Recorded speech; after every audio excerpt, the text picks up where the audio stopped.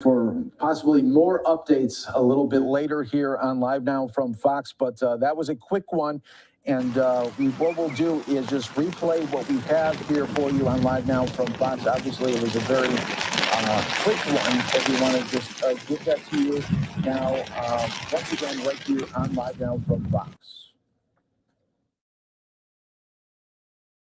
Good afternoon. As she mentioned, I'm going to make a statement, and at this point, we won't take any questions.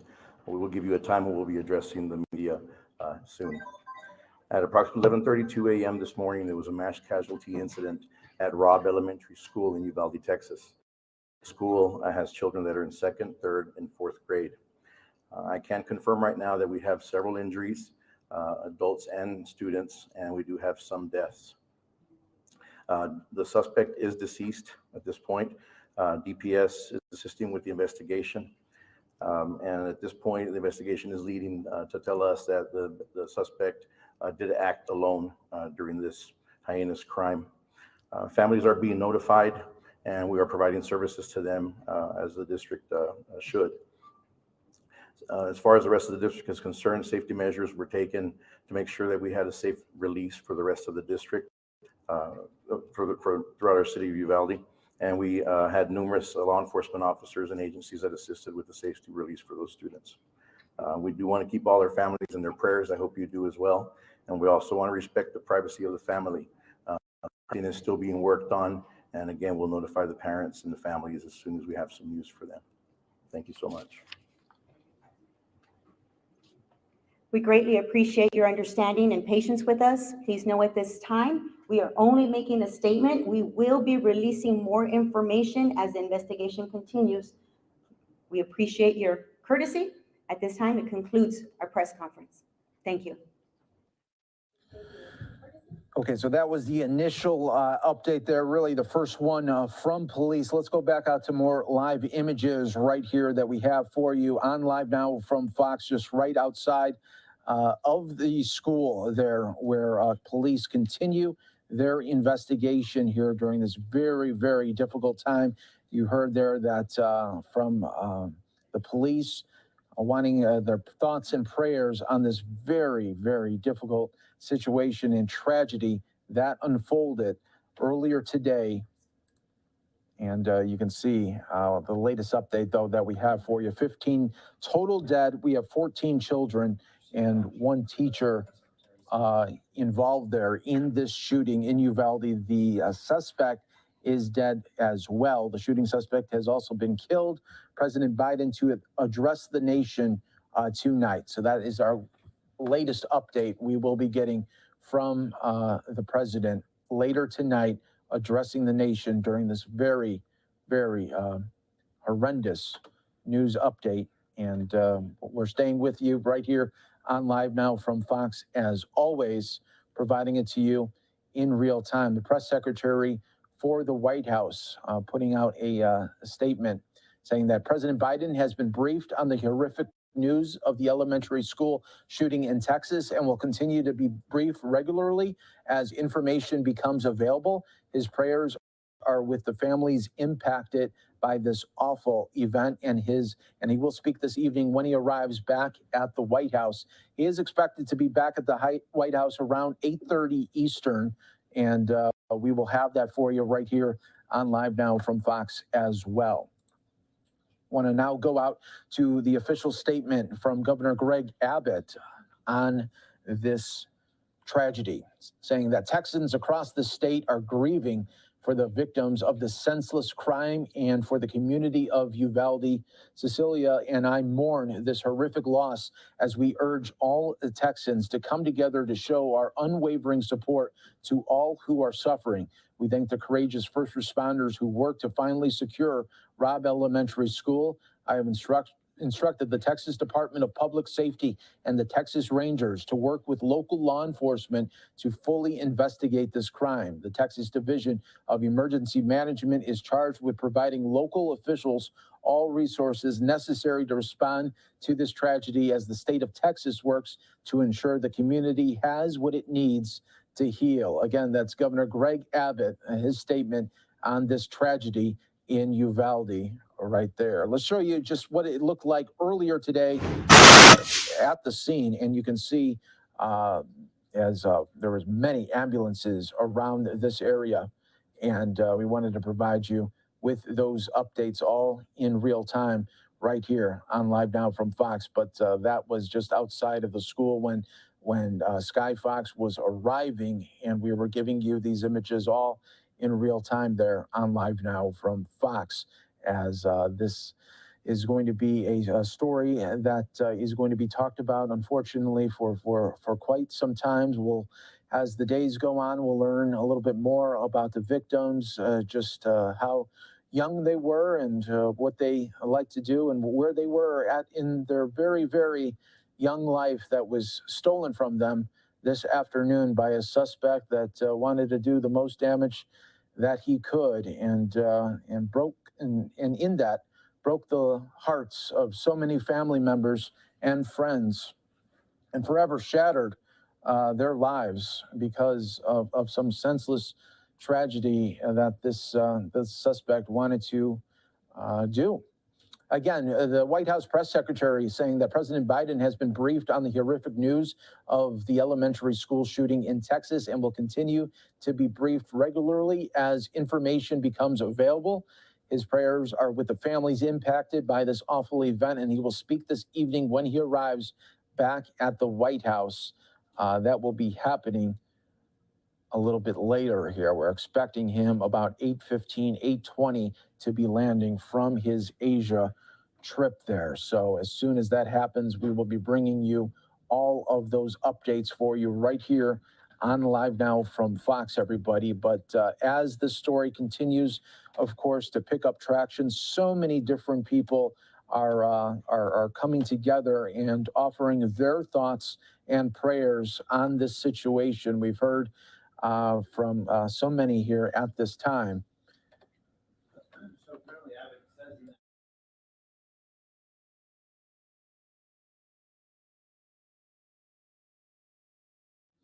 says Sky Fox just showing you images from earlier today of this horrific scene just at Robb Elementary School there, where we are learning 14 kids, one teacher dead in this mass shooting at the school there in Uvalde, Texas.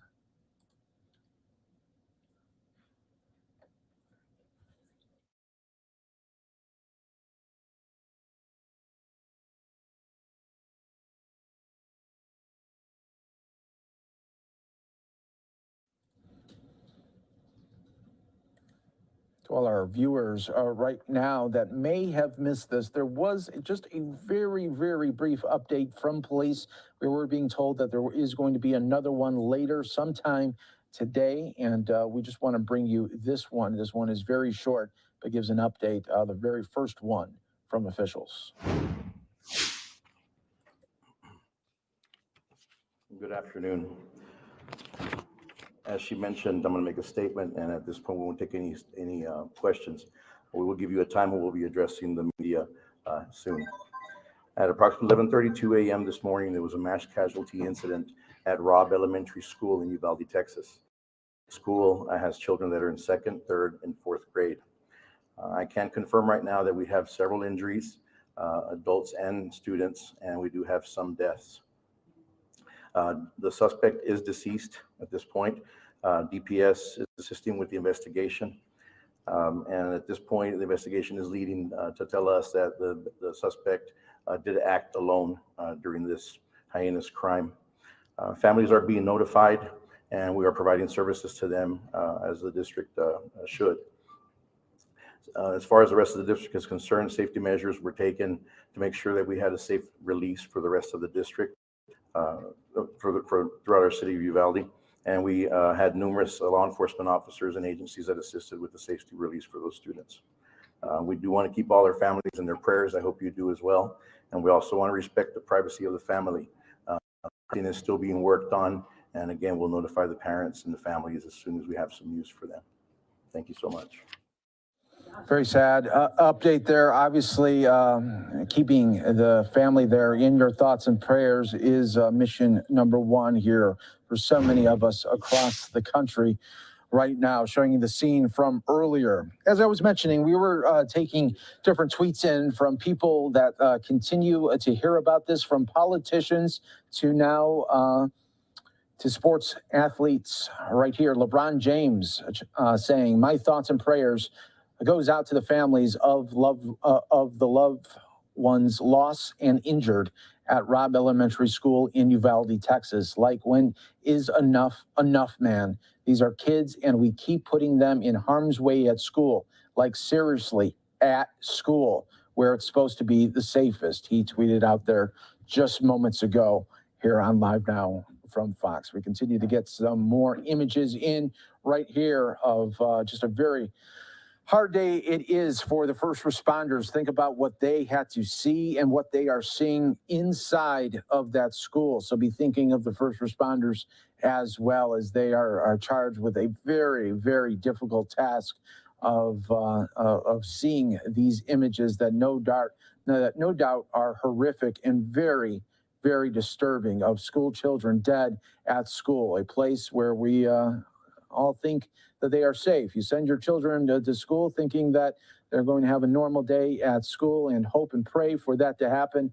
And then you hear the worst thing as a parent, that there is a situation near the school, and then the updates continue to get worse. When they were first getting alerts and updates, it was coming from that there was an incident near the school, and then those updates quickly turned to that there was an incident inside the school, and we were learning that the suspect was barricaded, and that is when that suspect was doing the unthinkable. And our hearts and prayers go out to everyone involved here, of course, for the families, of course, for the school children and teacher that are lost, but also for these first responders that are seeing something that is just so unnatural and so terrible all at the same time. And what can you do but just think of them during this very, very difficult time. I want to show you just some other video that we've had from earlier in the day when we were first alerted on this. This happened around 11:43 local time.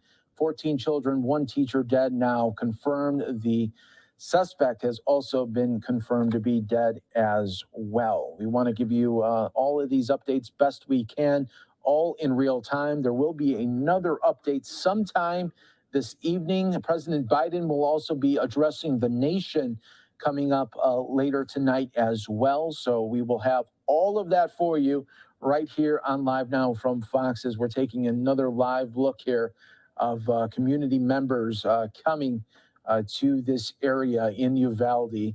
And we're just thinking about what they must be going through at this time when you hear the worst news that you can hear as a parent, that there has been a shooting at your daughter or son's school, and you are just on pins and needles waiting what could happen next, and waiting what will become of this. Will I hear that my child is safe, or will I hear that my child unfortunately has died here? And this is what we are dealing with here on this really hour by hour basis right now, as parents are getting the worst news of their lives right now. 14 parents and a teacher's family are learning of this terrible, terrible update right here. And we'll be giving you these updates, of course, all evening long right here on Live Now from Fox. Governor Greg Abbott putting out this statement just moments ago, saying that Texans are grieving for the victims of the senseless crime and for the community of Uvalde. Cecilia and I mourn this horrific loss and urge all Texans to come together here. I want to read out his statement for you in full once again, saying that Texans across the state are grieving for the victims of the senseless crime and for the community of Uvalde. Cecilia and I mourn this horrific loss, and we urge all Texans to come together to show our unwavering support to all who are suffering. We thank the courageous first responders who worked to finally secure Robb Elementary School. I have instructed the Texas Department of Public Safety and the Texas Rangers to work with local law enforcement to fully investigate this crime. The Texas Division of Emergency Management is charged with providing local officials all resources necessary to respond to this tragedy as the state of Texas works to ensure the community has what it takes, what it needs to heal there. Again, that's from Governor Greg Abbott in Texas with that update. And of course, we got you covered here on Live Now from Fox, bringing you these images all in real time as these updates will be coming out throughout the evening. Again, I want to mention that President Biden will be addressing the nation on this terrible tragedy that unfolded in Uvalde, Texas. For some of you right now, I just want to show the latest and only update so far that we got from officials, and that happened moments ago. It is very brief, but just wanted to give you that update all in real time right here on Live Now from Fox.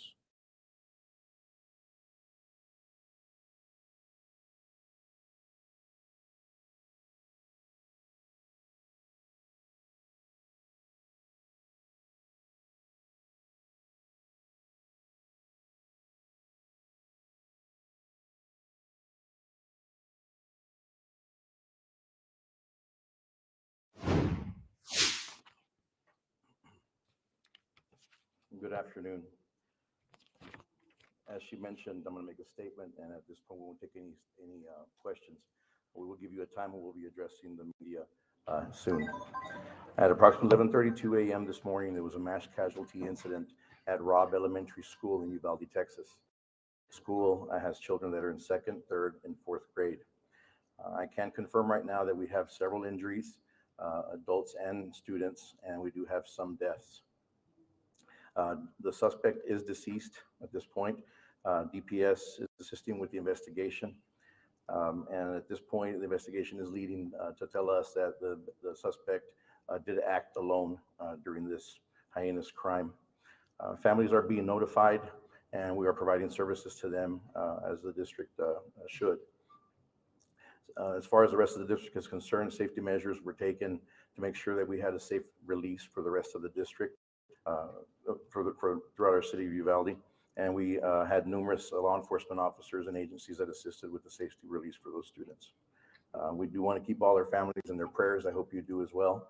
And we also want to respect the privacy of the family. Everything is still being worked on, and again, we'll notify the parents and the families as soon as we have some news for them. Thank you so much. We greatly appreciate your understanding and patience with us. Please know at this time, we are only making a statement. We will be releasing more information as the investigation continues. We appreciate your courtesy. At this time, it concludes our press conference. Thank you. Thank you, ma'am.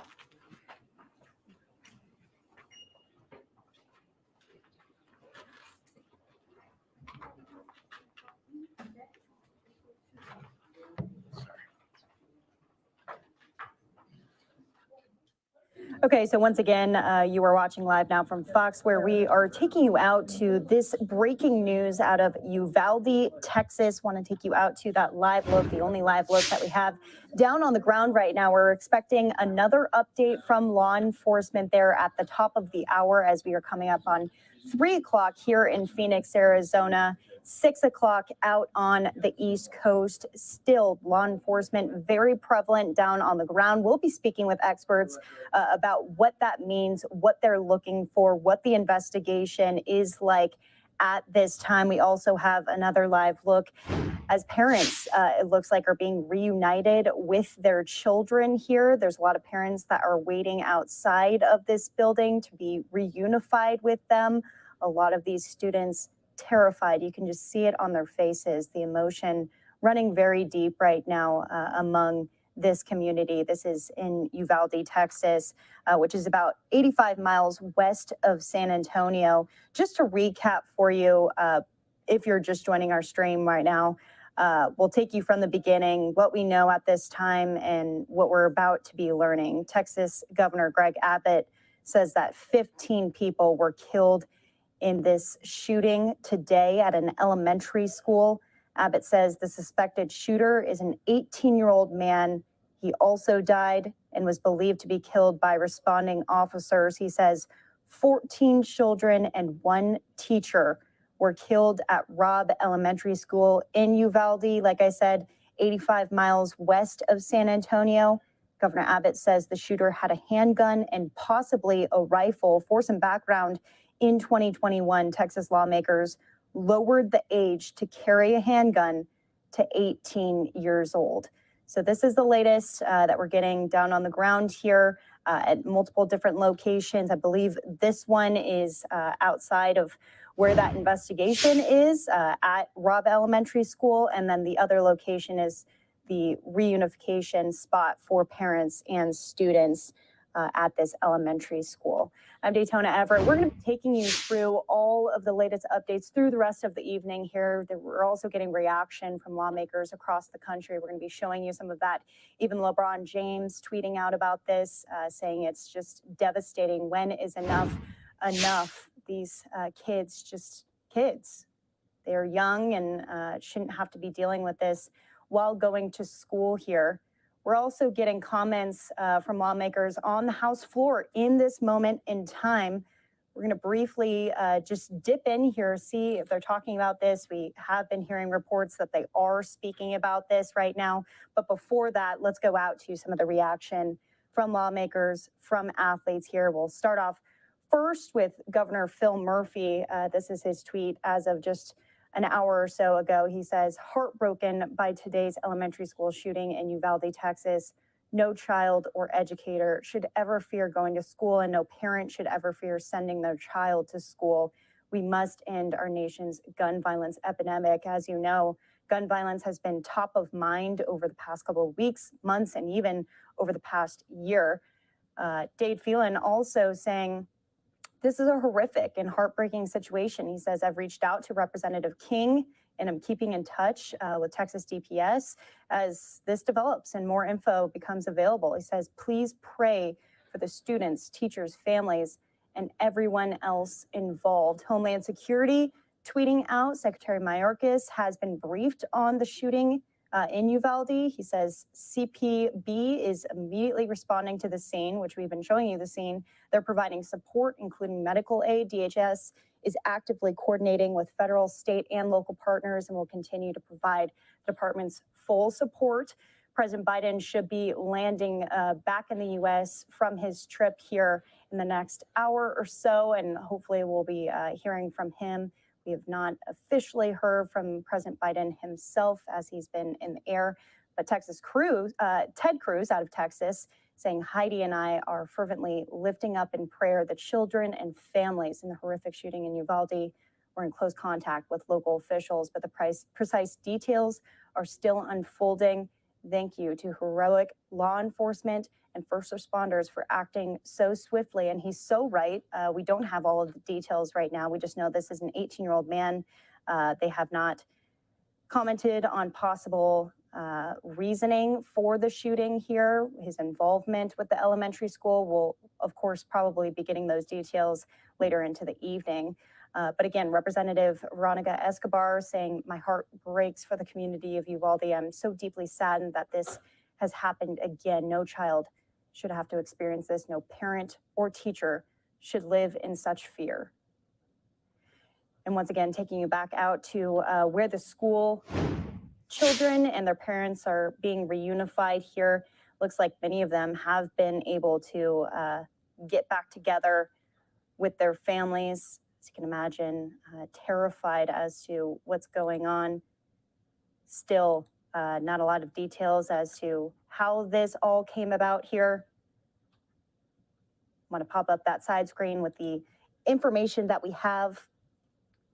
Keep updating you on the only details that we have at this point. 15 people are dead, 14 of those people, children, young children, and 1 teacher in this school shooting here. The shooting suspect, an 18-year-old local high school student, is dead. The suspect also shot and killed his grandmother before carrying out the attack.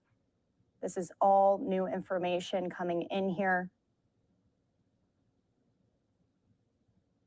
And so still an active scene, and even our reporters out there getting ready for their coverage here, as we also have Fox's Bill Malugin, who's there on the ground. He is trying to get in contact with authorities because in the next 15, 20 minutes, we're expecting another update from local law enforcement. We've only had very, very brief updates from local law enforcement and from Governor Greg Abbott, too. This is an aerial view that we now have. And so here we see what I believe is the same shot that we have on the ground of reunification with students and their parents here and their families. So here's what we're having. Since we just played out for you some of the updates from local law enforcement, want to play out for you Governor Greg Abbott, his quick briefing. It's only about a minute long, but he released it right as he was getting in the news of just how many people were shot and some of the details of this. So we'll listen in to the governor of Texas.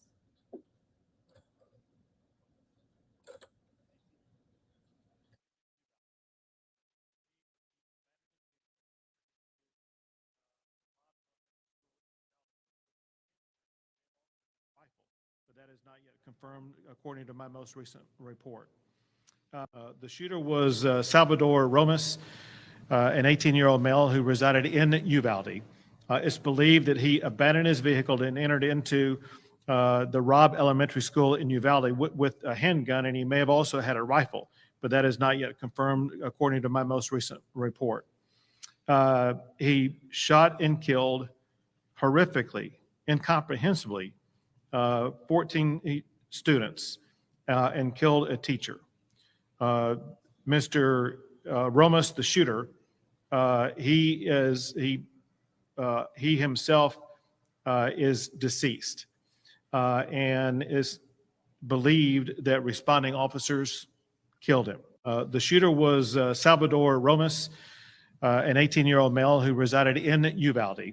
It's believed that he abandoned his vehicle and entered into the Robb Elementary School in Uvalde with a handgun, and he may have also had a rifle, but that is not yet confirmed according to my most recent report. He shot and killed horrifically, incomprehensibly, 14 students and killed a teacher.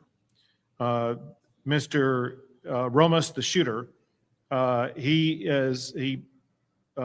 himself is deceased and is believed that responding officers killed him. The shooter was. So we wanted to play that out for you a couple of times here because they are releasing his name, Salvador Ramos. He is 18 years old. Governor Greg Abbott confirming that he shot and killed 15 people, 14 of those people young people, 14 children, and one teacher shot and killed at Robb Elementary School, 85 miles west of San Antonio. In 2021, Texas lawmakers lowered the age to carry a handgun to 18 years old. Abbott says the shooter had a handgun and possibly a rifle. So once again, we'll be getting updates from law enforcement, hopefully at the top of the hour here, as we are getting in reaction from lawmakers, from celebrities, from athletes. We want to show you some of those here from social media. This one coming in via Twitter. This is Beto O'Rourke. He says, "Our broken hearts are with Uvalde." Simple, to the point, as other lawmakers and representatives and the governor himself have been tweeting out. Representative Lizzie Fletcher saying, "I join our fellow Texans in mourning the loss of young lives at Robb Elementary in Uvalde, and my heart goes out to their families, teachers, and fellow students traumatized by violence at school." We have not heard of the identities of any of these students. We have not heard of the identity of the teacher. We're not even sure what the gender of the teacher is quite yet here, as this is all evolving. all within the past couple of hours here. You can see the crime tape still up outside of the school there. Media has now been blocked off from the area, unable to kind of get any closer.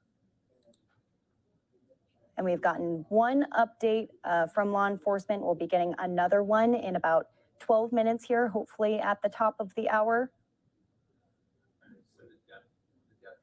As we said, 15 people dead, 14 children, 1 teacher in this school shooting in Uvalde. For those of you who are tuning in right now, I know we have thousands and thousands of you who are watching. If you're from the area, tweet at us at Live Now Fox. We want to hear from you. We want to hear from the community as this is all very fresh at this point, but likely to be a lot of runoff and conversation as to what needs to change here. And we're going to change up our shots too, as we want to keep this fresh and let you know what's going on in different locations. This is clearly where the investigation is still. This is where a lot of those students have been reunified with their families. Seems like everyone is pretty quiet, just kind of taking in what's been going on. The medical examiner also showing up to the scene over here as we now have a different ground look as our reporters are there. The DEA also making their way to the scene. So several different jurisdictions, several different agencies coming and helping out. DPS even involved. As we heard from Secretary Mayorkas, he was briefed on this and is very aware of what happened.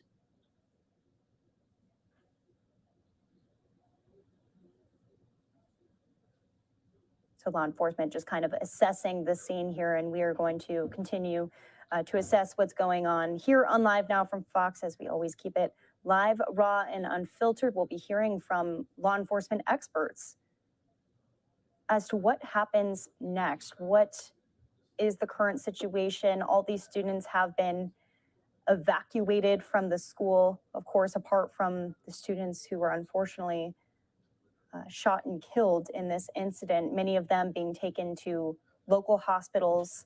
We're hearing some have been transferred to other hospitals.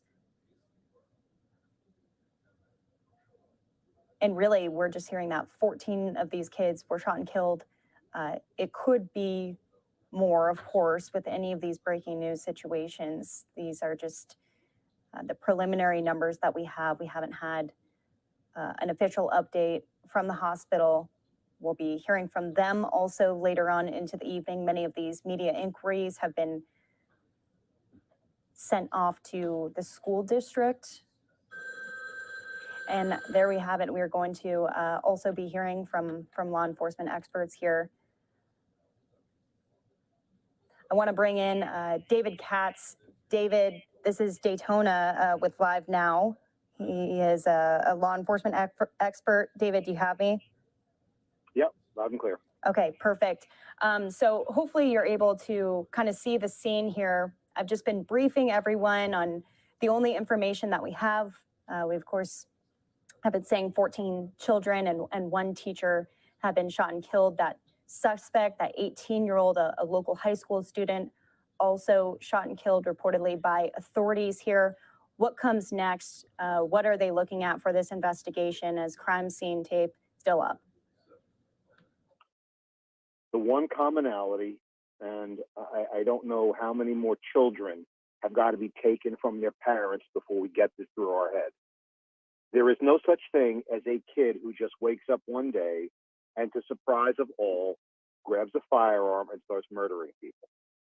There are, without question, warning signs, and I mean serious, severe warning signs that were missed or not acted on. I mean, this is just a story that tragically gets repeated over and over and over again. And the other thing is, when are schools going to understand the concept of access control? Yeah, this will, I mean, David, unfortunately, I feel like every time something like this happens, we always bring you on. And guns are always a part of the conversation. I've been saying in 2021, Texas lawmakers lowered the age to carry a handgun to 18. We're hearing that the shooter had a handgun and possibly a rifle here. I mean, is that surprising to you? What are your thoughts on this information that we have? No, the instrumentality in this case is irrelevant. Whether it was a handgun, a rifle, or a shotgun, there are absolutely different, advantages to certain weapon platforms over others. That's without question.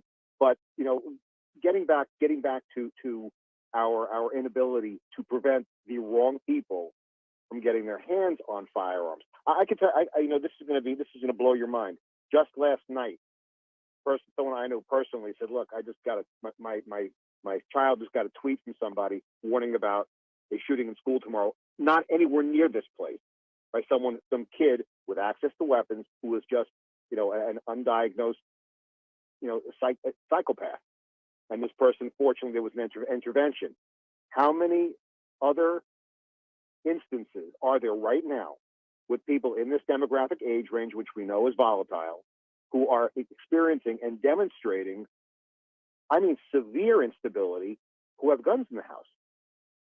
If you have, and I'm speaking to parents, if you have a child at home that you think may be dealing with some issues and you have firearms, lock them up. Do not have them out. Do not have them accessible.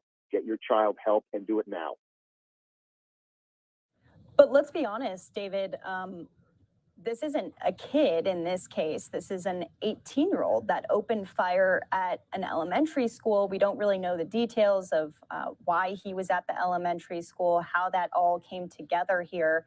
So he technically is an adult. Yeah, I understand that, and we have military personnel serving this country at age 18. My grandfather, may rest in peace, went to World War I at 17, lying about his age. So, I understand that, but the fact of the matter is, throughout this creature's life, whether it was in kindergarten or sixth grade or junior high school or high school, this was missed. I don't know what went on in this person's life, but there were warning signs along the way. And yes, technically now they're the age of majority, where legally they're considered an adult. But the fact of the matter is, it really is irrelevant. Another good point you made up is with respect to elementary school shootings, it's almost unheard of where it's a student, right? It's always an outsider. And what drove this particular shooter to go into that particular school, I don't know, but I'm sure we'll find out. We know within the very next short amount of time. Well, we have Andrew Kraft here, who is on the line as well. Andrew, I want to bring you into the conversation as we're just taking a look at the scene as the investigation is underway here. And once again, want to brief everyone. Hopefully, we'll be getting a press conference in the next couple of minutes at the top of the hour. Andrew. Hey, David. I know we just spoke, of course, about 10 to 12 days ago for the Buffalo supermarket shooting. That was another 18-year-old individual. Some of the hallmarks of that shooting are popping up again in this unfortunate shooting. But let's talk about school safety, school resource officers. I'm not particularly sure. We haven't got details yet on if this elementary school had the requisite resources at play. We don't know that yet. If they did, what more can school resource officers do? Do more school districts need local state funding to put them in place? You and I have spoken so often that it is just not possible for metal detectors to be in every school nationwide. So what more do school districts have to do to beef up the security? That is, it's funny. It's the question. And it's a question my old partner in DEA and I were just talking to before we got on the line. So when we talk about a school resource officer, I'm not talking about officer friendly. I'm not talking about someone who's going to, just to sit there as a retirement position like that useless coward who let the children be killed without taking any action in Parkland. We have in this country a surfeit of military veterans. Imagine how many people serve this country honorably. You have and in very specialized units. They're home now, and they're an asset in your community, and we can easily get them involved in law enforcement, put them in schools. Because if we're not willing to protect our school children, is it more important? Can you think of anything else that's worth devoting money with respect to security other than our children? I mean, we have guards in office buildings, we have our government buildings, we have metal detectors, we have armed individuals, but schools you could just walk into unchallenged with a firearm or firearms. It's out. What do we? I know I'm a little upset because I know as a father, seeing families that are never going to hold their children again ever, and maybe more wounded who are also going to be in jeopardy of losing their lives. This needs to end, and we can end it for whatever reason, and it's a mystery to me. We don't. So as we come up on the top of the hour, you're watching live now from Fox. I just want to brief everyone. We have David Katz on the line, a law enforcement expert, as we're taking you to scenes across Uvalde, Texas. Here's what we know at this time. Governor Greg Abbott says 15 people were killed in a shooting today at an elementary school. Abbott says the suspected shooter, an 18-year-old man, also died and was believed to be killed by responding officers. He says 14 children and 1 teacher were killed at Robb Elementary School in Uvalde, 85 miles west of San Antonio. He says the shooter had a handgun and possibly a rifle. We're expecting another update from authorities here within the hour and possibly a statement from President Biden. We also have Andrew Kraft here on the line. Want to go out to him in just a moment here.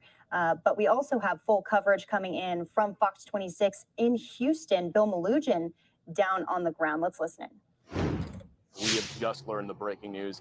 As you just said, Texas Governor Greg Abbott confirming 15 people have been killed in a mass shooting at an elementary school here in Uvalde. That would be Robb Elementary School. 14 children, 1 teacher. Law enforcement sources, as well as the governor, saying that the shooter is dead. Officers responding to the shooting shot and killed him. We're told responding officers were also shot at. Some of them were struck but do not have serious injuries. Texas Governor Greg Abbott telling the media a short time ago that the shooter is an 18-year-old male, a local from here in Uvalde, and he reportedly abandoned the vehicle, then ran into the school with a weapon and just started shooting. And again, 15 dead in this mass shooting. Absolutely horrific. Uvalde Memorial Hospital, the local hospital in the area, posting on Facebook, they are currently treating multiple children in their emergency room right now. The ATF is already here. We are awaiting an imminent press conference for more details on this.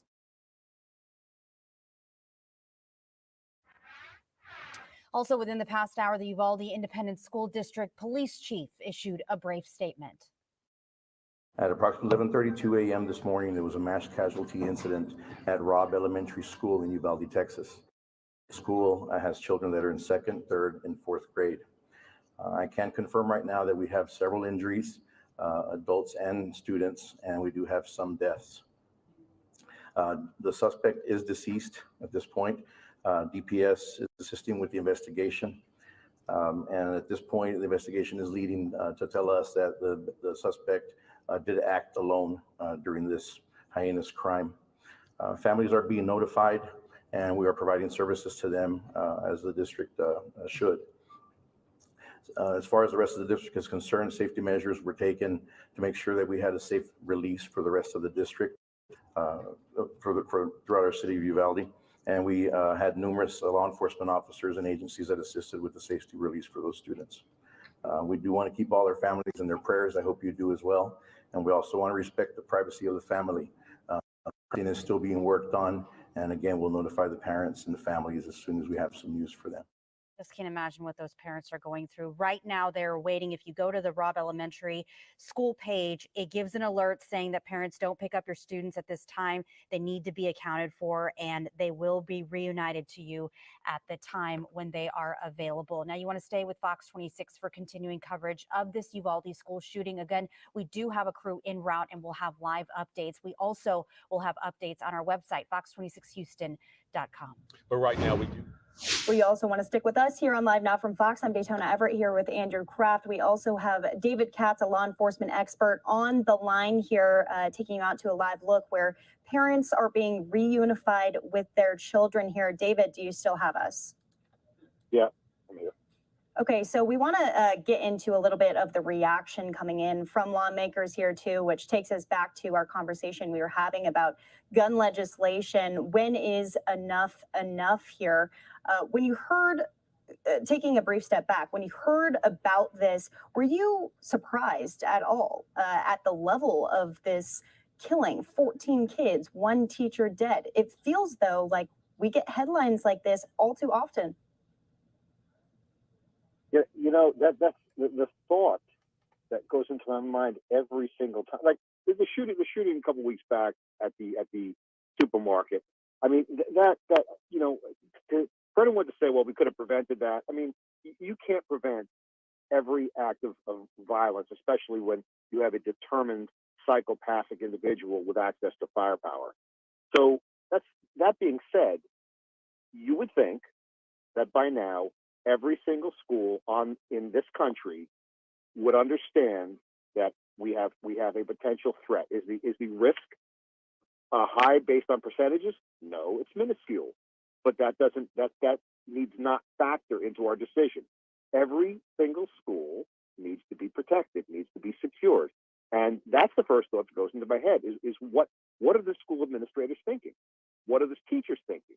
What are the people in the community thinking? If you don't have the resources for security, do what they do. I'm sure you've heard of this dads on duty thing. There, you will have no shortage of volunteers. And again, my partner Alan Ponciego had a great suggestion. It's going to go nowhere because it makes too much sense.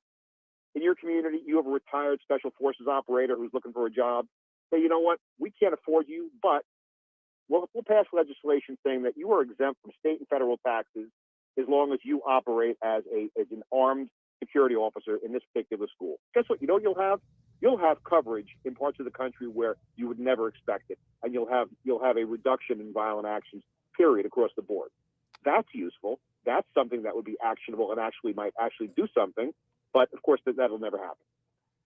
Yeah, of course, David. The flip side of that is Uvalde, Texas, is a rural community just outside of San Antonio. Its population is very small compared to large metropolitan centers in the state of Texas. So we're speaking with the assumption that these very small rural communities with these very small school districts could possibly get the security and beef up the security they need. It's a conversation that's going to be ongoing. It looks like we do have some activity, though, in this one shot as we await for the latest press conference from law enforcement officials. Speaking of remarks from elected leaders, it has been confirmed President Biden will deliver remarks on the school shooting at 8:15 p.m. Eastern. Of course, he is en route back from his trip to Asia over the last 4 days. That will be at the White House. We're also getting more and more lawmaker reaction. Members of the House, members of the Senate are on the floor as we speak, railing against their perceived lack of gun regulations, gun restrictions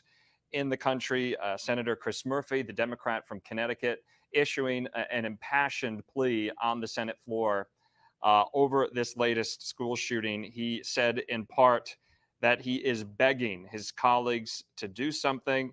Of course, he represents Newtown and Sandy Hook school shooting that happened 10 years ago. A lot of hallmarks now with this shooting to what occurred at Sandy Hook, David. Yeah, I mean, exactly.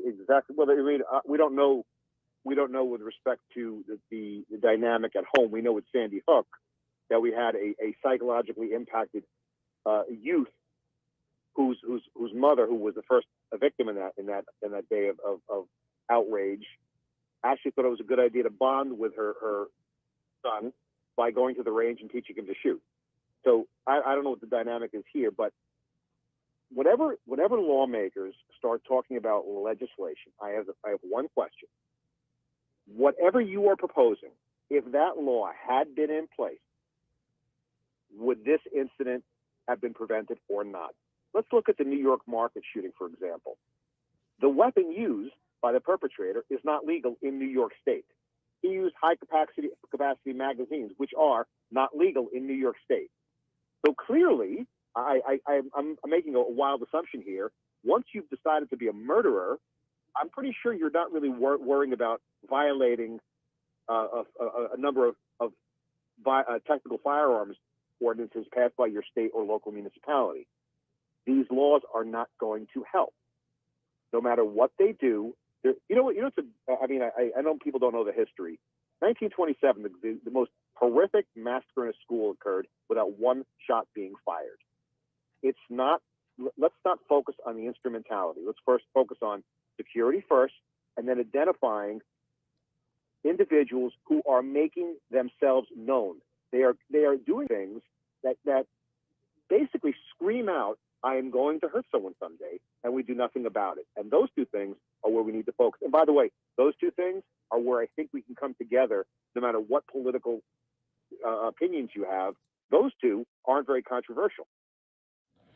David, I want to bring us back to what's happening in the moment here as we have these live pictures of what I believe are families and possibly students from the school itself. You're a law enforcement expert. These kids, some of them maybe have not been reunified with their parents, and with law enforcement there, it's tough because they have to be accounted for, and they're saying, don't come and pick up your kids. What does that communication look like typically from law enforcement and the school district and the parents with understandably emotional families trying to pick up their children here? What does that usually look like? How should they go about that? What do you think is happening there on the ground? Well, again, to Andrew's point before, I don't know if a school like Uvalde has the requisite emergency action plans in place that include reunification with family members. So, the company I founded when I left government service, one of the things we do these kind of plans. We've done plans for large schools, for houses of worship, and one of the things that we focus on is the reunification of children to their parents. Why? Because as parents, we all know that you hear something like this, the only thing on your mind is, my goodness gracious, my God, please let me know that my child is okay, and I want my child in my hands. And I'm probably never going to let them leave the house again. So what you do is, as part of the plan, you have generally a person or persons who are responsible for coordinating unification, getting the students to a safe location, notifying parents. And again, this generally in larger areas is done electronically. They have, we all have mass notification systems. By the way, even rural schools have mass notification systems, so it's not that shouldn't be an excuse in this case. And then, of course, the children who tragically were killed, making sure that the parents are given every support that we could possibly offer to them in this particular horrific time in their lives. So that should be part of the plan. Law enforcement's involved with that, clearing the scene, getting the kids to a safe location, allowing parents access to that location to take their kids home. David, just kind of going back to the hallmarks of Sandy Hook, 20-year-old Adam Lanza went into the Sandy Hook school, and we're learning this shooter, he was 18 years old. This is an elementary school. We don't know the motive just yet, but you have been talking about knowing the signs, seeing something and saying something. Of course, there were a lot of signs just a couple of weeks ago with 18-year-old Peyton Gendron in the Buffalo mass shooting at the supermarket. He had visited the supermarket before. He had been posting ad nauseum, ad infinitum on social media about his designs, about his plans. No doubt they're going to be looking into this 18-year-old's social media profiles, his social media history, to see if any warning signs were there. I will tell you, I don't know if this person is active on social media or not.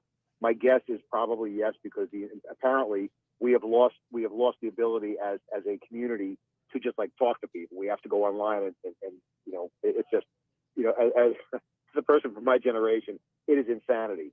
But we know, and you brought up the shooter at the supermarket. He posts vile content. He posts concerning, violent content. It seems.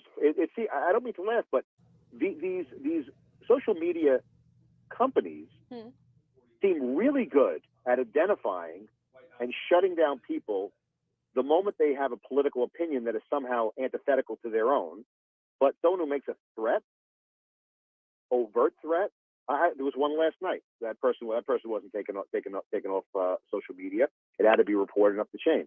How come those companies aren't investing time and effort in creating algorithms where they could say, you know what, we have a person who is threatening to shoot up a public venue, a school, and make that information available to law enforcement. That's the mystifying part, because you are right. But David, there's going to be a trail that, I'm sorry.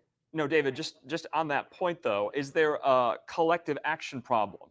If someone sees something on social media and everyone thinks someone is going to report them and someone is going to call the authorities, or at least let teachers and principals know at schools. And so if everyone is thinking someone is going to do something, that counteracts it and no one does anything. Do you think there's that collective action problem there? Yeah, there could be. I mean, that's the old thing. Someone called 911. Oh, no one called 911. Why? Because I thought someone else was going to do it. Right. Yeah, that's a great point. But to that point, a parent that I know yesterday actually called the authorities. So that was a great instance of someone seeing something and saying something. But my point is, assuming if you're Facebook, if you're Twitter, and assume that the public is not going to do your job, your platform is being used basically as a signboard, bulletin board, saying, "Hey, tomorrow, look at me. I'm going to be in the news tomorrow," and they do nothing. So yes, to your point, I think people need to understand. Make it you. Take personal responsibility. If you see something, it's just a phone call. But also, I think the companies need to be held accountable as well. Well, we want to get back to that in a moment here, but we've put up 3 different shots here on the screen, keeping it active for you. We have flags now at half mast up there at the White House. Just devastating, as President Biden is set to deliver remarks at 8:15 tonight from the Roosevelt Room in Washington, D.C. We'll be taking that live for you. Bottom right-hand corner is outside of the school where the investigation is still underway. And then the larger panel there, the larger screen, is a live look from overhead, as we still have a heavy presence with law enforcement there, and hopefully a briefing to come within the hour. David, as we have you on the phone again, law enforcement expert David Katz, what can we expect to hear in this briefing from them? Will they reveal too many details into the suspect? Will they just focus on how this shooting came to be and the status of these victims? Because as of right now, we have 14 kids, 1 teacher, but we know that those numbers can rise. Yeah, I mean, they're just going to give you the who, what, where, when, why to the extent possible. People seem to think that, now that I'm on the other side of the aisle, they have to know everything by now. Well, no, they don't. Right now, they're in the early phases of the investigation, so they're going to update, the unfortunate news about those who were killed, those who lost their lives tragically, those who were injured. They're going to talk a little bit about the individual and whatever they can. I'm sure they have basic demographics and a little bit of background on that person, who has been identified as the shooter. So they'll probably put that out as well. But they're not going to be able to tell you much about, well, we've gone through all the social media posts for the last 3 years, and this person has said the following. You're not going to get that. What they're going to be doing. They're going to get a search warrant for the shooter's home. They're going to look at all their electronics. They're going to talk to all their friends, anyone who knows them, and they're going to try to piece together what drove this person to commit this act. I mean, there is. I mean, sometimes there is a triggering event. In many cases, there are things that they could say. Well, what we know now, based on what we know now, we think this was the trigger. For example, maybe the student was expelled from school. Maybe there was some personal issue with a teacher at that school as well. I don't know what the case is going to be, but I wouldn't look for a whole lot of detail this early on. David, we're just getting more and more reaction. According to Fox News, they're saying the Vice President, Kamala Harris, was briefed on the horrific shooting. Of course, President Biden just issued that order to lower the flags atop the White House to have staff in honor and remembrance of the victims. But let's talk about information flows during a mass shooting event of this type. And ever since we got early word this afternoon that something like this was happening, the information coming in bits and pieces, some of it incorrect, some of it updated to reflect the horrific death toll in this. How does the information flows, how do they flow rather? Because of course there could be breakdowns in that information as you know, the relevant parties need to get accurate information in real time. What is that like? Well, if you when law enforcement is responding to an incident that severity, the absolute last thing they on their mind is, let's put together a coherent story so we can get it out to the media, let people know. To my way of thinking, before that happens, the media is of course very helpful to say, look, we have an incident, stay away from the area. That's extraordinarily helpful. But the communication needs to go first to the victims and families, and then that goes without question. Plus, whoever's in the commanding officer is getting a bunch of disparate pieces of information from numerous officers, and that's going to change minute by minute. So you have a choice in that situation. You can let me just put out everything I hear, and then I'm correcting myself every 5 minutes. Oh, what I told you earlier is no longer valid. Or you say, look, let's just take a breath, report in.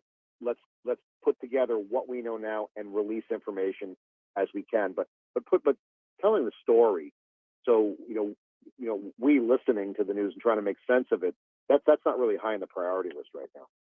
Right, and we have so many of these different agencies that are there on the scene. DPS was there, I believe Sheriff's Office was there, local law enforcement, now federal law enforcement going to be brought in.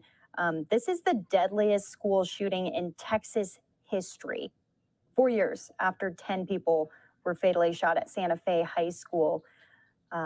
It's devastating to think that this could become a new normal here, but luckily law enforcement was able to come in pretty quickly. Let's talk about the details of when everything happened, when that call came in, and still that's all trickling in because, like you said, they're still trying to, foster that communication to know exactly what happened. And first priority, of course, is to transport the victims to the hospital. Some have been taken to a local hospital, others now having to be transferred because we have said this is a rural area and likely unable to sustain this many people.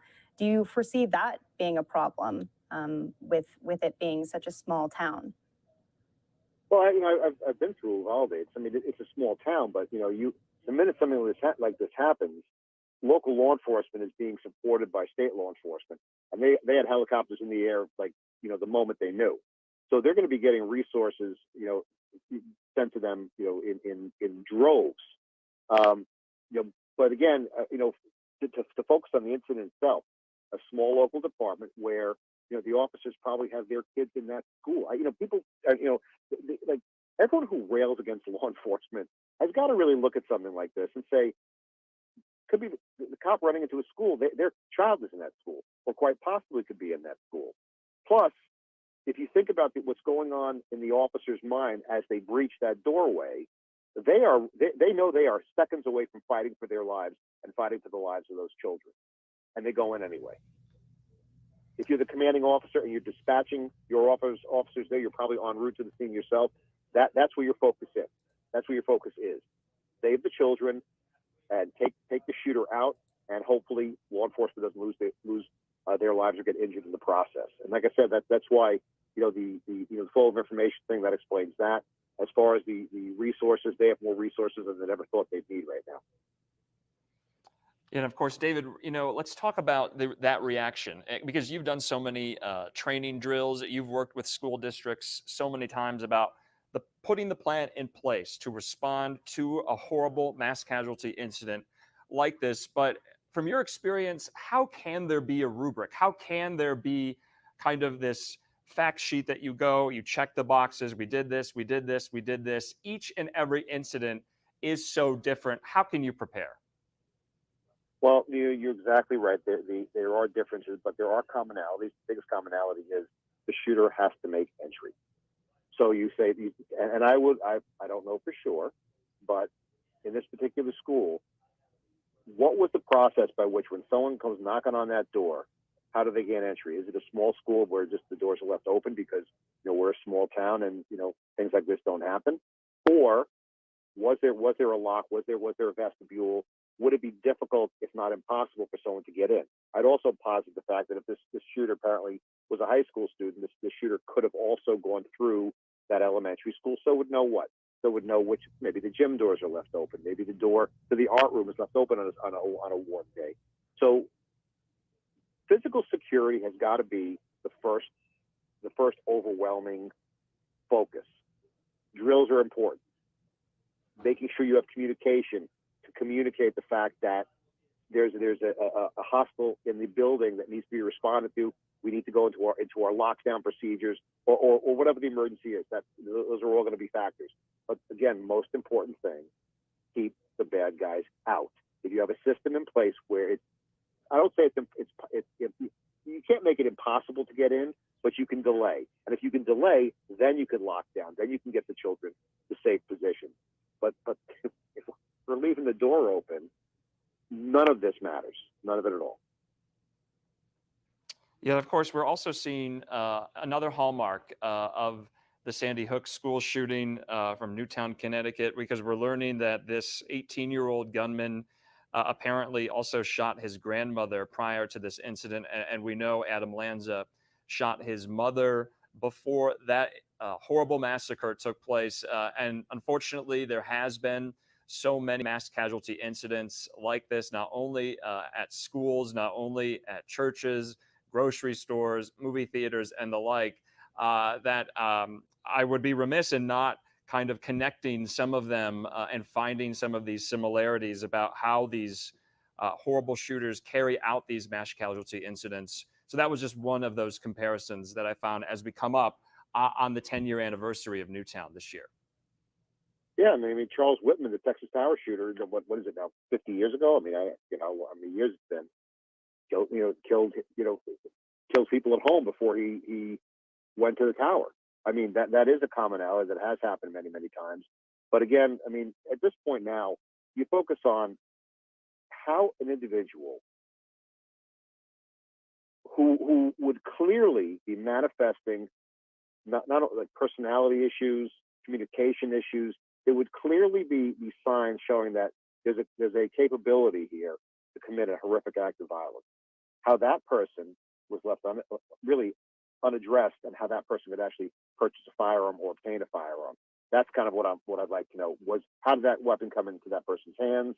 Was it the grandmother's? Was it a family member's? Was it purchased legally or illegally? And if it was purchased legally, why in God's name was this person allowed to buy a firearm? Because I'm guaranteeing you there are warning signs that are going to be shocking when we uncover everything. Yep, that is the main question, and that's hopefully a question that will be asked at a briefing that we'll have within the hour, possibly. I think things keep getting pushed back a little bit, but that's understandable. In the meantime, we want to get some reaction from social media here as we have lawmakers, celebrities, athletes all tweeting out about this. Julian Castro saying 14 children are dead. Absolutely devastating. My heart goes out to the Uvalde community. This is not normal or inevitable. Children and parents should never be accustomed to this violence. We must act on gun legislation. And then we also have tweets coming in from Beto O'Rourke. He says, our broken hearts are with Uvalde, a representative out in Texas there. But we have even representatives from around the country that are tweeting in. Senator Susan Rubio saying, my heart breaks at today's news of yet another school shooting. As a longtime school teacher, I can't imagine the devastation the Uvalde, Texas community is dealing with. Our schools should be the safest place in the world for our children and educators. This needs to end. Also, Chip Roy out of Texas saying on phone with friends in Uvalde, I do not represent any neighboring communities that I do represent. What we are still discovering about what happened is the face of evil and unspeakably horrific. God to be involved with all involved. So, and Greg Abbott, of course, tweeting out saying Texans are grieving for the victims of this senseless crime and for the community of Uvalde. Cecilia and I mourn this horrific loss and urge all Texans to come together. I've instructed DPS and Texas Rangers to work with local law enforcement to fully investigate that. And that's what we're seeing from all of these scenes down on the ground here as we have flag at half staff at the White House, and then law enforcement still there outside of the school, and hopefully a briefing here coming soon. But all of these agencies working together to communicate what needs to happen next, Andrew. And of course, here at Live Now from Fox, we've been reaching out to many members in that community, including their elected leaders. We have reached out to their House member, Congressman Tony Gonzalez, Republican from the 23rd Congressional District. We also have reached out to the city of Uvalde, their city commissioners and Mayor Laughlin, who are referring all media requests to the school district there in Uvalde. We're also getting so many statements in from lawmakers, senators, one of which, Senator Dianne Feinstein, releasing this statement saying, another day, another mass shooting, and more silence from the gun lobby and Republicans who refuse to allow any gun safety reforms to occur. And I don't want to get and read all of these statements. Of course, after these mass shootings, many fall on their political ideologies and lines after these tragic statements, or excuse me, tragic incidents. But this is all coming on the eve of the confirmation hearing tomorrow for Biden's ATF director nominee, Steve Dettelbach, to lead the Bureau of Alcohol, Tobacco, and Firearms. That federal agency has not had a Senate confirmed head for some time. And we're also, of course, we were going to be tracking and following the Texas primary elections that are happening today. And of course, that is all going on in the midst of this tragic mass shooting. And here we have it as there's still community members that are walking around here, and it just feels eerie, Andrew. Everyone's quiet. No one's really talking to each other. Devastating to see something like this happen to a small town. We know that the whole nation praying for them right now as we have full coverage from our stations across the country. As you said, this is a Texas primary, so sure to be a talker through the rest of the week here. I want to cut in and go out to a bit of the coverage from our Fox 26 Houston team as they are sending their reporters to the scene. Let's listen in. We're developing tonight. President Joe Biden plans to address the nation in the wake of the deadly school shooting in Uvalde that has claimed 15 lives. We know 14 little kids, a teacher, are dead after an 18-year-old gunman opened fire at Robb Elementary School this afternoon. The suspect, a student at Uvalde High School, is also dead. Parents were asked not to pick up students up at the school before they are all accounted for, several of them still waiting at this hour. More coverage on The News Edge, early edition at 6.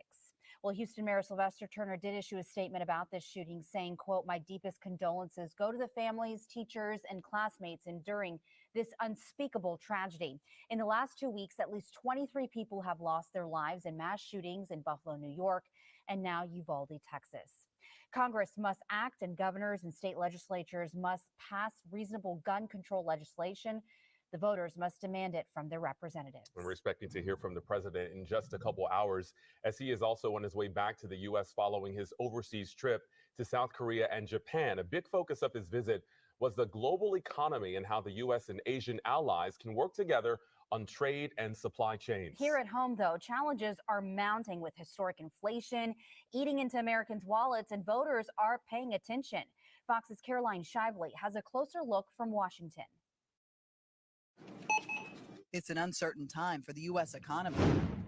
Okay, so as they go into conversations about inflation there, we're going to stick with this breaking news because that's what we do here on Live Now from Fox, live, raw, and unfiltered feeds across the country as we have all of these coming in. I'm joined by Andrew Kraft here. We want to go into some of the latest updates that we have. Unfortunately, it does not look like we have any press conference coming here within the next couple of minutes or maybe not even within an hour, but hopefully we'll have something within the next few hours, definitely something from the White House with President Biden. But we did have a couple of briefings. We'll go out first to Governor Abbott and then to local law enforcement. Take a listen.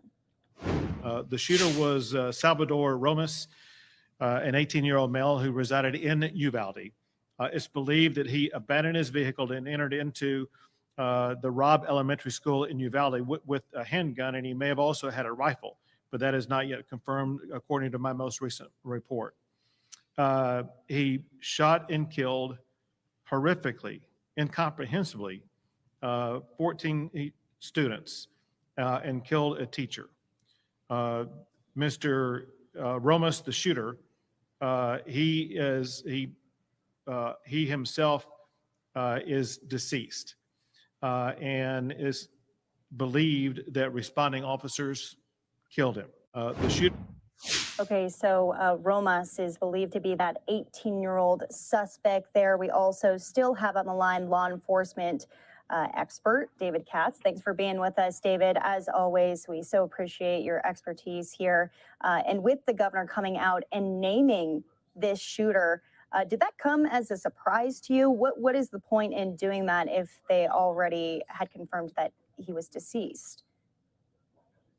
Oh, I don't know. I mean, it's just an additional piece of information. I mean, you put out the shooter, just identifying the shooter is kind of pro forma. I don't think that's surprising they would do that.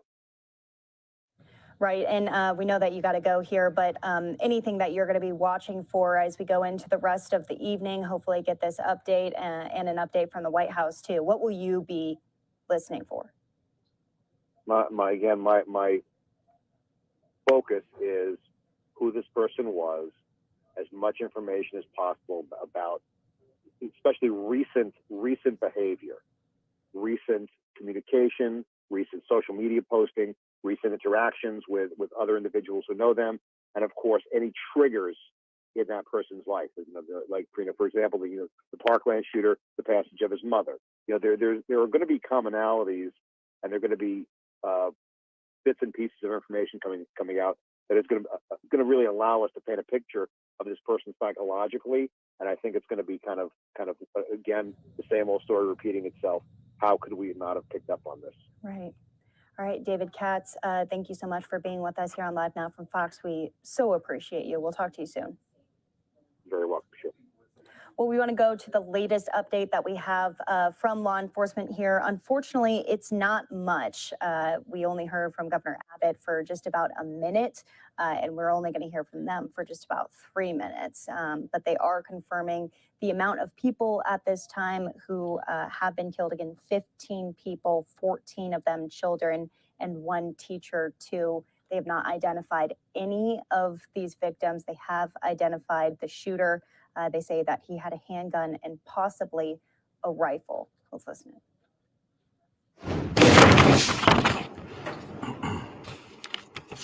Good afternoon. As she mentioned, I'm going to make a statement, and at this point, we won't take any questions. We will give you a time when we'll be addressing the media soon. At approximately 11:32 a.m. this morning, there was a mass casualty incident at Robb Elementary School in Uvalde, Texas. The school has children that are in 2nd, 3rd, and 4th grade. I can confirm right now that we have several injuries, adults and students, and we do have some deaths. The suspect is deceased at this point. DPS is assisting with the investigation. And at this point, the investigation is leading to tell us that the suspect did act alone during this heinous crime. Families are being notified, and we are providing services to them as the district should. As far as the rest of the district is concerned, safety measures were taken to make sure that we had a safe release for the rest of the district throughout our city of Uvalde. And we had numerous law enforcement officers and agencies that assisted with the safety release for those students. We do want to keep all their families in their prayers. I hope you do as well. And we also want to respect the privacy of the family. Everything is still being worked on. And again, we'll notify the parents and the families as soon as we have some news for them. Thank you so much. We greatly appreciate your understanding and patience with us. Please know at this time, we are only making a statement. We will be releasing more information as the investigation continues. We appreciate your courtesy. At this time, it concludes our press conference. Thank you. Thank you, ma'am.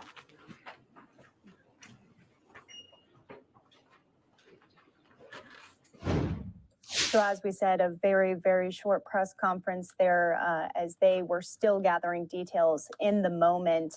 In the meantime, though, let's go out to some of the reaction that we're getting in from both state and local lawmakers, from athletes, from celebrities, as the reaction is just beginning into this horrific incident out in Uvalde, Texas. This first one coming from Representative Lizzie Fletcher. She says, I join our fellow Texans in mourning the loss of young lives at Robb Elementary School in Uvalde, and my heart goes out to their families, teachers, and fellow students traumatized by violence at school. Going into some of these other reaction, Julian Castro, 14 children dead, absolutely devastating. My heart goes out to the Uvalde community. This is not normal or inevitable. Children and parents should never be accustomed to this violence. We must act on gun legislation. Beto O'Rourke saying our broken hearts are with Uvalde. Greg Abbott himself releasing a statement saying Texans across the state are grieving for the victims of this senseless crime and for the community of Uvalde. Cecilia and I mourn this horrific loss, and we urge all Texans to come together to show our unwavering support to all who are suffering. We thank the courageous first responders who worked to finally secure Robb Elementary School. I've instructed the Texas Department of Public Safety and the Texas Rangers to work with local law enforcement to fully investigate the crime. The Texas Division of Emergency Management is charged with providing local officials all resources necessary to respond to this tragedy as the state of Texas works to ensure the community has what it needs to heal. Chip Roy of Texas saying on phone with friends in Uvalde, I do not represent, and neighboring communities that I do represent. What we are all still discovering about what happened is the face of evil and unspeakably horrific. God be with all involved. Representative Sylvia Garcia, my heart goes out to the Uvalde community. Innocent children and their parents should not have to live in this fear. These families will be in my prayers. LeBron James, the famous basketball player, coming out. My thoughts and prayers go out to the families of loved ones lost and injured at Robb Elementary School in Uvalde, Texas. Like, when is enough enough, man?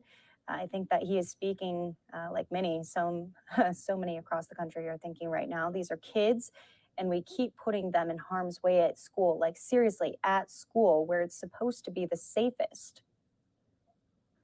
Governor Phil Murphy of New Jersey, heartbroken by today's elementary school shooting in Uvalde, Texas. No child or educator should ever fear going to school, and no parent should ever fear sending their child to school. We must end our nation's gun violence epidemic. Dade Phelan, he says, this is a horrific and heartbreaking situation. I've reached out to Representative King, and I'm keeping in touch with DPS and TDEM as this develops and more info comes available. Please pray for the students, teachers, families, and everyone else involved. And Secretary Mayorkas has been briefed on the shooting in Uvalde, Texas, according to Homeland Security. They say CPB immediately responded to the scene to provide support, including medical aid. DHS is actively coordinating with federal, state, and local partners and will continue to provide the department's full support. That's exactly what David Katz, our law enforcement expert, was saying. He said DPS is really going to be a major asset for this investigation as it moves forward. Senator Roland Gutierrez also saying, my focus right now is making certain that local law enforcement, health providers, and affected families have all the resources that they need. We will have more information as it becomes available. Tony Gonzalez in Texas, a representative, says, "My heart breaks for the city of Uvalde. Pray for our families." He quoted Matthew 19:14, saying, "Children are a gift from the Lord. They are a reward from him. Let the little children come to me and do not hinder them, for the children of heaven belongs to such as these." So that's the reaction that we have coming in from across the country right now, state and local there, as we have also these live looks from across Uvalde as the investigation is still underway, although that top right-hand corner coming out of the White House as the flag has been ordered to be half staff there. The conversation of gun control also happening on the House floor as they are still in session. We'll listen in to see if we have representatives speaking. It does not look like we have any of them speaking in this moment, as they've been having to cover some of the other items on their agenda as well.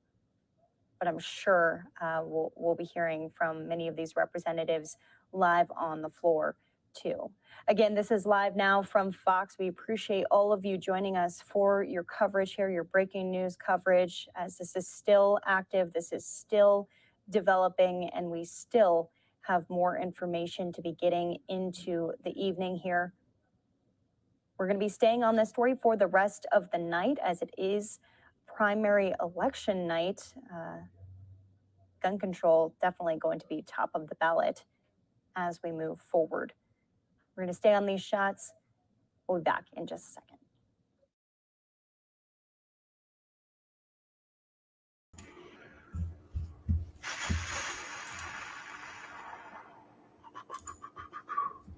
Hey, what's going on, you guys? How you doing? How you doing? Welcome in. Welcome back to the channel.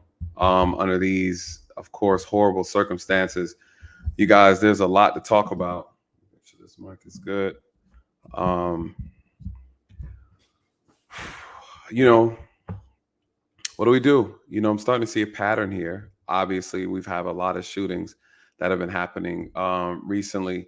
Let me go ahead and pull this up. Make sure everything's good. We're going to monitor. I'll be monitoring the news. Right now, there's no updates, but I have some updates, you guys, that I want to share with you. We're going to talk about a few things as well while this story is still unfolding. You know, Biden is overseas. He was in Japan, I believe, having a meeting with some of the leaders there, South Korea and the Japanese prime minister. So he's on his way back. We don't really care what he has to say. We know it's not really going to be relevant. We also know that this is going to be a big issue with the okay, just checking this, with the politicians using this as a way to gain leverage for votes. It's very unfortunate. The timing seems very suspicious. As always, we start to see a rise of these things near election time. Very disgraceful of this country, but for the most part, as you guys know, for those who've been following the channel, if you're new to the channel, please hit the like button on your way in. If you're new to the channel, please subscribe, you guys. Our goal is to hit 20K. That's our next threshold, right? That's what we're going to hit for. So listen, we got to talk a lot about what's going on. I want to show you the suspect. His name is Salvador Ramos. Shout out to you, Frank Mill. Appreciate that. We do have a photo of the suspect. I want you guys to see exactly. Hold on, who is this guy?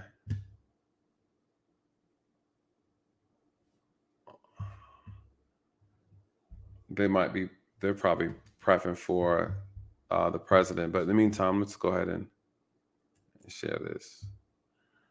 Is there an answer? Is there an answer to these problems, you guys? Is there a way to solve this situation? I think so. I think there's absolutely a solution to it. Do people want to solve it? I think that's the real question.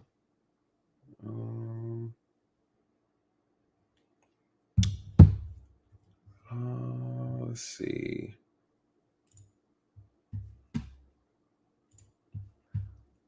Let's take a look at this gentleman here.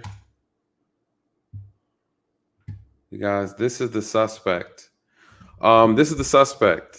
This is Salvador Ramos. He is the shooter. He's an 18-year-old man, Hispanic male.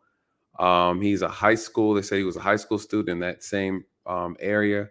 He around about 11:30, about 12 p.m. around that time, he actually drove to the location, to the elementary school. He ditched his vehicle there at the scene. He got out. He went through the door, and apparently he just started shooting kids. So this is this is the suspect. They're putting out information on him as we speak. This is interesting. This is tragic, man. This whole thing is tragic. There's been so much chaos lately. You know, we had the shooter in Buffalo. That was just evil, wicked. I mean, all these guys are this acts of evil, right? I mean, you look in his eyes, just very empty look about him. Clearly, this is a mugshot. I'm sure he's been arrested before. And again, there's always signs. There's always signs to these mass shooters. They always leave little breadcrumbs of their wickedness, and people ignore it. You know, sometimes the feds have access to it. They know, threats or things like that they've made. As we know, on the Buffalo shooter, he has made threats to shoot up his own school, and they kind of just say, hey, we're just going to go ahead and monitor him. In this situation, I'm pretty sure as things start to unfold, as they search his home, they'll find out that he has left some information behind that would also lead us to believe that they known he wasn't wrapped too tight. What's very crazy about this situation is Ramos killed his grandmother just before committing this act of horror in this elementary school. Again, what are we looking at? 15 people killed, 14 children, and one adult teacher. They haven't, at this time, they have not released the teacher who was killed. They haven't released any information from the victims. Please, you guys, continue to pray for them, keep them in your prayers. But what do we do, right? What do we do in a situation like this? What went wrong, right? Of course, in a situation like this, people say, okay, who do we blame? I'm going to tell you guys how police handle these cases. What do we do? Unfortunately, as we all know, law enforcement is extremely reactive, which is why in schools, police officers are present, in mainly middle schools and high schools, depending on certain type of communities, whether or not there's a lot of violence or issues there. I will say this, in elementary schools, they tend to not have police officers. You know, again, since the Sandy Hook shooting, every single school should have a law enforcement officer present. Hakeem, shout out to you. Thank you so much for the super chat. I really appreciate it. Thank you so much. Every school should have a resource officer. Why? You guys, times are changing. I hear often people like to talk about the school to prison pipeline. I hear a lot of discussions in regards to that. Now, listen, I get it. In reference, let me take this clown's face off. He's definitely don't want to keep his face up here. But you know, we know who he is. We know what he looks like. We won't know more about him, you guys. What did he do? He killed his grandmother. He killed his grandmother. What is his justification? And now listen, he was killed at the scene. You know, he was killed at the scene. What is the law enforcement's job, you guys, when we get out here to these situations? We get a call about an active shooter, a mass shooter. You guys, by definition, a mass shooter is a person who's killed 4 or more people. That is what's constituted as a mass shooting. You kill 4 or more people in one setting, in one location. And so 14 children, 1 adult, all killed, you guys. And again, if you're here just coming in, please hit the like button on your way in, you guys. For those who know, my name is Nathan Daly, and I'm a prior law enforcement officer, 13 years experience. And so I'm going to give you guys the breakdown on this and how it works, how it's supposed to work. What's happening in these schools? What did we not learn from Sandy Hook? How did he gain access into the school, you guys? There should be controlled access. Controlled access. You know. Shout out to Pound for Bounty. Said, is anything on the NRA? Of course not. You know, the NRA, they're opportunists. Now, granted, what do they do? What does the NRA do? That's very, very advantageous. You guys, the NRA makes money off of fear mongering, right? Fear is a very, very strong tool for capital gain. They care about making money. You know, this country cares about money. If it's not about money, it's not about anything. You know, we just have to be real. And so they're going to push their agenda. They're going to push whatever they need in order to line their pockets, which is why they pay for politicians. They just play the game. They're living in a capitalist country. You guys, they're playing the game as they should. They don't really speak for nobody. You know, a lot of people who are strong gun advocates, I am as well, responsible gun advocate. But at the end of the day, they're about money. That's why they only speak when they feel like it. You know. Shout out to you, brother. Really appreciate it. He said we need to think about radicalization, subcultures that young men get swept up in. As a Discord server mod, I have to moderate piracy more than violent messages from users. Our priorities are wrong. Yes, and shout out to you for this super chat. Thank you so much. You're absolutely correct. People are being radicalized based on what though? Propaganda, fear. You know, we talk about the Buffalo shooter, the same exact reason. Radicalized off of false information, off of inaccurate information, lies told to him by like-minded people, racist people, white supremacist groups, you know, politicians, you know, you name it. You know, in the Black community, it's the same thing. We have people within our community getting radicalized by false information, propaganda, fear-mongering. Fear-mongering is a powerful tool. The media is genius at it. What do? They push out inaccurate information, right? They push out information to manipulate your emotions. This is the whole objective. They know where the emotions go, the body will follow. If I can control your mind, I can control your body. And they do it very skillfully, you guys. These guys they're just amazing at it. What are we looking at in this country? We're looking at psychological warfare all day, where I can get people to do certain things based on what I condition them to be. This is conditioning. That's all it is. Repeatedly on the news, you hear certain things, the media, social groups, friends, family. You know, what is getting people so radicalized? What is their angle? What's their motive? You know, it's always some sick, twisted idea. You know, mental health is a real thing. It's a real thing. You know, what's going on with our schools? How did he gain access? You know, what are these local governments paying and investing in? Why is it so hard to secure an elementary school, a middle school, a high school? You know, you guys, when you work as a public servant, you get to see the truth. You hear what they talk about, but when you actually work, when you're actually on the ground working, you really get the truth. When you speak to teachers who are doing the job, not administrators, not principals, right? Not official, county officials, city officials. No, talk to the people who are really doing the job. Thank you. Shout out to Nick. What do you say? Yeah. Get these policy pushers. They're not doing their job. You guys, they are absolutely not doing their job. This is a fact. This is a cold-hearted fact. They are not doing their job. Then they want to lean towards, what are they leaning towards? Gun control. This has nothing. You will never be able to control guns in this country. It's over with. Right? It's over with.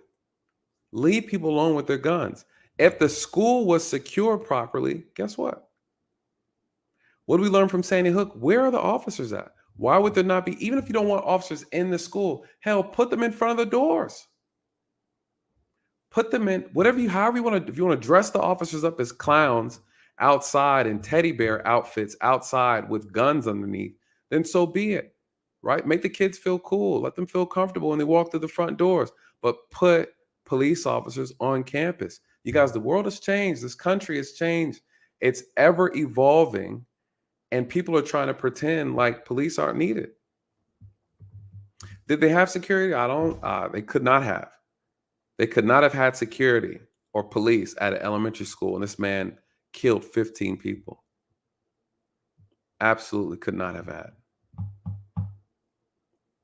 So again, these politicians are going to bring up gun control. That's how you know they're full of shit. That's how you know. The question is, why wasn't the school secured properly? How was he let in the first place to commit this act of crime? And we're talking midday. School already started. It should be locked down. No elementary school kids should be getting outside of the school building around 11, 12 o'clock anyways. So the door is just not locked. There's so much that needs to be discussed. There's so much that needs to be talked about. Someone said, should they have metal detectors in the schools? Listen, there's some high schools and middle schools and some of these cities that have metal detectors. They absolutely need them. Kids are bringing guns to school. Kids are shooting outside the school, in the school, all the time. And yes, shout out to you, Quita. Biden is sending billions of dollars overseas, you guys. Again, welcome to America. The divided states of America. Every state seems like it's their own country, apparently, in this country. Everything's out of whack. Absolutely everything is out of whack. So what's going on with this situation? I put a poll up earlier and asked you guys, at this point, should teachers be carrying guns as well? I think so. I think it should be a choice. What do you think? In the poll, you guys, what'd you guys vote? I don't know if you can see the numbers. 233 people voted. 60% of you guys said that teachers should be allowed to carry guns in school. You guys, welcome to America. This is the wild, wild west, right? Where teachers have to go to school armed, protecting them from even the students and outsiders. 60% of you guys said yes, 40% said no.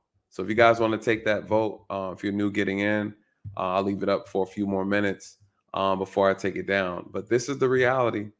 Biden looked like he just touched down.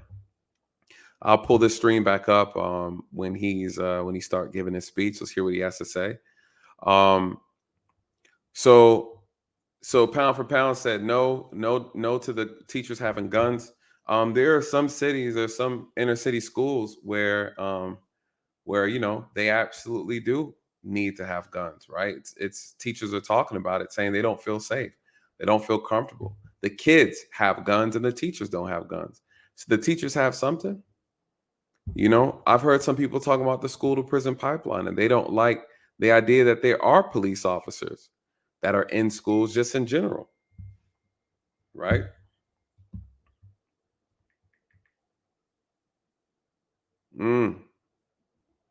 Shout out to you, Charmaine Moore. I just got that PayPal. Thank you guys so much for those who are sending super chats and donations. Thank you so much, you guys. It goes a long way to support the channel. Thank you so much, Charmaine. I really appreciate you. I received that PayPal donation. You guys, listen, this is there's so much to talk about. I agree, it's dangerous, but maybe, again, we have to reimagine this country and what it looks like and how we do things. I agree. Diamond says teachers could have a meltdown, having a gun. Teachers can get carried away with it. I agree. What solutions do we have, you guys? I'm curious. I'm really, really curious. What do you think? What options, right? What options do we have? Gun control is not going to be a thing. Shout out to Philly Kid 512. Thank you so much, brother, for this super chat. He said gun control is a joke in America. This happens more often than people realize. It's just not publicized. Yes, that is very true. It's very true, you guys. When I was policing, we had plenty of shootouts on school grounds, and it never made the news. This is tragic, you guys. For those who are just coming in, listen, we're talking about the school shooting over in Texas, the elementary school shooting. What happened? We have 15 people dead, 14 kids, 1 adult. Adult male shooter, Hispanic male. Shout out to Braves Club earlier. He dropped down the demographics. What did he say? He said that according to the zip code, 80% to 89% are Hispanic. There's a Hispanic community. You guys, listen, so far we have the subway shooter, black male, right? Then we had the church shooting in California. We had another mass shooting in Milwaukee. We had where 10 people were shot. I think 15 people were shot, 9 guns recovered. We had the shooting, of course, in Buffalo. most recent one, horrific shooting as well, another one, 10 lives lost. And then now we have this one here, another shooting. So we have, it looks like these politicians are going for the gusto, you guys. They want to make sure they cover every ethnic group. Best believe gun control is going to be on the agenda for this election this year. It is absolutely going to, we have an Asian shooter, we have a white shooter, we have a black shooter, we have a multiracial shooter, we have gang shootings, and now we have a Hispanic shooter. You guys, all within almost a course of a month, all these mass shootings.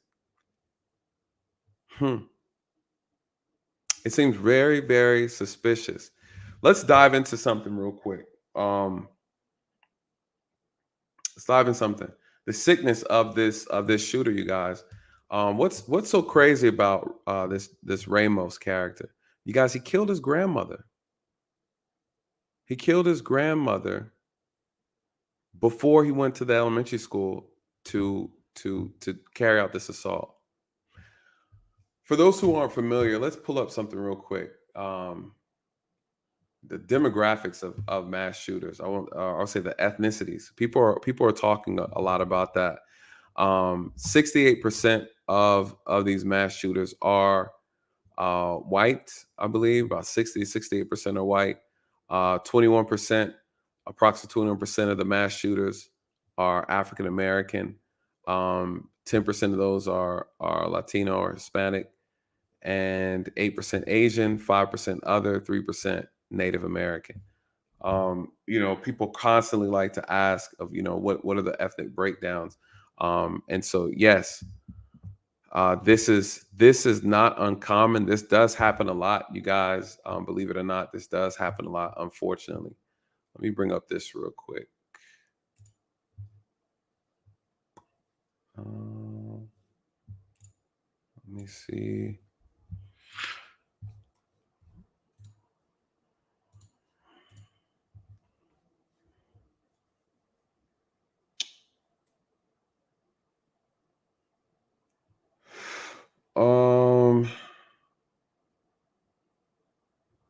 What are the solutions? I'm really curious to know what you guys think. What would you implement?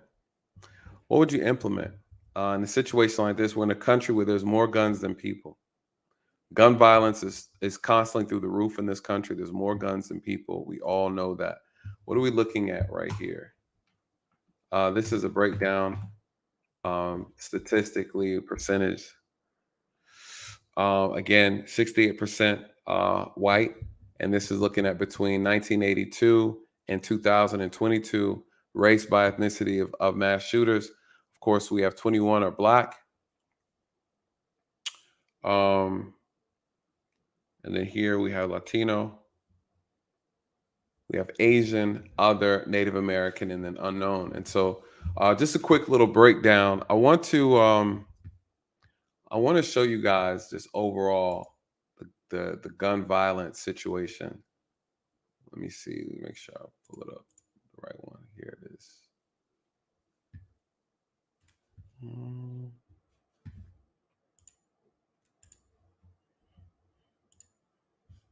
It does start at home.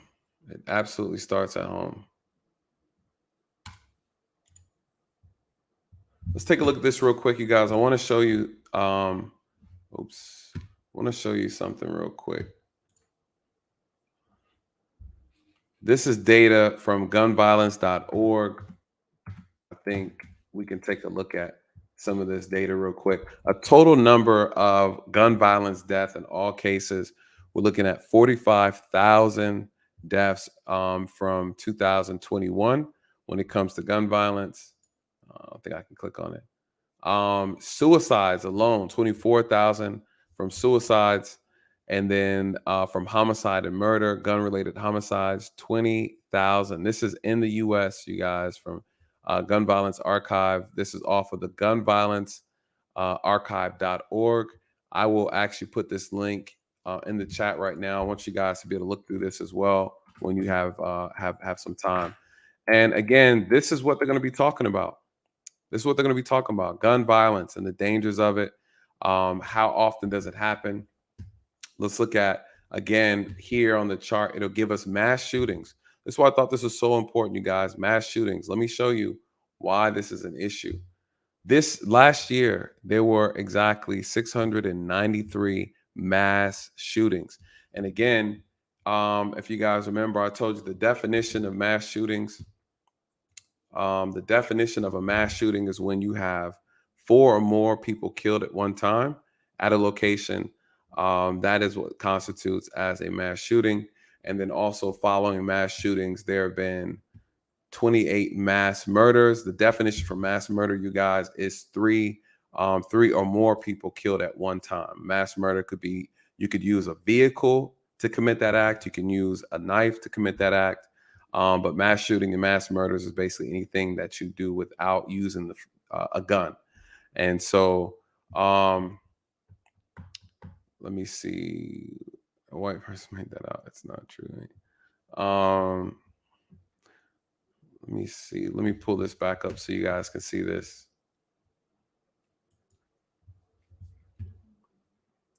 Number of children killed from age 0 through 11 in 2020-21. Age 0 through 11 from gun violence, 313. How many were injured? 750. So from 0 to 11, 313 kids were killed by gun violence. 750 were injured. From ages 12 through 17, how many kids were killed by gun violence? 1,247. How many of those kids were injured from 12 through 17 years of age? 3,382 kids. And so, again, it goes on further. We have defensive use, unintentional homicide, so forth and so on. You guys take a look at that data link. I think it's very important that you look. And this link that I just dropped in the chat for you guys, it'll give you from years 2020 all the way to 2014. All right. So this organization has kept up with a lot of these shootings, gun violence. Again, I think it's very important that we inform ourselves and be aware of what's actually taking place. You know, this is going to be a big topic for the election. Again, there's no such thing as gun control. You're not going to be able to stop it. Where does this start at? It starts in the home, right? Let's be very real. This starts at the home. And I said it in my previous video that some household is raising the next shooter. You know, is absolutely raising the next shooter. And there are always signs. There's always signs. Always. Shout out to you, Deanie. Technology and sophisticated algorithms are a solution. Yes. Also, what is the difference, if any, between a shootout and a mass shooting? Again, the mass shooting is a very unique definition. And mainly, let me see if I could actually pull up something real quick.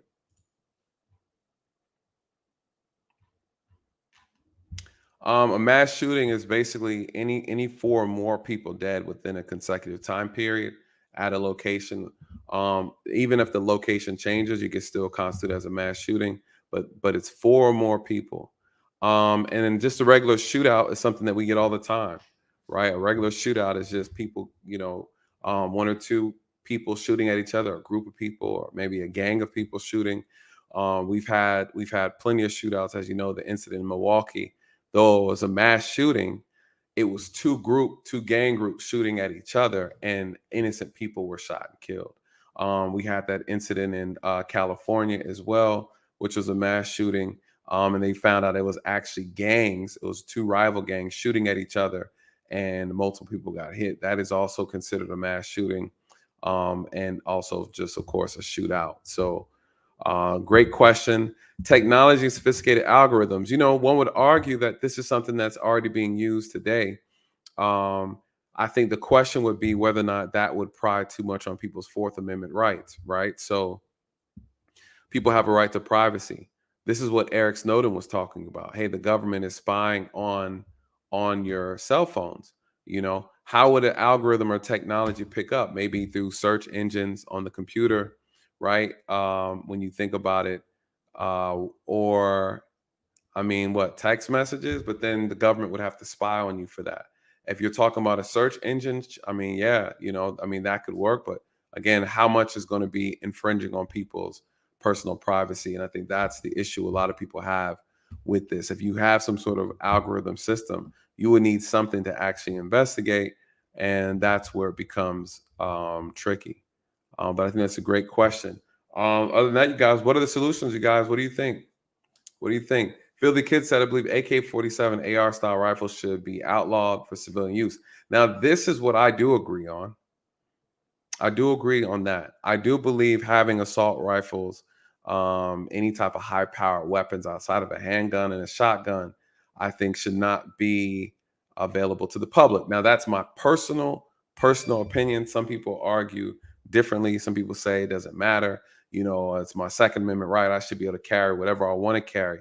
Listen, you guys, there's some citizens in this country that have weapons that rival the military. You know, I had coworkers and friends that are gun junkies. You know, they got more guns and they have arms that can carry them. If something would have happened, they couldn't even carry a quarter of the guns that they have. They have all kind of stuff. Some people are addicted to guns, right? They're gun collectors, they're gun nuts. I mean, I get it. But Philly Kid, I agree with you 100%. That's my personal feeling. They should never had access to those type of weaponry.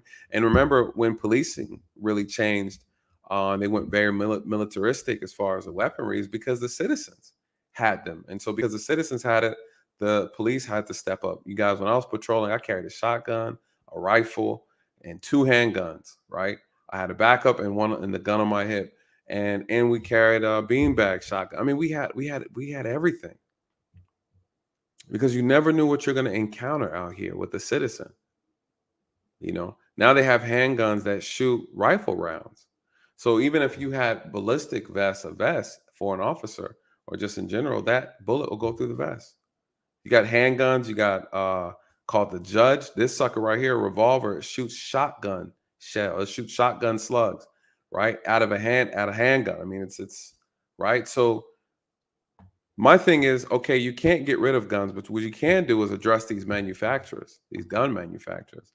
You know, I think that, I mean, that's your only option. Regardless, as we're talking about gun control, they're still manufacturing guns, right?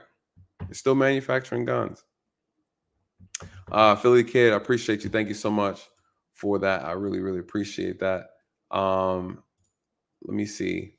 Lord have mercy. We're gonna take a look at your girl Harris. She just popped up. You know, listen, she's the vice president. We got to hear what she got to say.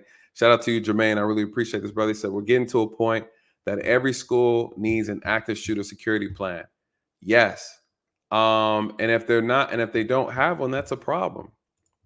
Right? If they don't have one, that's a problem. Every school should have one. I don't understand why they do not.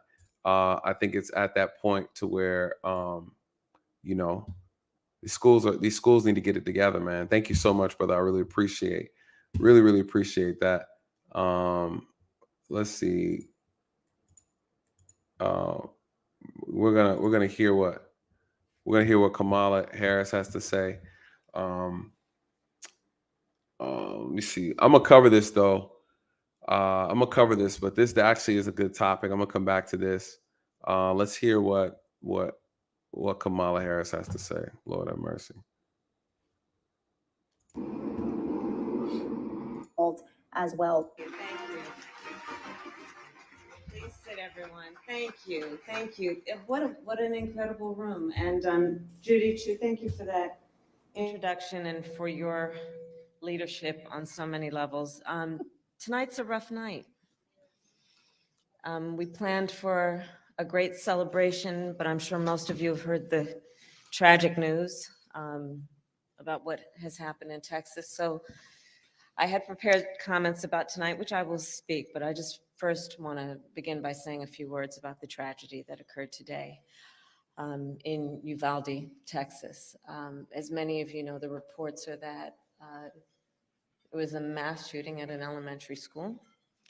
And the preliminary reports are that 14 children have been killed. And the details are still coming in. And of course, the president and I are monitoring the situation closely. So while we don't know all the details yet, we do know that there are parents who have lost children. families that have lost children and their loved ones, of course, and many others who may have been injured.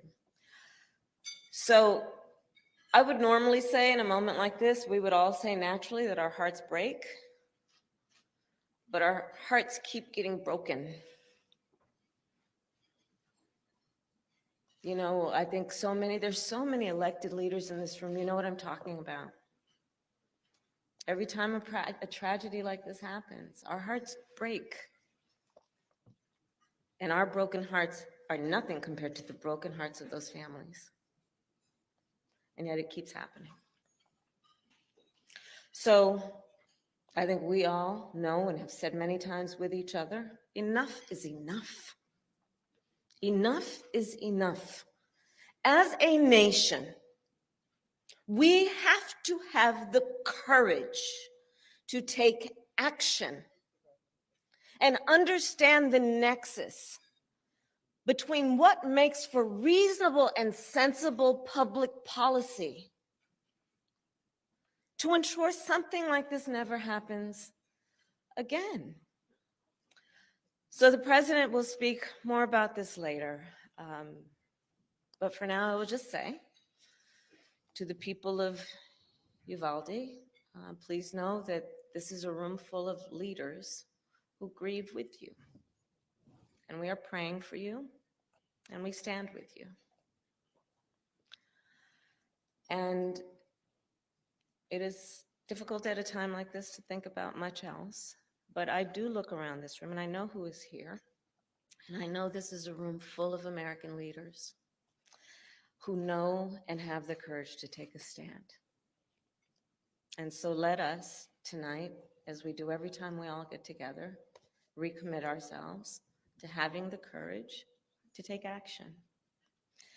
And so that does bring me to the leaders who are in this room and the leaders of APACS. And again, I want to thank Chairwoman Judy Chu for that kind introduction. As a former member of KPAC, I had the opportunity to see her leadership firsthand, and she is truly a national leader who lifts up the people of our country. And of course, I'm honored tonight to be with Congresswoman Marilyn Strickland, APAC's board chair, Susan Jin Davis, and all of the federal, state, and local elected officials who are here, and so many friends and former colleagues. So this is the first time APACS has gathered without the great Secretary Norman Mineta, who I know we all miss. And, you know, Norm showed us what a leader could be. I love Norm. I knew Norm.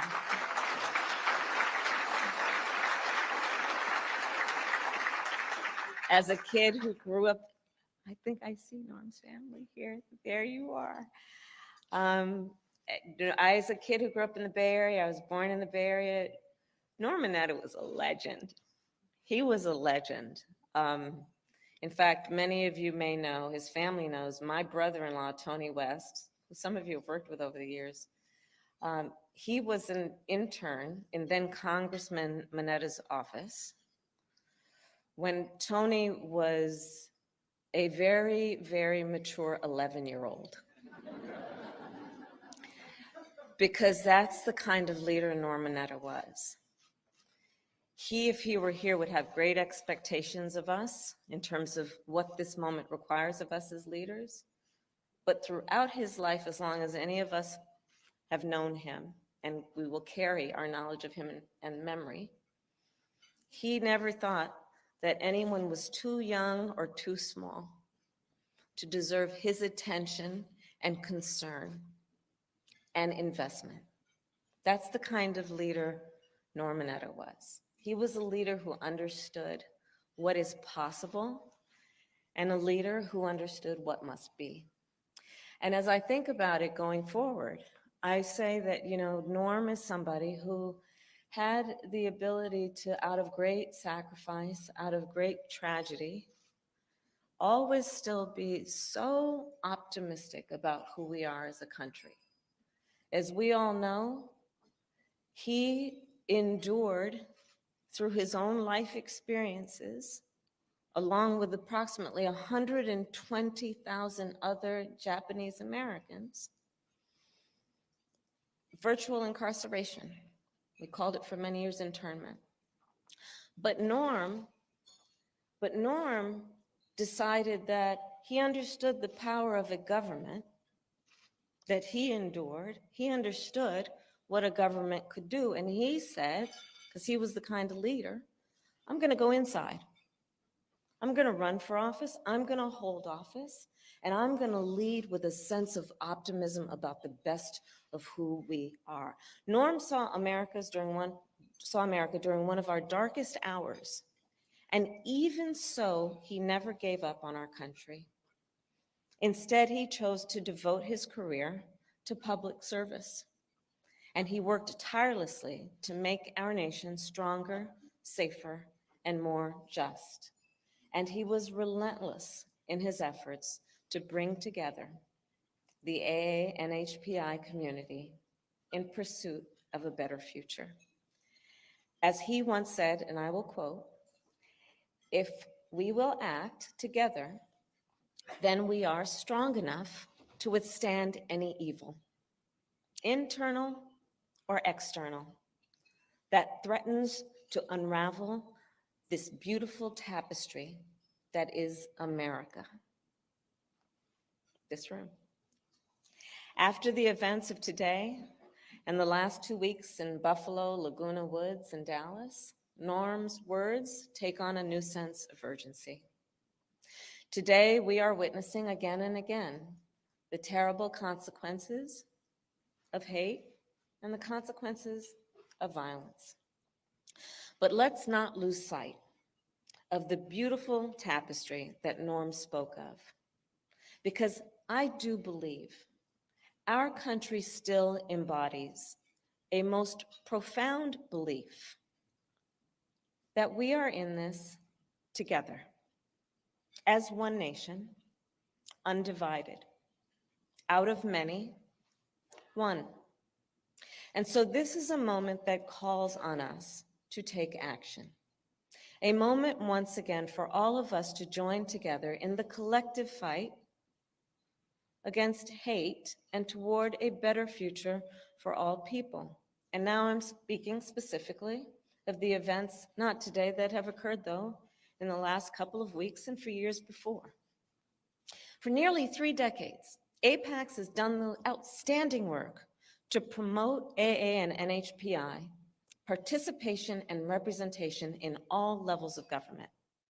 Well, we've been listening in to Vice President Kamala Harris at this awards gala here, but mentioning the shooting in Uvalde, Texas, which we are going to be getting an update on that in the next 10 minutes here. In the meantime, we want to go into some of the coverage from our sister station, Fox 26 in Houston, as they have reporters on the road headed to Uvalde to try to get more information, as this is still evolving, possibly a larger count than 14 kids and 1 teacher dead in the mass shooting here. Here's more. Students, and we do have some deaths.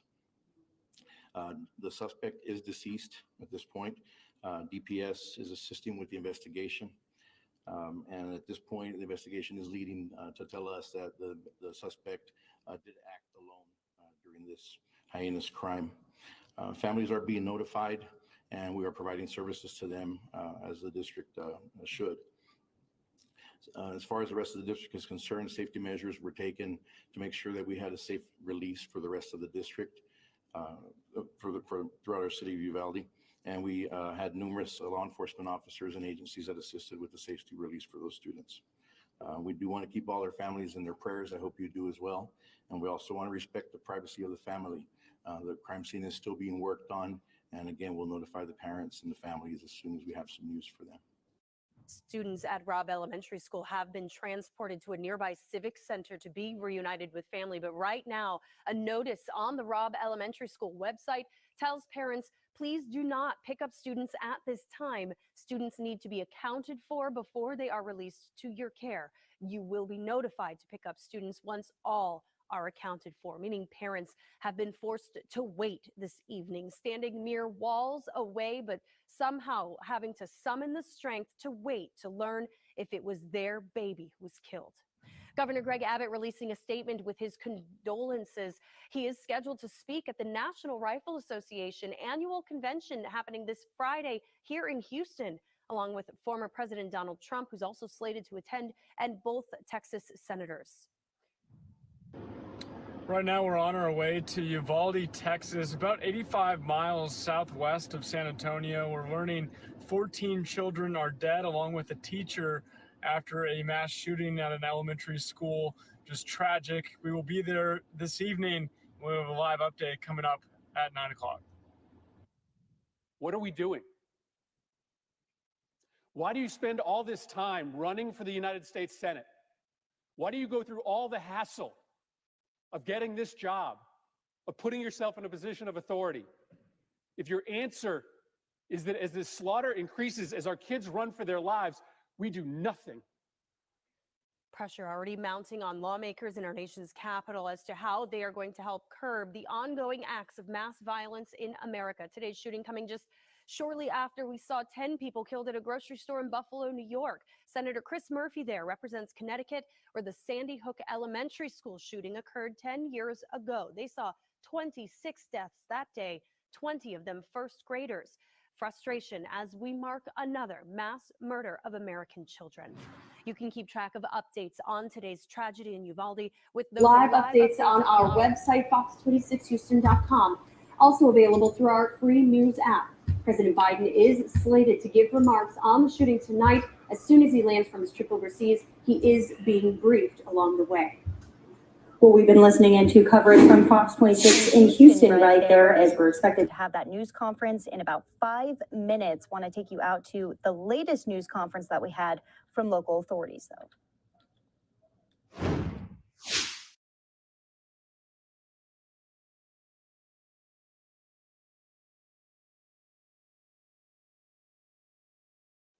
Questions. We will give you a time when we'll be addressing the media soon. At approximately 11:32 a.m. this morning. So you guys, listen, we just heard a very interesting speech. It was extremely not worth our time. We heard Kamala Harris talk about absolutely nothing that was relevant. Absolutely nothing that was relevant. Is anybody surprised? You know, is anybody surprised about that?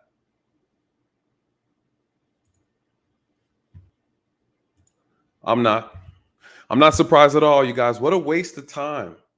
What an absolute waste of time, waste of energy, a waste of a vice president. What do you think? What's going to happen? She said a bunch of word salad, and then she couldn't even stay on topic. She started talking about things going on in Japan. You know, this is our leadership. This is our leadership. What did she say? She said, "What, you know, it's time for us to come up with some policies and actually do something." Do what? What are you going to do? You don't even have the power to do it.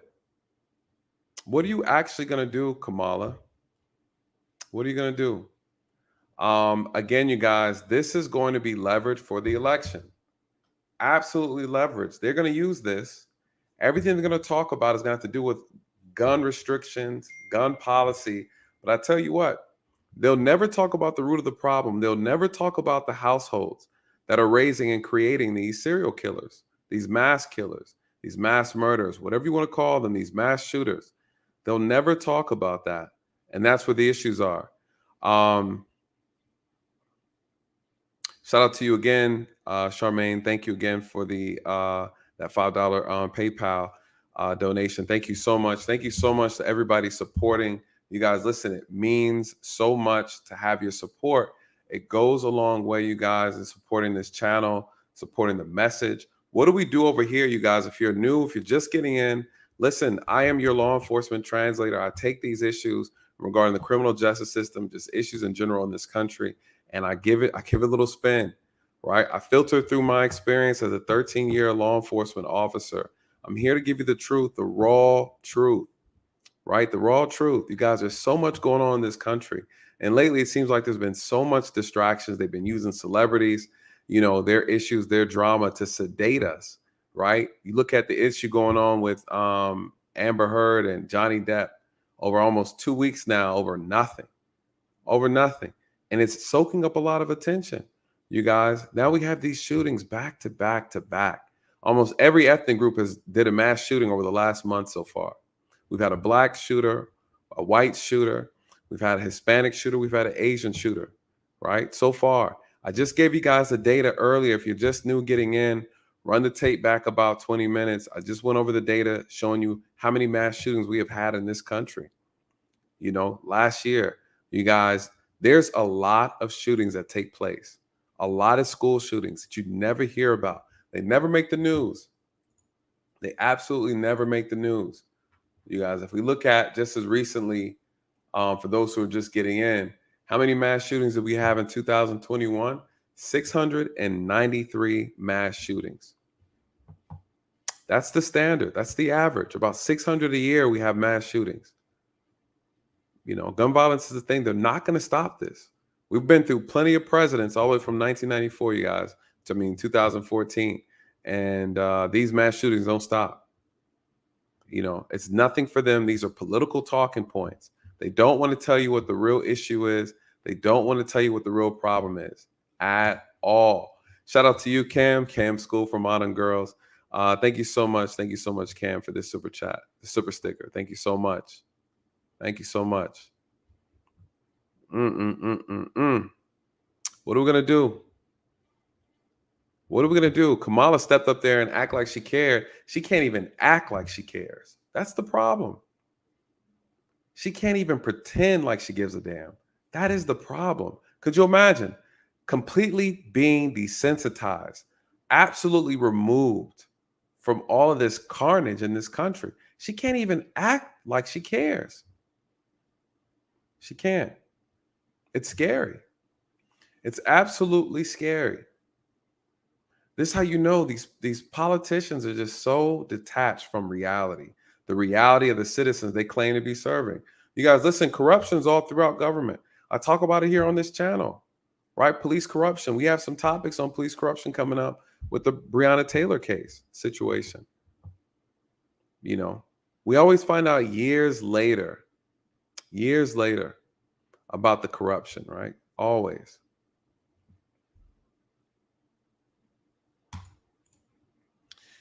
Have an open panel with Colin Noor and the Black YouTubers. Man, I would love to.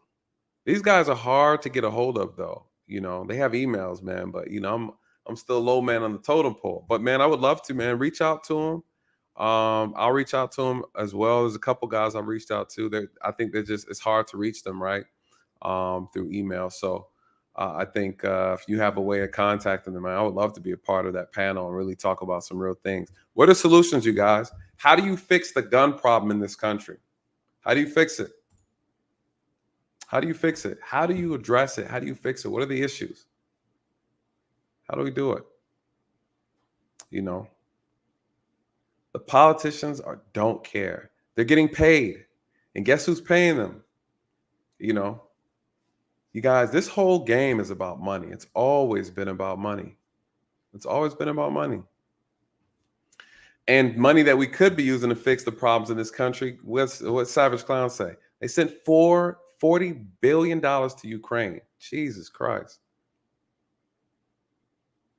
It's a joke. We are a joke, you guys. We are a joke.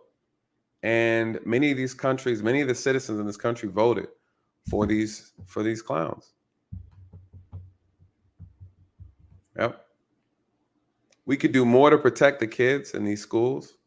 We could just do a lot more. We could do a lot more. This happened. Unless, the only way I would give this shooter credit is if he drove his car through the door to get access into this school. There's no reason why he should have been able to walk in that school and commit the act that he did. Absolutely not. I say, what are the solutions? Start putting police officers outside the schools, at the entrances, right? Put them at the entrance. Put them at the entrance. No, you can't stop too much guns. More guns than people in this country. They've already confirmed, I think the average, I don't want to quote it because I don't remember off the top of my head, but they said there's definitely more guns than people in this country. And it's disgusting, right? It's disgusting. And the issue, let's be honest, the issue is not guns, you guys. The issues are the people holding the guns. Guns don't kill people. I know people hate when we say that, but that's the reality. Guns do not kill people. It's the people that kill people. They just use guns to do it. You have countries like in Europe where there's not guns present. Folks are getting stabbed to death. In Japan, where there's not guns present, people are getting stabbed and beat over the head with bats. So again, you know, people are going to use whatever thing is necessary to carry out their act of violence, right? We just so happen to have guns. Now, one would argue that it's easier to defend against a knife and a bat than it is a bullet. Absolutely agree. You can't do a mass killing with a bat, right? At least not as effective as you can with a gun.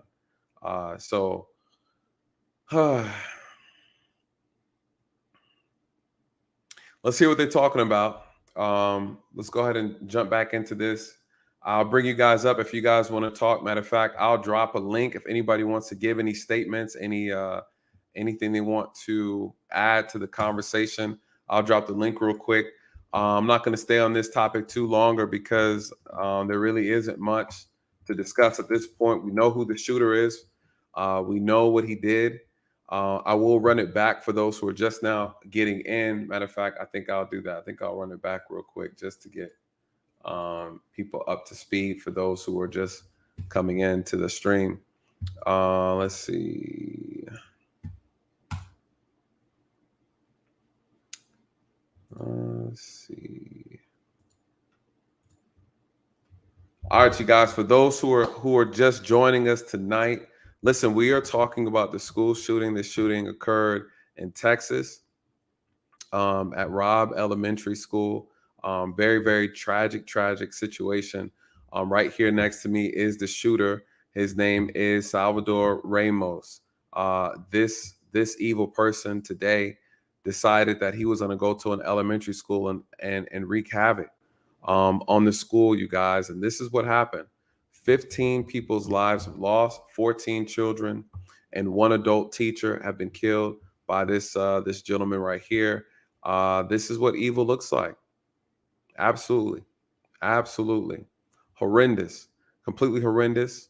What do we do, right? What do we do? He's 18 years old. He's a grown adult. He was a high school student. They said he went to high school in the same area. This is a predominantly Hispanic community, Hispanic school. He went over there and he carried out this plot, you guys. And prior to that, what did he do? He killed his grandmother. He killed his grandmother before he carried out this plot, you guys. This is what we're dealing with. This whole country is falling into chaos. Falling into chaos. Who has the answer? No politician has the answer, you guys. The scary thing about it is the next killer is being raised in somebody's household. You guys, all this stuff starts at home. Absolutely starts at home. I'm going to bring some people up real quick. I want to get your thoughts on this, you guys. If the moderators there can drop the link. Cam, I see I'm about to bring you up, Cam. I want to get your thoughts on this. Let me remove this. And what's going on, Cam? How are you doing? Hello, I'm doing well. How are you? I'm doing well. This is the first time I had you on my channel. Yeah, I don't think of it. Like official. Yeah. All right. Yes. Welcome. Listen, I know this is a crazy day. There's been so much going on this week. Just the violence. I would say even this month, we had the Buffalo shooter. That was horrendous. He live streamed his killing as if it was a video game. We had a shooting in Sacramento. We had a shooting in Milwaukee, mass shooting. We had a shooting at a church just last week as well, an Asian church, a Taiwanese church, where the gunman went in and barricaded himself and tried to create a lot of havoc, and someone did die. We had one person die. What are your thoughts with this shooting with this elementary school? What are your thoughts? I mean, obviously it's tragic, right? But I was looking at your poll and that question, like, should teachers have guns? And this is a hot topic, especially in where I live, which is a predominantly Black neighborhood, and there's a lot of gun violence in the area and things like that.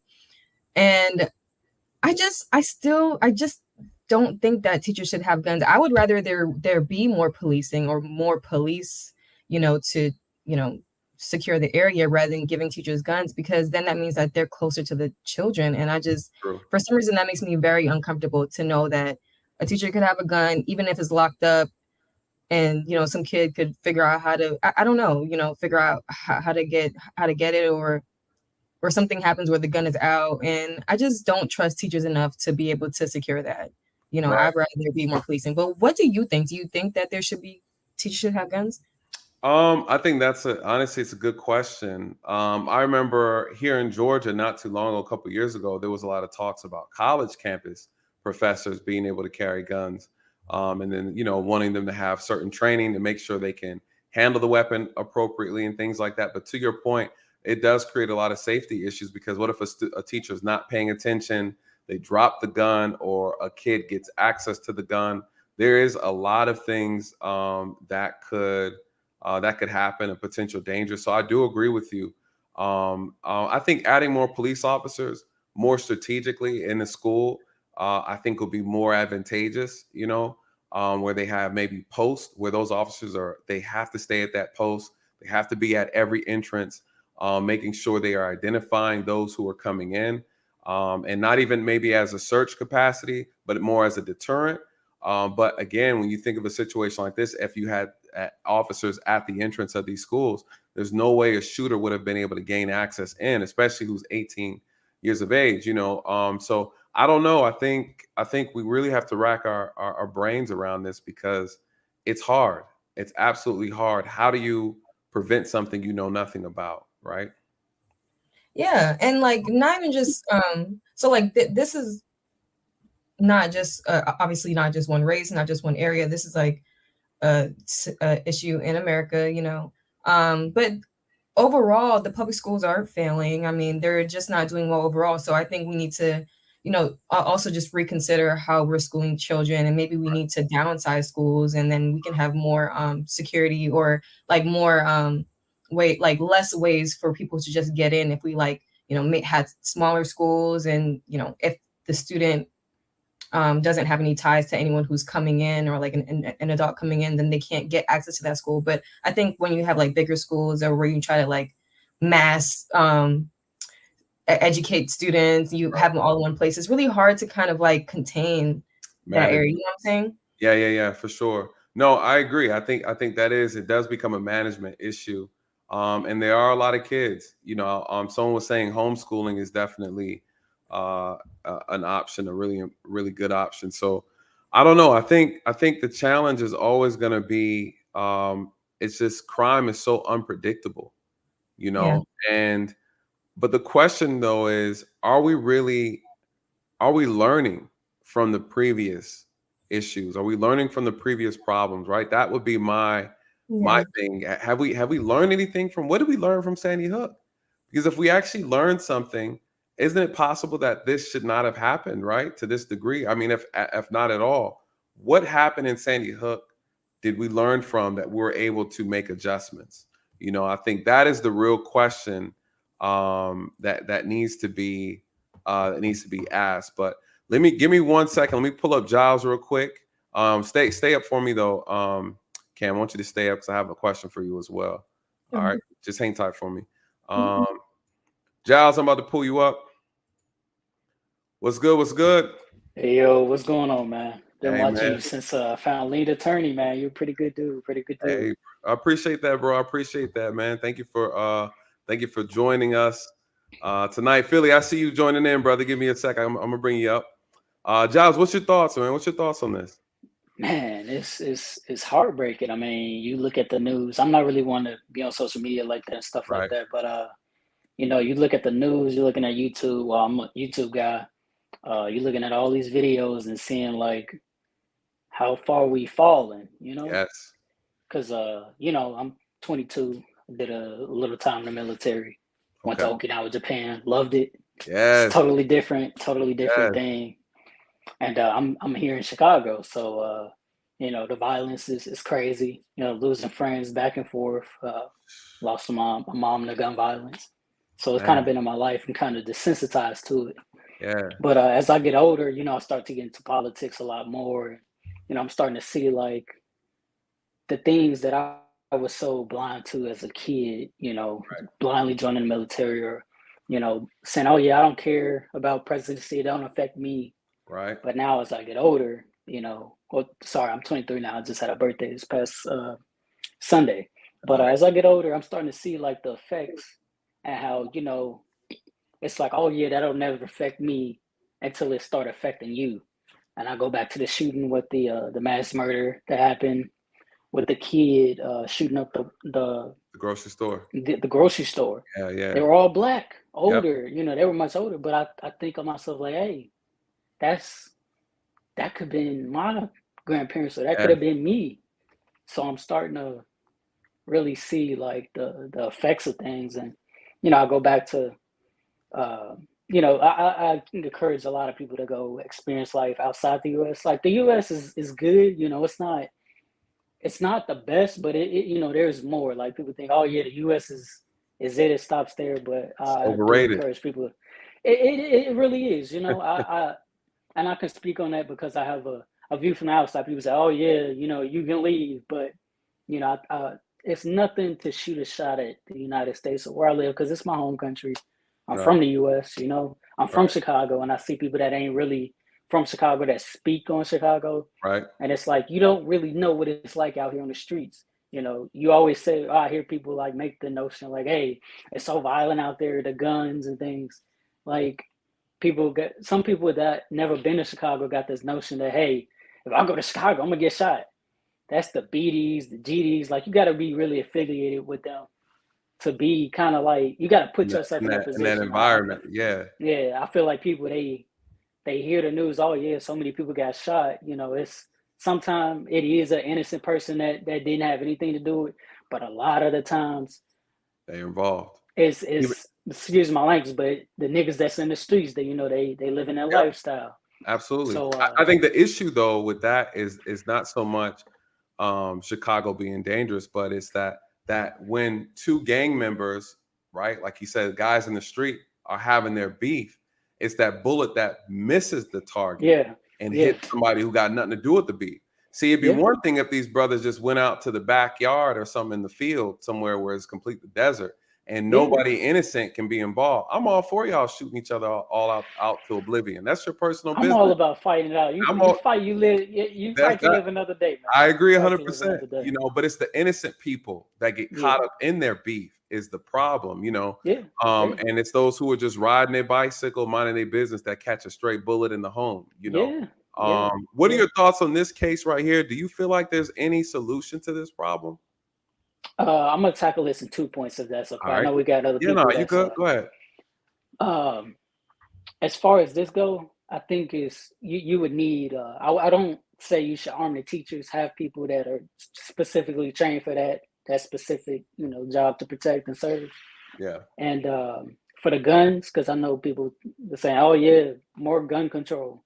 I don't think there's too many guns out there for there to be gun control. Right. Because a criminal, you can go buy a gun off the street and hey, Correct. I think the way that it's really hard for me to tackle. How would you stop the mass murders? I think the only way would be to post up police there. But as you know, as an ex-police officer, there ain't that many. Like it's so small. You can't overextend your resources. The resources can't overextend your resources. So I think we just put ourselves in a tough spot as far as with the whole defund the police, and I'm for that. Allocating those resources, but we kind of like in the turmoil of a lose-lose situation where it's like, hey, if we put the manpower there, we taking away those resources from somewhere else that they could. Correct. So that's kind of like my thoughts on it. No, man, it's tight, man, and that's why I'm always shocked when politicians say they got the answer. So listen, bro, I appreciate you coming up, man. You're welcome back anytime, man. And again, appreciate you for having me, man. Appreciate you for having me. Thank you for your service, man, and sorry for your loss as well, brother. And happy belated birthday. Yes, sir. I appreciate it. Thank you, man. Appreciate it. All right, Philly. You up next, player. Yo, man, what's going on, man? How you doing? I'm good, brother. Welcome back. I appreciate it, man. Yeah, brother. I want to say this, man, and this is a point that I don't think anybody has made, right? Mm-hmm. Because a couple of the mass shootings, the people that obtained the weapons were legal, right? So some of the stuff could have been avoided. Especially like the guy in Vegas, right? Because he had a stockpile of AR-15 with a bump stock, right? And that didn't get illegal until after him. That's when they outlawed it after him, right? I truly believe that the AR-15, the AK-47, like that style of rifle, man, is dangerous, right? It's dangerous, and it's a company out there. I don't know if you know it or not. It's called Wide Open Trigger. Have you ever heard of them? Mm-mm. Man, look them up on YouTube, man. They turn an AR-15 into a fully automatic. You know what I mean? So it's man, them rounds are dangerous, man. Like I ain't gonna lie to you, I own one, right? I got an AR-10. You know what I'm saying? I got an AK-47. I got a shot. I mean, I got all kind of guns, man. And when people say, "Oh, you know, they're from hunting," right? If anybody has ever shot an AK-40, you're not hunting with an AK-47, right? You can't, man. You lucky to hit something 30 yards away. If you don't know what you're doing. If you don't know what you're doing. You know what I'm saying? I mean, you can't aim with an AK-47. You know, that's more for, for close combat. But it's just a sad situation, man. And our politicians, they can definitely curve the problem. Right. What do you think about it? What do you think? Oh, hold on. You got YouTube up in the background. You got to mute that. It's doing the echo. Oh, hold on. Let me try. That better? Yeah. Okay. Yeah, I had to cut my volume now. What do you think? What do you think the politicians can do? Because strict gun laws are not going to work. I believe that if the politicians start holding the gun manufacturers accountable, okay, that'll definitely change. How so? In what way? Like, for an example, the guy that did this, right? Whoever manufactured that whatever he shot him with, a lot of families to sue that company. You know what I'm saying? And that will curve a lot of stuff, because the main thing is it's about money, right? And once these big companies start losing money, it'll curve a lot of different stuff. Well, let me push back.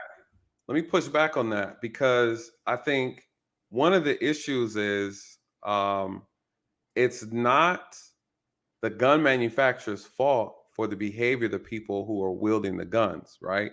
So again, the gun is not the problem. You know, my guns have never killed nobody. They shot somebody, but they never killed nobody, right? And so all the action and the behavior is on the person, you know, not on the gun. That's like someone saying, you know, someone on a domestic took a nice little kitchen knife made by Steels Incorporated and stabbed their partner with it, right? And then now you want to say because they made that knife and I got stabbed by it means that I should be able to sue them, right? So in a situation like that, that's not going to float, because again, where's the accountability of the person? At the end of the day, a weapon is a weapon, a knife is a knife. But if you just so happen to use it to take another person's life unjustly, should the person who created the weapon be held responsible for it? I think we got to look deeper, right? Again, real quick, let me shout out to Michelle Anderson. She said, our country is in a deep distress in every pocket of our society. We are being led by unserious, incompetent people. Solution, the Israel model may be the way forward. I'm gonna have to look up the Israel model. But thank you so much for this super chat. I really appreciate it. I am going to look up the Israel model. I'm not familiar with that, but I am really curious. But when we look at other countries, though, we have to be mindful that their culture is so different. You know, and when you're operating under a different culture, you're talking about people operating under a different mindset, a different mentality. And that helps a lot when you talk about coming up with laws that are curbing people's behavior. Real quick, Philly. What do you think about that? If a person should a company be responsible for the behaviors, the irresponsible behaviors of a person? You know, we got to dig deeper. What laws could they really create? You know, you're not going to be able to sue. And I know Sandy Hook, they're suing someone over that rifle that they use, and I don't really know the context and how they pulled it off. But if a person is a legal gun owner and they decide to lose their mind, they snap and they end up committing an act of mass murder or mass shooting in this case, what do you do? What do you address? How can the politicians create policy to prevent this or reduce it? Because we know we can't stop it. Is there anything they can do? I mean, I think that they can do it almost like how they did with like the cigarette companies, right? Because like on firearms, right, there's really no proper way to use it, right? Like they don't tell you the proper way to use it, right? You know what I mean? So honestly, like I kind of think that's the loophole that people can walk through to sue the companies, because that's the same thing that they did. What's that? No, I see what you're saying. You're saying that there should be a disclaimer when they sell the products that this gun is not meant for mass shootings and stuff like that. I mean, right. I mean, because like they did the same thing with cigarettes. Okay, right. I like that. Right. So it's definitely a loophole. But like once these companies start getting sued, then I think things gonna change. You know what I mean? Because we all know that money runs politics. Right. Money runs politics.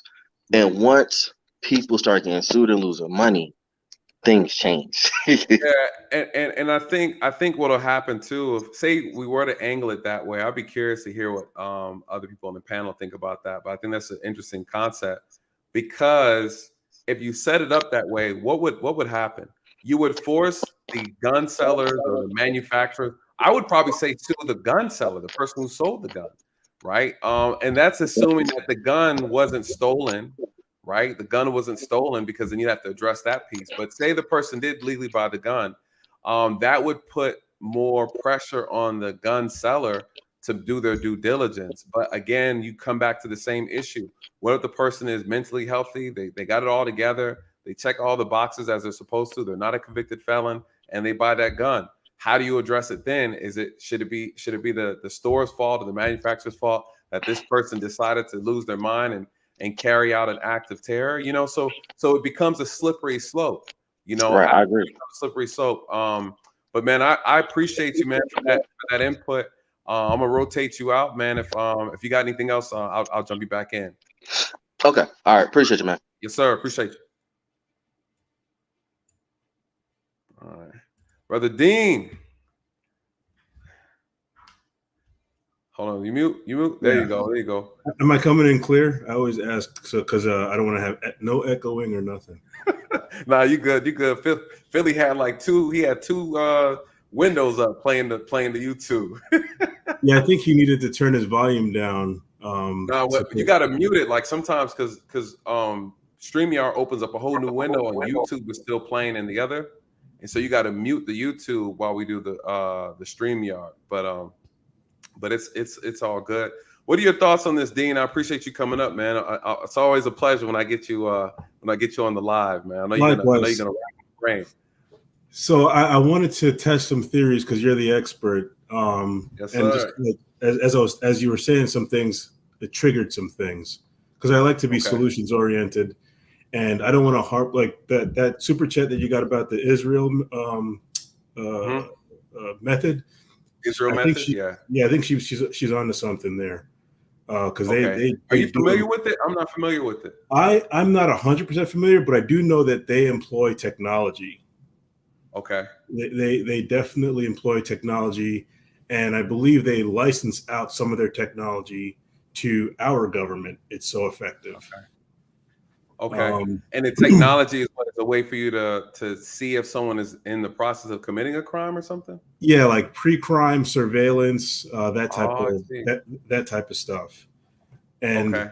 I think it's either what do you I don't want to go down that tangent, but like, what do you prefer more, your freedoms, or Freedom. do you want to fix this problem? And that's I think, you know, no one wants to admit it, but we've kind of just said this is going to be our new normal. We have to have our freedoms. But Right. in terms of solutions, you proposed. I want to propose one thing, and it's going to be more of a culture type of solution. And I think that in this country, there would be a big benefit to mandatory military service. That's kind of thinking outside the box, but I think there would be a huge benefit for all able-bodied citizens, because it's crazy that you could be, it's 21 to drink, 18 to buy a gun. It's kind of crazy to me. But I'd say take it a step further and just say, okay, you got to, you know, do some type of military service to really get good teachings and understandings about weaponries and stuff like that. You know, maybe that might, I don't know, maybe that could worsen the thing. I don't know. But I think there's something there culturally. You think the citizens in this country, you know, the level of entitlement in this country, people love it. Come on now. People love their freedoms. They don't want to fight for it, though. Right? Yeah. We're not unified enough as a nation and for them to buy that. People struggled with the, you know, when I was a kid coming up, I had to do the, if you wanted government assistance for school, you had to sign up for the draft, right? Like you had to put your name on that list. Yeah, you know, that's not something they do anymore. But, you know, this isn't like, you know, China, Korea, North Korea, where it's like it's mandatory you go into the military. Now, I think that's a great idea, because what happens is you have everybody in the country who has an invested interest in the country's safety and freedom. You know, there's an appreciation there. You respect military, you respect law enforcement, you know. So I like that idea. I'm saying, can you get a group of entitled Americans to want to do that? We love our freedoms. One would argue we don't appreciate them, though. You know, we love them, but we don't appreciate them. And what is your thought? Because enforcing that, when we think about these things. Yeah, I mean, you nailed it. I mean, I can't add anything else to it. Like, you nailed it when you said entitlement. Like, that was perfect, knocked it out of the park. So I can't really add any more to it. Like, I didn't want to say that because it sounds a little bit too. Some people might not. Yeah, some people aren't ready for that.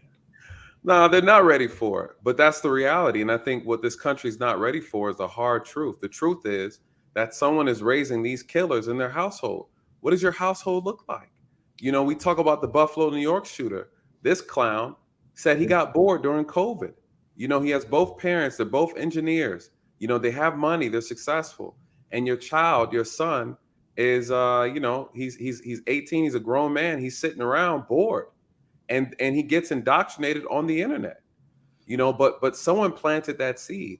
So, you know, in situations like this, you know, we have to bring it back to the household. What's going on in these homes?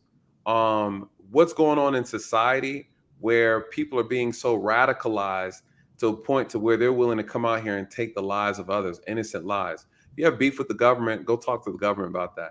If you don't like this country, leave. If you have an issue with a particular racial group, go back to where more of your people are at. Feel free. We'll all pitch in on this channel. We'll all put money down and get you the hell up out of here, right? Don't inconvenience and ruin the lives of others. Don't create and try to create any type of divisive energy where people, black people, white people, Hispanic, Asian, are now can't trust each other, hating each other because of the act of one person. You know, that's what the powers that be want to see happen, of us to tear each other apart from the inside out. And we have to push back on that. We absolutely have to push back on that. Do you see anything that the politicians can do to bring about some type of reduction in this?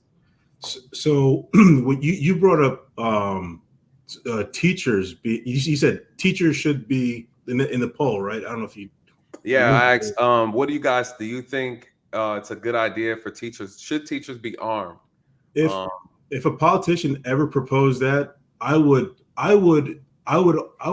start rallies against that politician, because that is the most idiotic thing I have ever heard. It's like, let's take it a step further. Okay. You could be 18 to buy a gun, right? So should an 18-year-old in high school, a senior, have a gun? It's just idiotic. And furthermore, this is what I want to talk about. We're shifting things, because you do have a point when it comes to in the household, and I'm a little bit sensitive because I'm a parent. Right. I am an engineer. There's a lot of things there. I'm like, shout out to the engineers raising psychopaths. There's a lot of nuance there that I don't even want to go into it, because a parent can only do so much, right? True. But when you're talking about the schools now taking on the responsibility for safety, public schools are funded by tax dollars. Like, you're gonna say, okay, this school, who's really trained to teach your kids, have to now, you're going to create this slush fund of people wanting to go in and get these tax dollars to do some consulting and get the schools up to a state of readiness. Like, it's just ridiculous. So you're okay with metal detectors? If you have your kids go to school and they have metal detectors, are you for metal detectors at school to help weed out this problem? It's a Band-Aid, right? It's a good one. It is. I'm not against metal detectors. Okay. That's just literally just buying something and putting it in place, right? And I don't think that would require a significant amount of resources.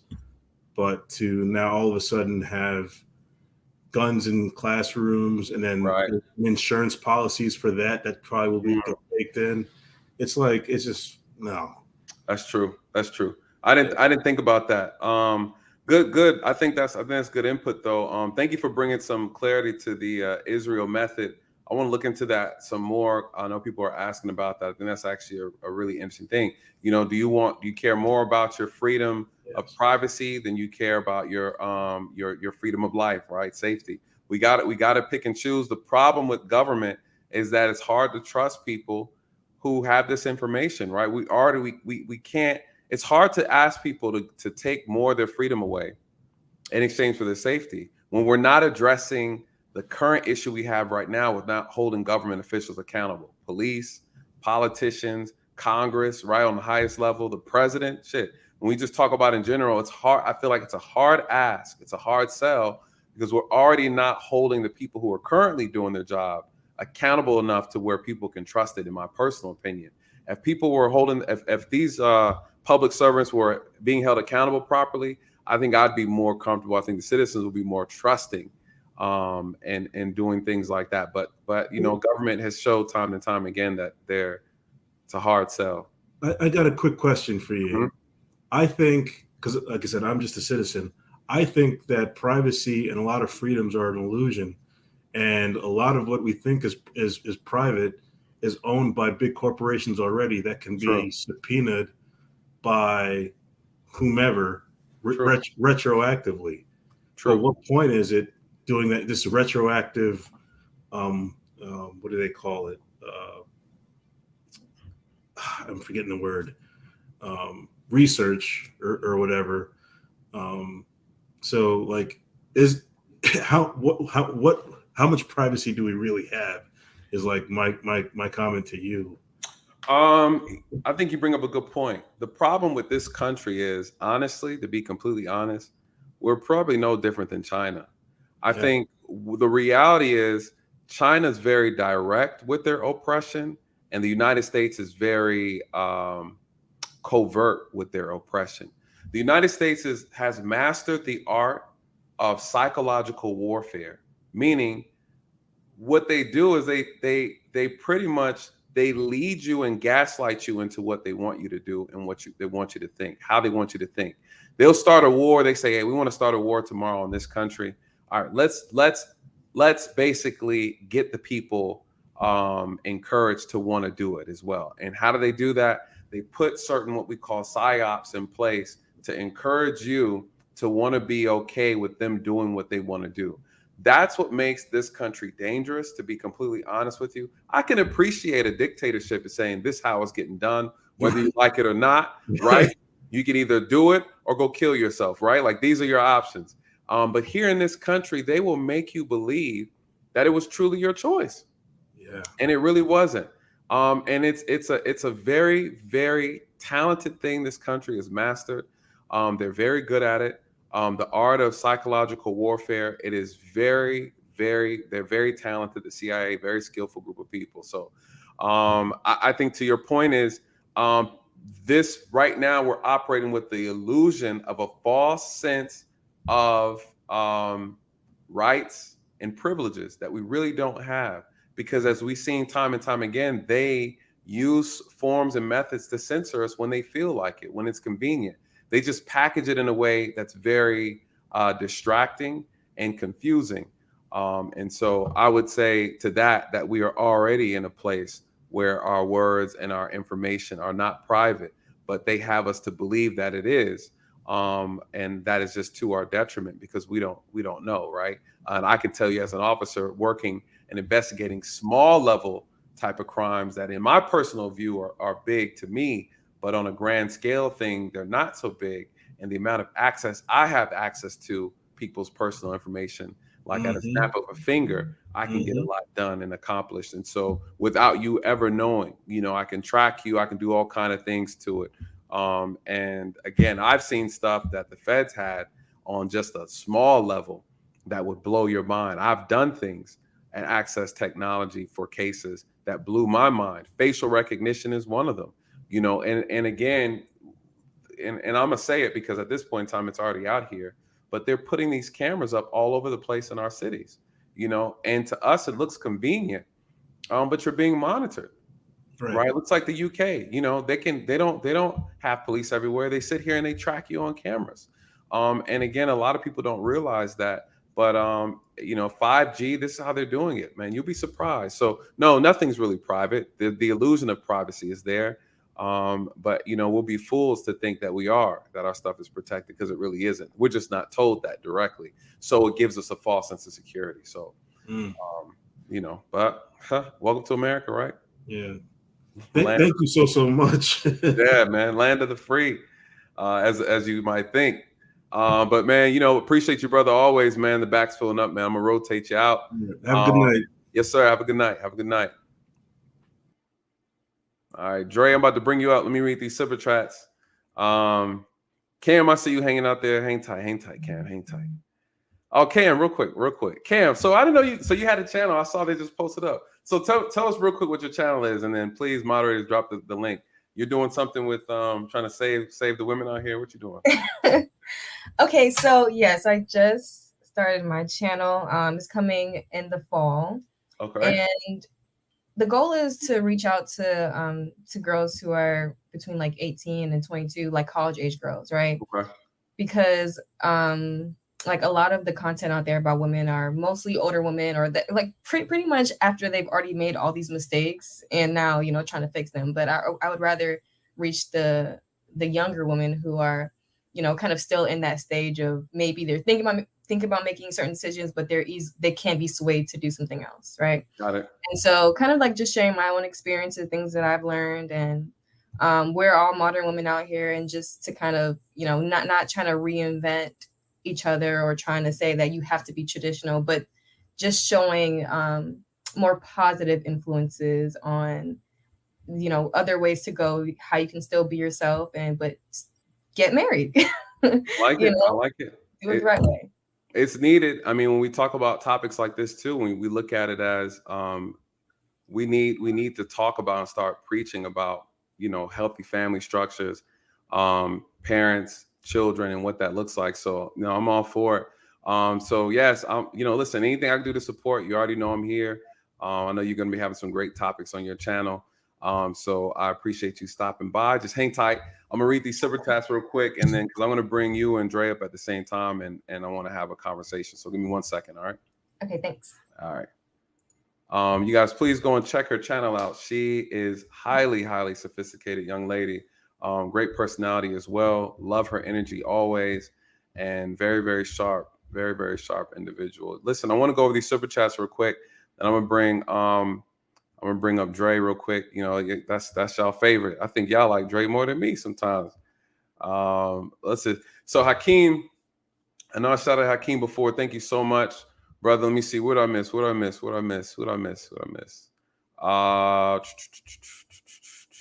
Yeah, back to this. Jermaine brought this great point up. That, you know, schools need to go through these safety drills. You know, I'm really curious to know what happened inside that school when the gunman went in. What happened? You know, what was going on in school? Was school going through a transition to classes? You know, did he get access to one school? They have not gave us any information on as to how he was taken out, how he was confronted by the police, or who was it? Was it a school resource? Was it a local officer? Was it a SWAT team that came in and got him?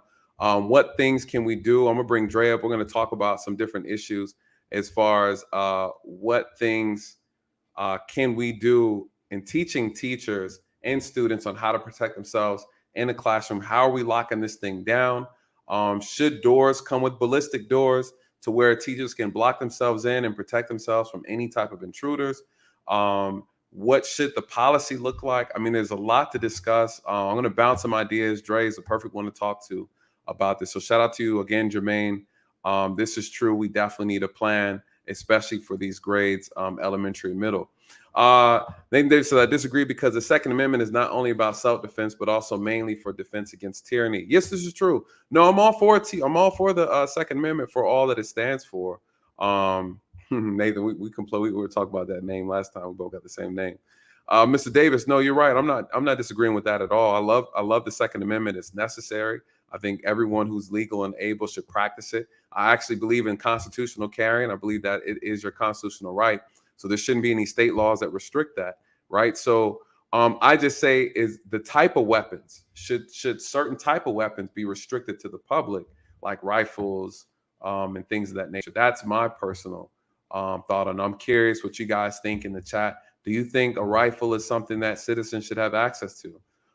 We know that handguns kill more people than rifles do, but we do know that rifles, you can carry more rounds in the gun. I mean, there's a lot more you can do. You can create more havoc.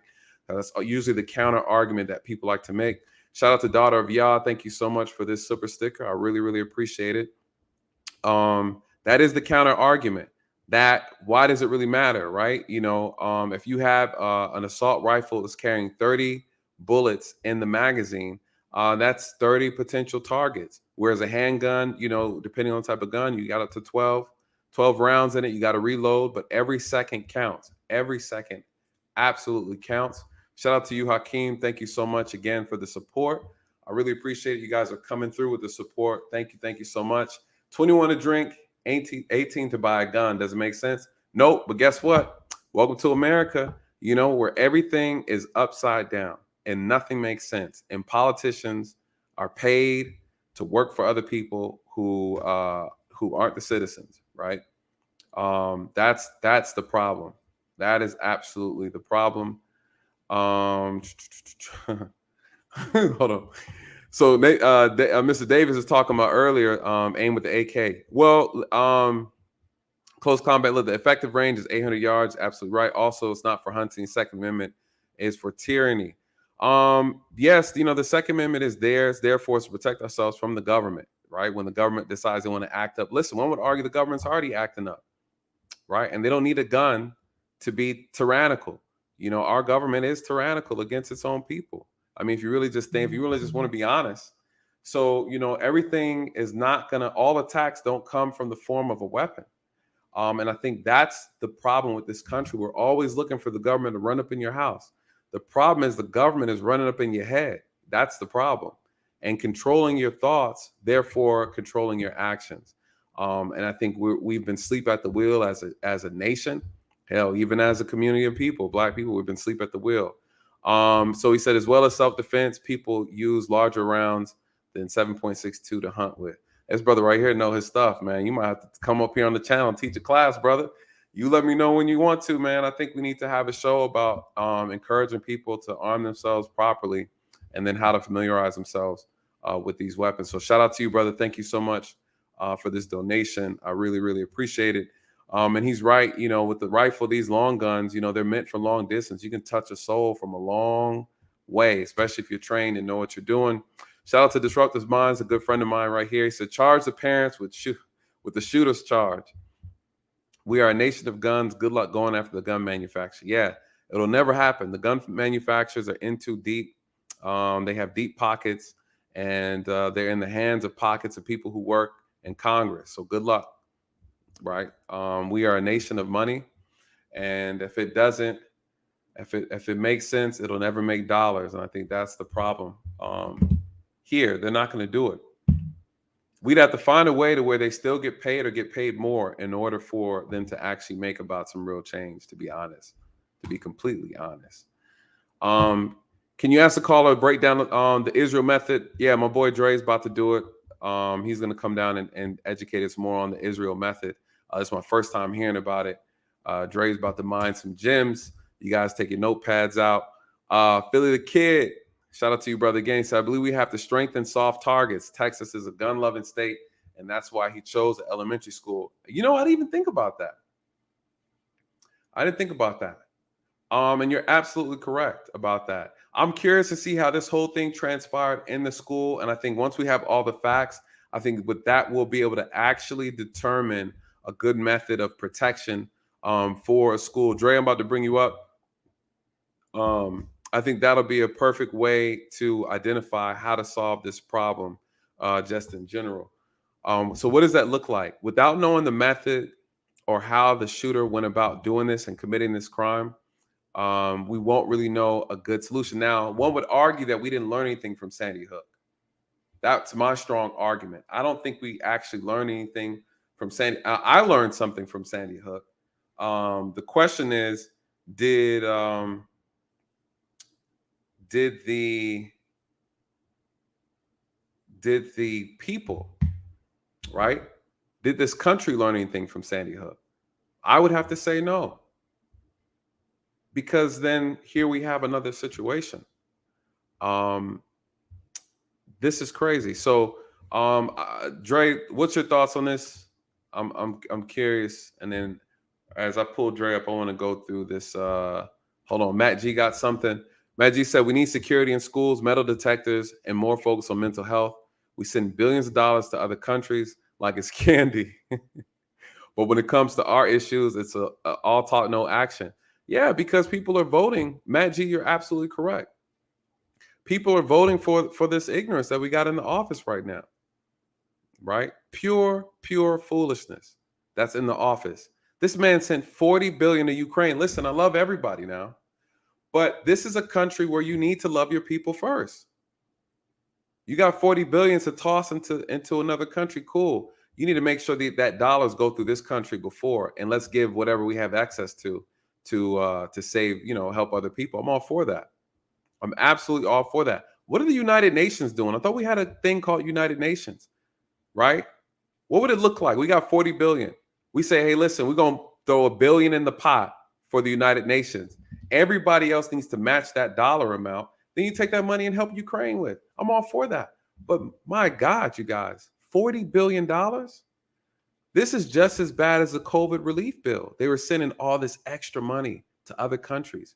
You guys, we have more than enough financial issues here. People are talking about reparations. They still haven't got reparations. The Black community is still demanding reparations. And then you disrespectfully take $40 billion and send it to the Ukrainians. Why is it so hard for Black people to get the reparations they've been asking for?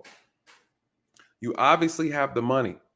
You obviously have the money. We keep voting for these people, you guys. And the military budget is deep. All right. They spent over $700 billion last year on the military. You mean to tell me the military can't take a budget cut for a little bit, just a little bit, to take care of some other issues? I don't know. Dre, what you got for us? Well, there's a couple of things I want to touch on. I want to go back to what Philly said earlier about what they did with the cigarette companies. They got the cigarette companies because they lied. That's how they was able to remember they had a expensive campaign in reference to stating that you can't get lung cancer from smoking cigarettes, and that was the issue. That's how they got them. In reference to teachers having firearms, you got to think about it. Prior to, let's go back. I'm not sure how everybody else is, old everybody else is, but the same argument came up when reference to arming captains of planes in the cockpit, having firearms in the cockpit. So what they did was, Oh, that's right. Yep. right. So what they did was they trained officers, I mean, not officers, pilots, how to shoot. If they couldn't qualify with that firearm, they were not allowed to carry that firearm into, well, actually, they didn't even carry it. The firearm stayed in the plane in a lockbox. And the only time they had access to it is in case of emergency. So they couldn't just arbitrarily go into the lockbox and pull the firearm out. So in reference to arming teachers, if they can't qualify with the firearm, they can't carry the firearm. Then what you could do is you could have the firearm in a lockbox underneath the desk that is triggered by an alarm that unleashes the locking mechanisms, or if there's a lockdown, in case of the lockdown, a code is given out either via text or whatever to the teachers that have qualified, so they'll have access to that lockbox. The combination on the lock continuously changes, whether it's biometrics or it's a tumbler, so no one could actually access that firearm, arbitrarily, just because they have an unruly student and they want to take care of it themselves, or a student come in there and try to take the firearm. Right. Okay. That's the thing. You can, and there's ways around it and ways of doing it, because what you don't want to do is take away the teacher's ability to use their mouth to de-escalate the situation. Because, one of the things about being in law enforcement, we forget half the times that we have firearms. We have to do what's called weapon retention because we don't think about the fact that we carry guns most of the time. So we have to, oh, that's right, got a gun. But if you're a patrol officer, you know you have a gun because you got that heavy ass gun belt on you that's weighing your hips down. But as a detective, I forgot it. Even when I'm off duty and I carry my gun, and especially more so now, I had to switch up guns. I went from carrying, my little shield to carrying my Glock 19. Just because I don't know. You know what I'm saying? I don't know. So what you have to understand is there's a discipline. You just can't put guns in everybody's hands just because we're in anarchy. You know what I'm saying? We're pretty much living in dark times right now. Yes. So we have to be sensible in how we attack this, and we have to be proactive and not reactive. It's unfortunate that we're reacting to the incidents that come on. But any decision we make has to be beyond today. It has to be relevant beyond today. Okay. Right. If something happens 5 years from now, will this law or these rules that we have in place, are they still relevant? Is this something that we can sustain? Because you can't go after the gun manufacturers because the politicians are tied into them. So whatever punishment, you try to give, is going to be a smack on the wrist. It's going to be leverage. You want my vote, you want my contribution, you're going to take care of me. You can't go against the parents. You could go against the parents of a certain age, because if your child skips school and don't go to school here in Georgia, they take your ass to jail for your kid not going to school. Right. So there are ways of doing it, but you have to understand that each state has their own laws. And how would you implement a federal law in each state? Each governor will have to be on the same page to allow these same laws to be able to implement in their state. Because there's always, you can come up with the same laws, but there's going to be deviations of certain language in it that is not going to make it congruent. Right. So that's the thing. And then you're creating these laws with believing that these governors are going to stay in power infinitely. Somebody else is going to come in and change it. Well, I don't like that. When Obama came in, one of the biggest issues I had with my fellow law enforcement officers, like, look, I have an arsenal. I have a lot of guns, but I never thought about buying an AR-15 till I got, till I went to SWAT school. I never thought about carrying it till they allowed us to start carrying it. I always carried a shotgun. And to your point, I never had a desire for one either. And I don't like guns, right? Like I understand the purpose of it. I enjoy the ones that I have, but I'm not obsessed with them. And I think for me, I've seen what they do to people, and it sickens me, right? Like but I'm a humanitarian, right? I love people. And so seeing death doesn't, granted, I'm not saying people like to see death, but I've seen what it does to people. I don't have an addiction or a fascination to them. I like them for protection. I like them to be able to save other people in need if needed. But overall, like to your point, I wasn't really that hype about getting a rifle before I got one. It just wasn't really a thing for me. It's still, look, my rifle is in the case now. It's tricked out. It's pretty pretty. It's but pretty. Yeah, it's pretty. I still got the bells and whistles on it now. I got the I got the Rambo starter kit on my shit. So, Facts. But the thing is, it's in the closet. Right. I don't even think about it. You know what I'm saying? Like if you I have something sitting on top of my fireplace right now that if I was to show you, you'll fucking lose your mind. You know what I'm saying? Please don't. They be ready to die. Don't do it. They be ready to take my channel down. Don't do it, man. Let me tell you. Look, yeah, it's covered up. Oh, you got a joint. Nah, you can show that. Show me that. Show me that. You got you got a katana. This will work. I'm heavy, I'm heavy. I'm not gonna show no firearms on this thing. You crazy? Let's show my. Yeah, I thought you was about to. See me. I got a katana too. I'd rather use a katana any day. You guys, this is for educational purpose only. YouTube. Jeez, YouTube is so sensitive, man. So I had this made in Japan. Okay. It has an edge, so that's Samurai Dre right here. Y'all ain't know? That's Samurai Dre. Okay. And you can see it has an edge. All right. I'm not gonna be careful because I don't want to cut up my couch. But what I'm saying is, it's discipline. Everything's about the mindset. True. Okay. And if you make a law to say that teenagers have to be able to, carry a firearm, then they have to test for it. You can't shoot, you can't carry. You know what I'm saying? And truth be told, background checks is trash. It's trash. Because right now, federally and stately, the only congruent law they have is a reference to domestic violence. If you're convicted of domestic violence, whether family violence battery, felony battery, or which is crazy, even possession of marijuana, you can't own a firearm. You're a convicted felon. You can't carry a firearm. But the way the federal government works, once you are a convicted felon, or you've been convicted of domestic violence, if you are in possession of a single round, you can be federally charged. You know what I'm saying?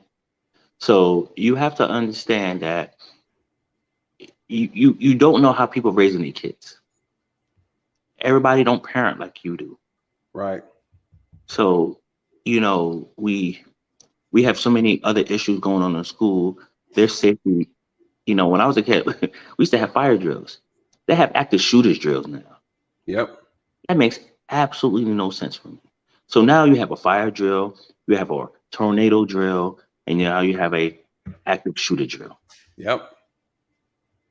You know what I'm saying? And then you have the fear mongering. So now everybody's on edge, and now people are doing things because they think you have the ability to do, opposed to you actually presenting a legitimate threat.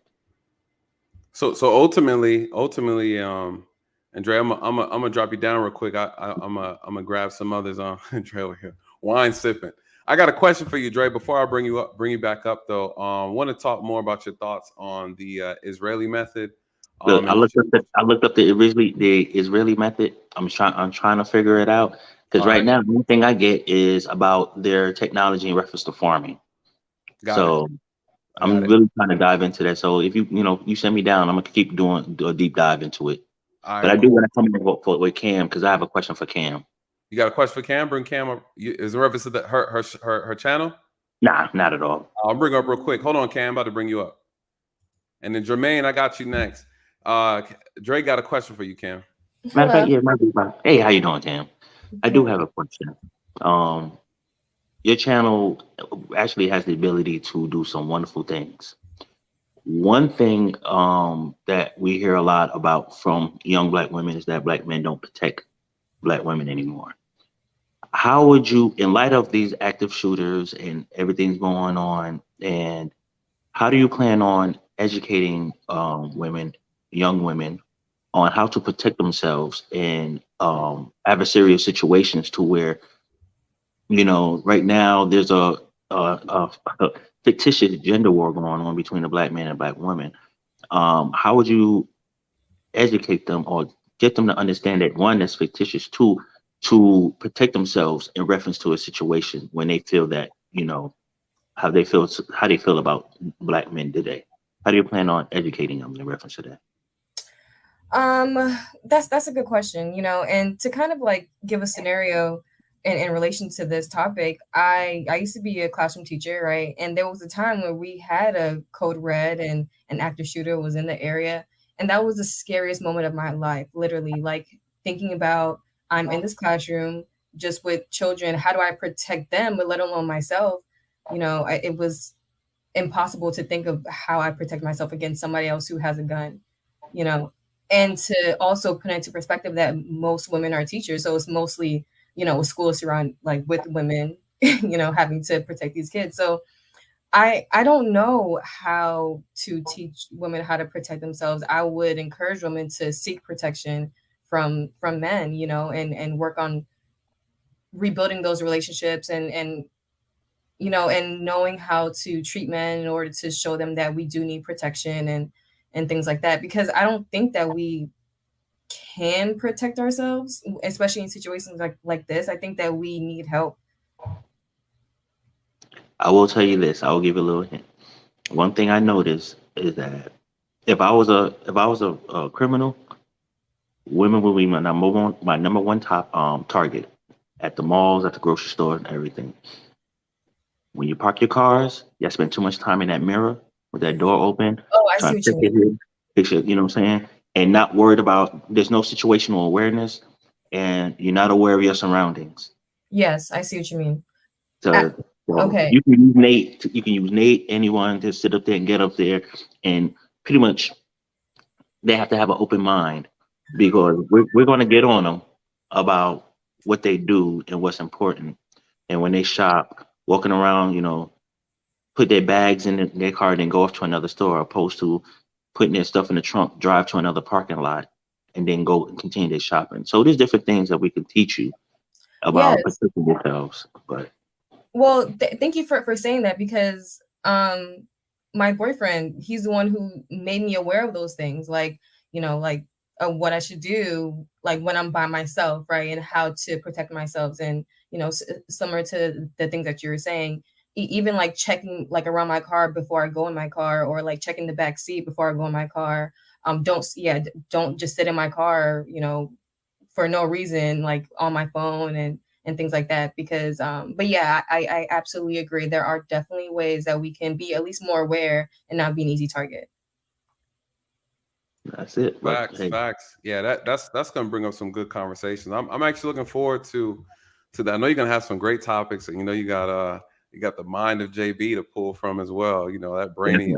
But So like, mhm. sorry, No, you even got with that, like I needed a man to tell me like how other people are thinking, like how right people can see me as a target. victim, you Yep. know.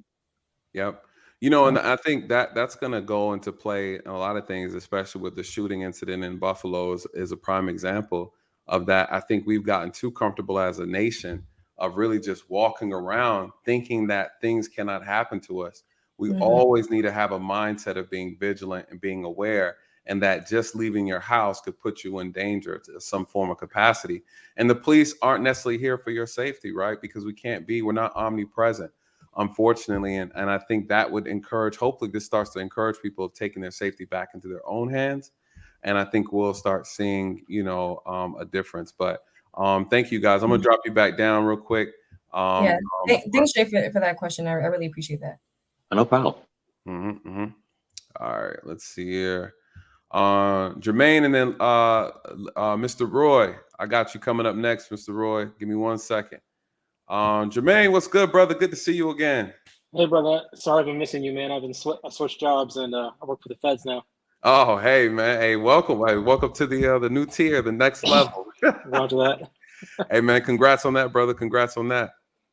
Thanks, man. What are your thoughts, man? I know this is a tough situation. It just seems like back and forth. We've had more drama, more shootings. Yeah.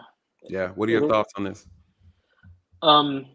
In regards to your, thoughts earlier, like where do we start with trying to fix this issue? A lot of people have mentioned mental health, and I'm a big stickler for it because, I'll be the first one to admit that I see a shrink monthly. Mm-hmm. And so there's a stigma that needs to be removed. And there also needs to be a bigger impetus on funding for mental health, because lately, when there's, cuts to healthcare, mental health is usually one of the first, line items that get cut. Right. When I was working as a street medic and as a law enforcement, I can't remember how many times I called for a bed and there just wasn't one available. Yep. So, whoever I was with went to what is usually the largest mental health facility in any county, which is the county jail. Mm-hmm. People don't want to spend the money. People don't want to spend the money. This is a money issue when it comes to mental health. Is there anything politicians can do to reduce it? We know we can't stop it, but anything you can think of that would be a good reduction? Is it possible to reduce it? It's more of deeds, not words. That's true. I'm tired of hearing these guys say, thoughts and prayers here, thoughts and prayers there. Right. I'm like, you need to turn those words into action. Yes. I don't think they have any ideas. We heard Kamala, she spoke for a minute, same Didn't old really say rhetoric. much. Yeah, didn't say anything. Word salad. Yeah. Do you think we learned from Sandy Hook? Do you think we learned from the Sandy Hook shooting at all? Did we learn anything? Was there Didn't learn anything to anything. learn? Didn't learn a damn thing. That's what I thought. Is there anything we could do to fortify these schools better? I know we don't have we don't know what he did or how he did it as of yet. I'm still checking back and forth, seeing for updates. There's nothing relevant. We probably won't know how everything was orchestrated until tomorrow. But anything that you think, from a law enforcement perspective, we could have done to fortify these schools better? Well, one of the things that I saw was my daughter's elementary school, one of the later years that she was there. They locked all the doors. No one was coming in. They had like a buzzer system at the front, and no one's coming in until you showed your ID and you were cleared by the office. So it's not definitive, but it's a start. Right. And they did the same thing at middle school, but when you get to high school, those campuses are open, and it's kind of hard to do something like that. That's very true.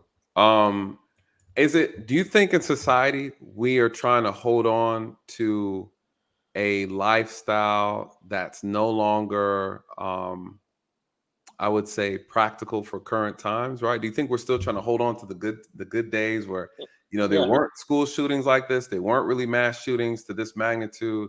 Do you think we're still trying to maintain that old way of thinking? Idyllic, that ideology from the past. I didn't have that problem when I was a kid, but just blind to it because it didn't affect me. Correct. But I was gonna say something I forgot. Sorry, man. No, you good, bro. That's me, man. I talk too damn much. Where do we go from here, though? What are your thoughts? Where do we go from here as a country? I mean, what it looks like. I mean, obviously, we know the politicians are going to stick to their get rid of guns. Points. That never works. It seems like a waste of time. But it's using fear to trigger votes, right? They use fear to placate on emotions, and then from there, try to galvanize votes that way. But if we're looking at real solutions, I think one of my big things is to put more money into public mental health. Okay. A lot of these guys, the Stoneman Douglas shooter, or whatever the hell his name was. Yeah. The guy from Sandy Hook, they had documented histories of mental health problems. Yes, that's true. And for whatever reason, they fell through the cracks. So there's got to be more money to put in mental health to follow these people, to make sure they don't get their hands on weapons. Make sure the reporting to the NICS system that clears people for purchases is more robust when it comes to mental health issues. Right. What also be a good idea. How do you, my thing, the problem too with this is the enforcement aspect, because with mental health, from my experience, is a lot of times you have people who are straddling the fence on suffering from a mental health illness and kind of still have their wits about them. And so your hands as an officer is tied. You can't force a person who's of the right mind, even though they're doing a balancing act, right? We call it down here, we call it 1013s. You know, if a person's not a threat to themselves or someone else, right? There's not, You can't do EOD. What do you do? How do you force somebody who's on the brink of a mental episode, right? They're suffering from mental illness, but they're kind of tethering on that line. It's so much of this is so unpredictable. There's so many variables to it. You know, people snap. You know, people get access. I mean, again, the kid from Buffalo, their parents are using the COVID defense.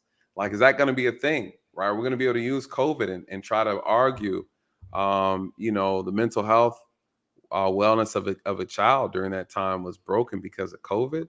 You know, I don't know, man. Honestly, I don't know. You know, it could be the impetus to go back and look at some of these EOD laws, because I have a hunch that in Oklahoma was last updated in the 60s and 70s. You know, some of these rules and regulations don't mesh with the times like they should. Right. And the legislatures are slow in trying to resolve these issues. Like with the funny stories of stupid laws on the books from the 1860s where, you know, you can't hit a woman with a stick bigger than your thumb. I can't remember where I saw that, but it was in the book somewhere. But there's got to be an impetus put on, you know, updating these mental health rules so the people that are teetering get the attention that they deserve, and the public is safer in the long run. I agree. I wonder what it's going to look like, because I think if they push any more mental health laws than they already have, it's going to be pushing against people's rights, because that's really what it comes down to. You know, you're going to have to enforce something against someone's will in order to, and again, the problem with all this stuff, especially when it comes to medical issues, that you end up, how do you enforce laws on people who, the big issue at the end of the day will become abuse, right? I think that's the abuse of enforcing those laws. And so I don't know, man. I think it's going to be interesting. I'm curious to see again how he maneuvered, what his motive was. And I think from there, we can definitely start to put together a real legit safety plan. A lot of these schools are going to complain that they don't have the money to fortify the schools properly. I think that's a joke, you know, at the end of the day. And I guess, you know, parents just need to speak out against this and say, how come, why was he able to do this? What are we doing to protect these kids? I think it's going to be an interesting conversation to have these coming weeks. We will see the same rhetoric from some of these politicians, and they're going to do what they need to do to get votes, man. But listen, bro, I appreciate you coming up, man, as always, dropping knowledge, man. Thank you so much, man. And congratulations again on the upgrade. Thanks, man. All right, bro. Have a good one, man. Appreciate it. Later. All right.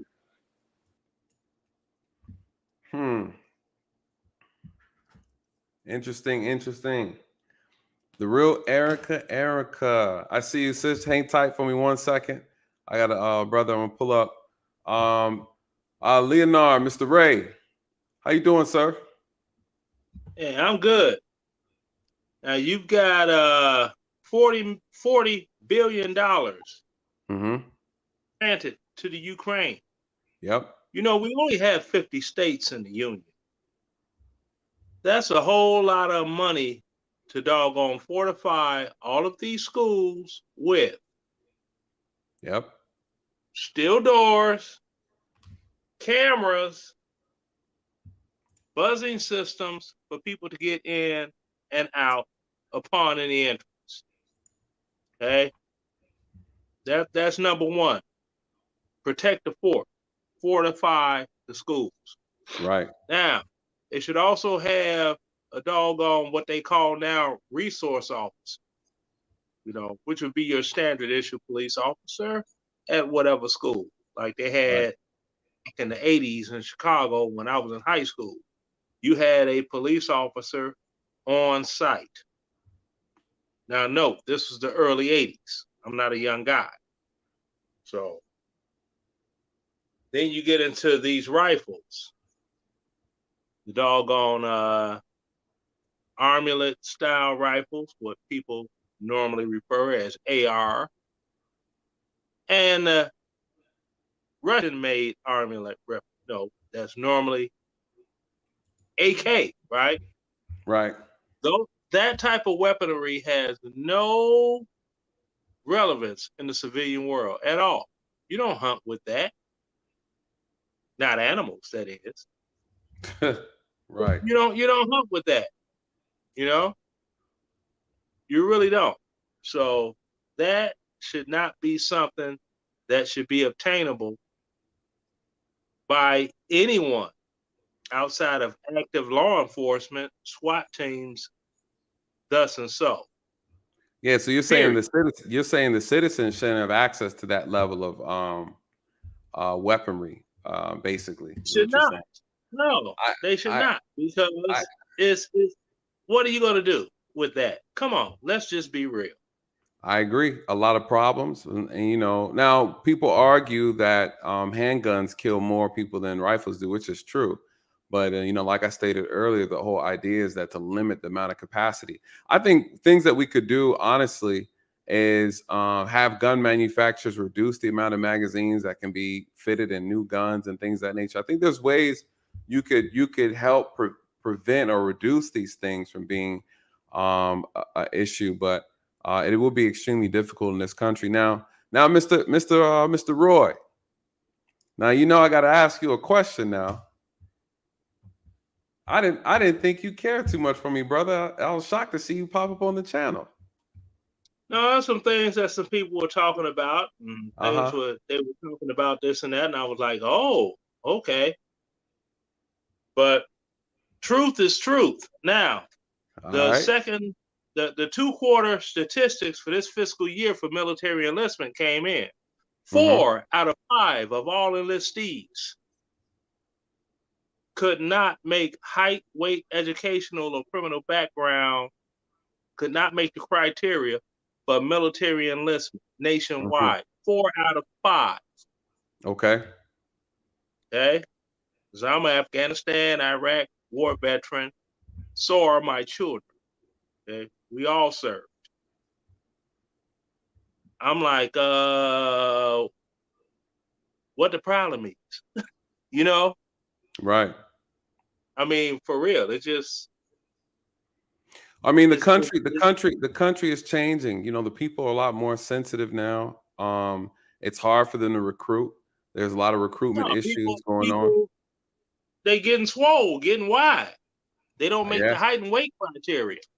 For one, due to poor diet, the educational background, they don't make, because all of these little ones are stuck right here. They're not getting properly educated, right, to pass a written test where they have to use an actual ink pen or pencil, and they have to be their keyboard warriors. Outside of that, they're easily distracted. You know, I get a chance to talk to a lot of people going into military recent, especially those who are in rank, and they tell me a lot of these things, how military has changed over time. So it is interesting. I mean, this entire country is changing, right? You know, society is changing greatly before our eyes. With the changes in the military, I'm glad that I was done before all them other changes kicked in fully, because I wasn't with that. But you know, you got some better training because of that as well. Let me ask you before I rotate you out. I got some more people in the back. You know, since I know you've been a unique critic to my channel. Since I have you up, I think it's a beautiful thing that you're here. Let me get your thoughts on this channel. Me personally, what issues did you have with me that you shared with other people? I think it's great to have that quick discussion. Okay, well, the only issues that I had was when you were talking about women should be submissive and this and that, and this is just me talking.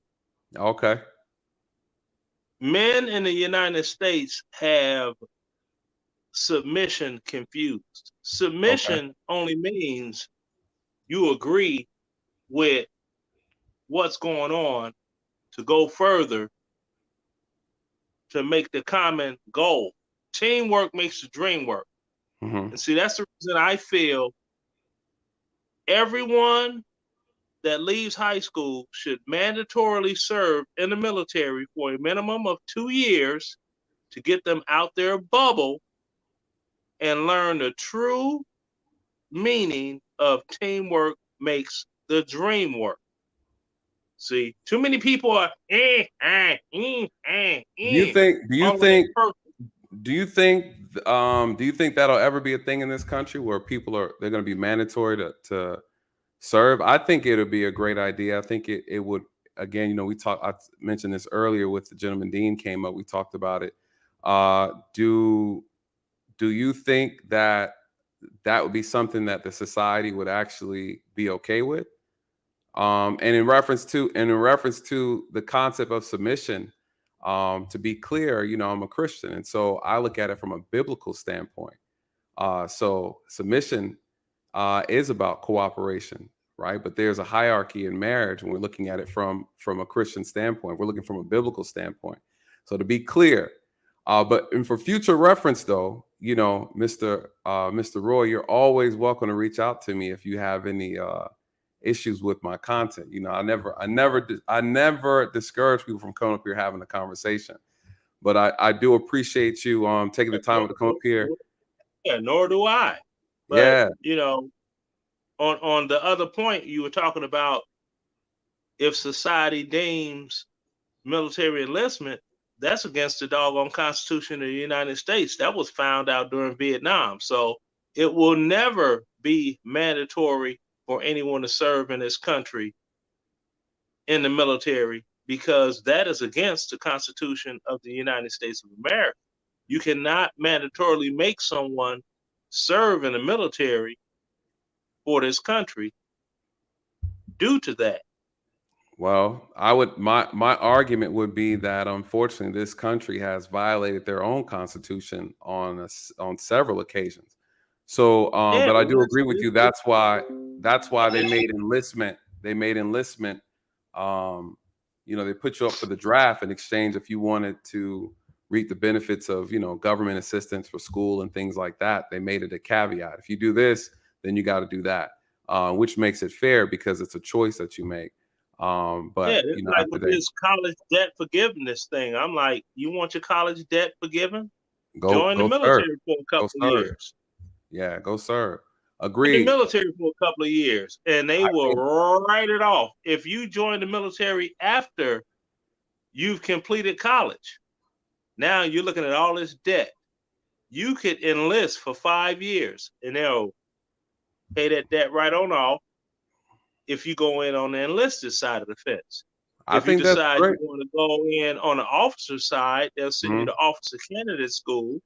You'll make more money, which enables you to pay off your college debt during your enlistment. Listen, it's better than writing them off for free. It's better than giving it all for free. Let them get something in exchange for. I think that'll work for me. But listen, Roy, I appreciate you, bro. I got to rotate you out, man. I got some more in the back. All right.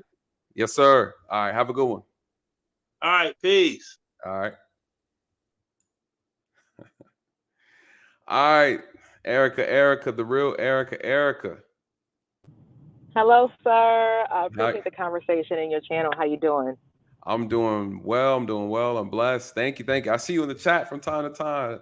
I'm glad you had an opportunity to come up. Thank you so much for joining us. My pleasure. Well, one, I would be cammed up, but I'm driving right now and it's dark, so you wouldn't be able to see me. So this conversation is like, man, I'm really like still processing everything that's happening because I've been in education and working in the realm of education for like 15 years now. Okay. And even as of Monday, I was in a lockdown for more than 5 hours because there was a threat of a gun in the building. Nice. And in all of my years, I've worked at some would deem some of the quote unquote most horrific schools in the nation. One of the schools that I worked at, they actually did a whole 2020 special with Diane Sawyer. You can find it on YouTube. You know what I'm saying? You up north? You working up north, right? Well,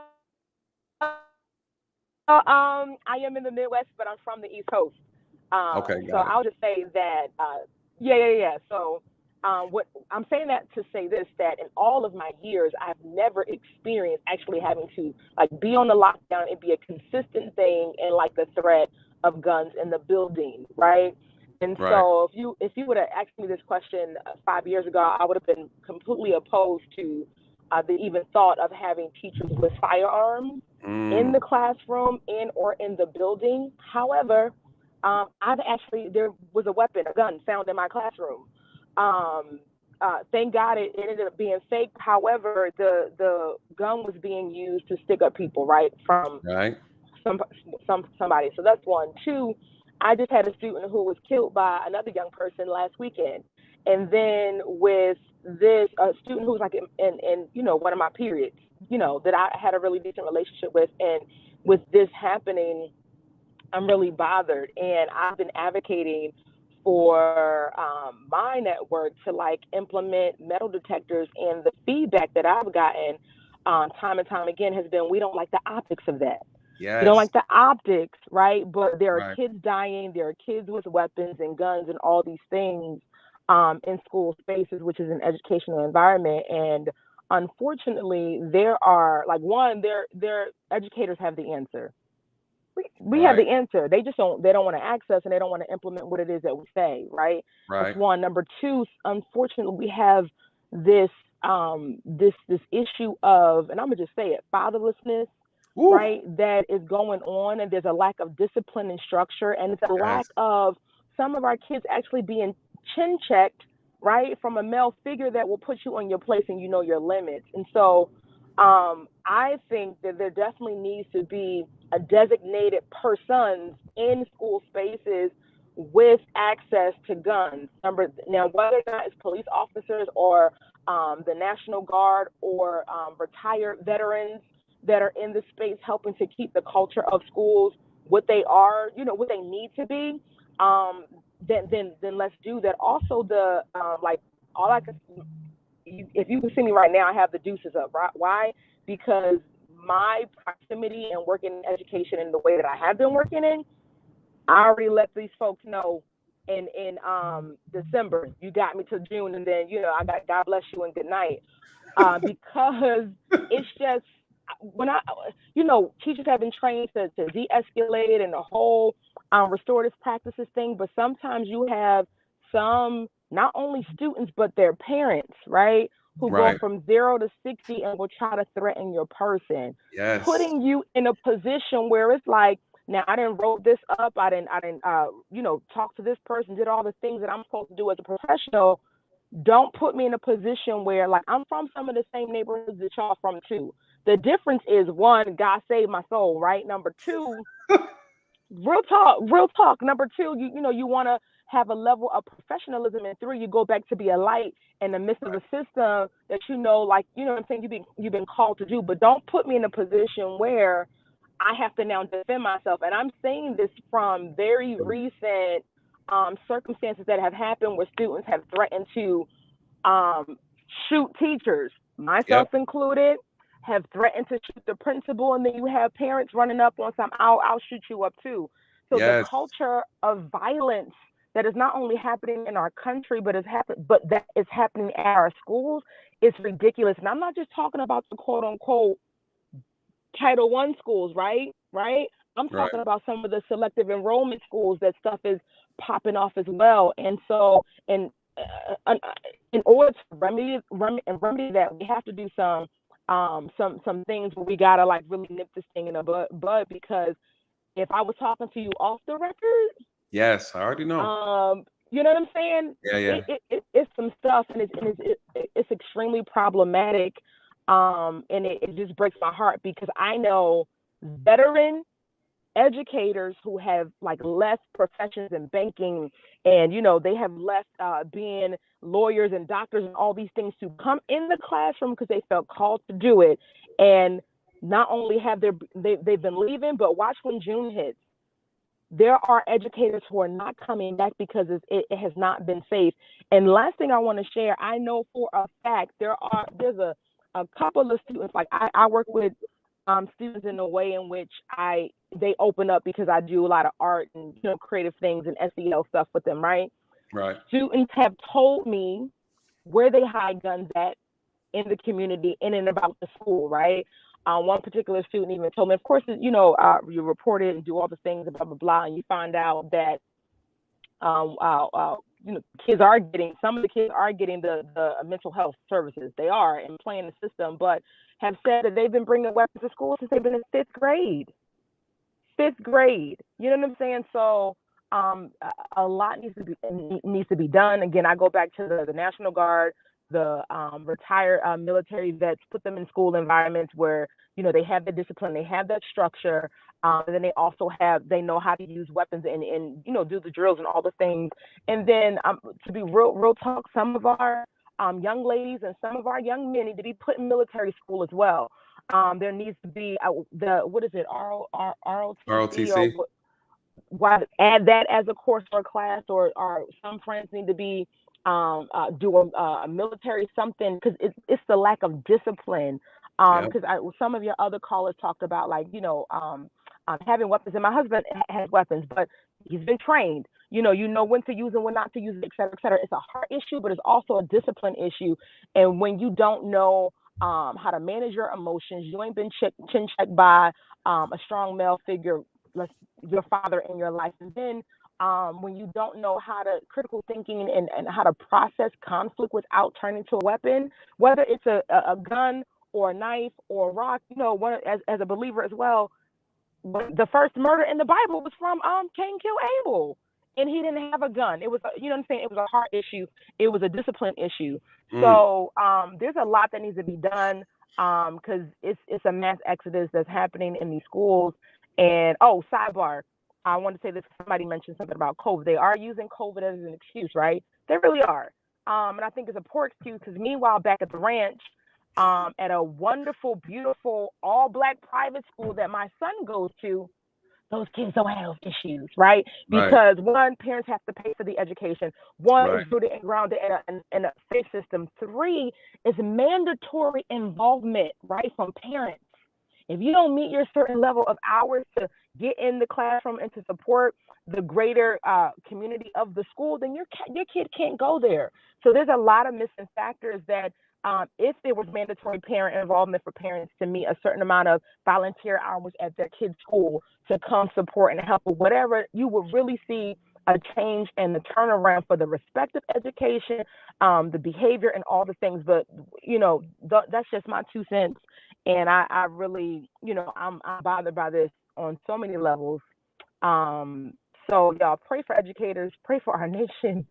And it's a lot going on. It's a lot. Listen, that was like 50 cents, not 2 cents. But let me tell you, Erica, that was well said, because I'm always have my door open for professionals, because you guys have insight into these professions that a lot of people don't have.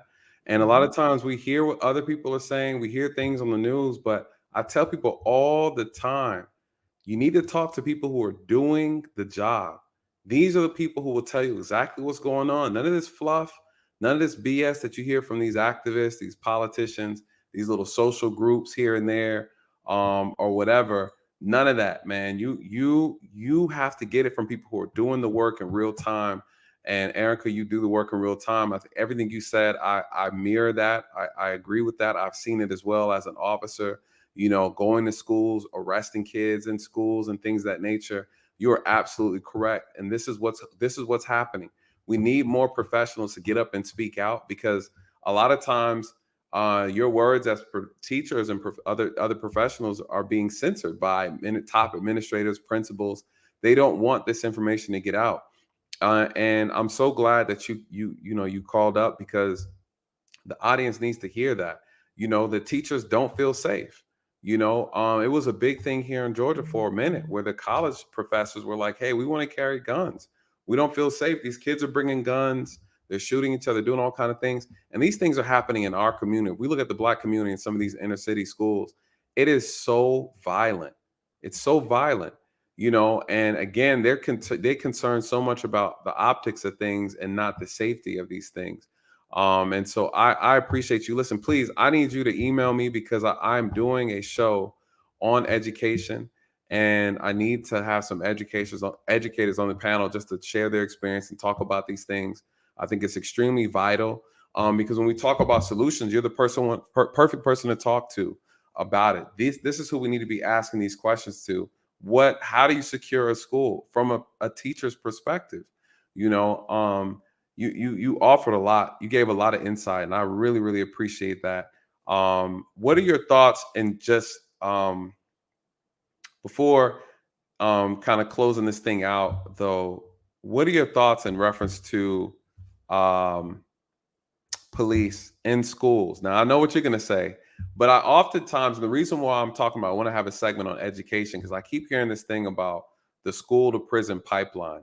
And, you know, this is how they argue that there should not be police in schools because it's just a faster way for them to get into the prison system. Real quick, what are your thoughts on that? Is that accurate? You know, I'm still doing research on it, but what are your thoughts on that? And what grade do you teach in school as well? So throughout my career, I've taught K-12. Currently, I'm teaching at a high school. So Okay. on the high school level, 9th and 12th grade specifically. I can see how people can argue that, but I think it's a poor excuse. One, the prison pipeline situation is can your kid read? Are they on grade level, right, or above grade level? And if your child gets to the high school level and they are not on grade level and they can't read, that's a home problem. That's a family problem. You've already set your child up to go into that system because they can't do the work, right? They, you know, normally most people in prison, if I'm not mistaken, you know, they've dropped out or they wasn't on grade level. I want to say they might be at a 7th grade reading level, maybe lower.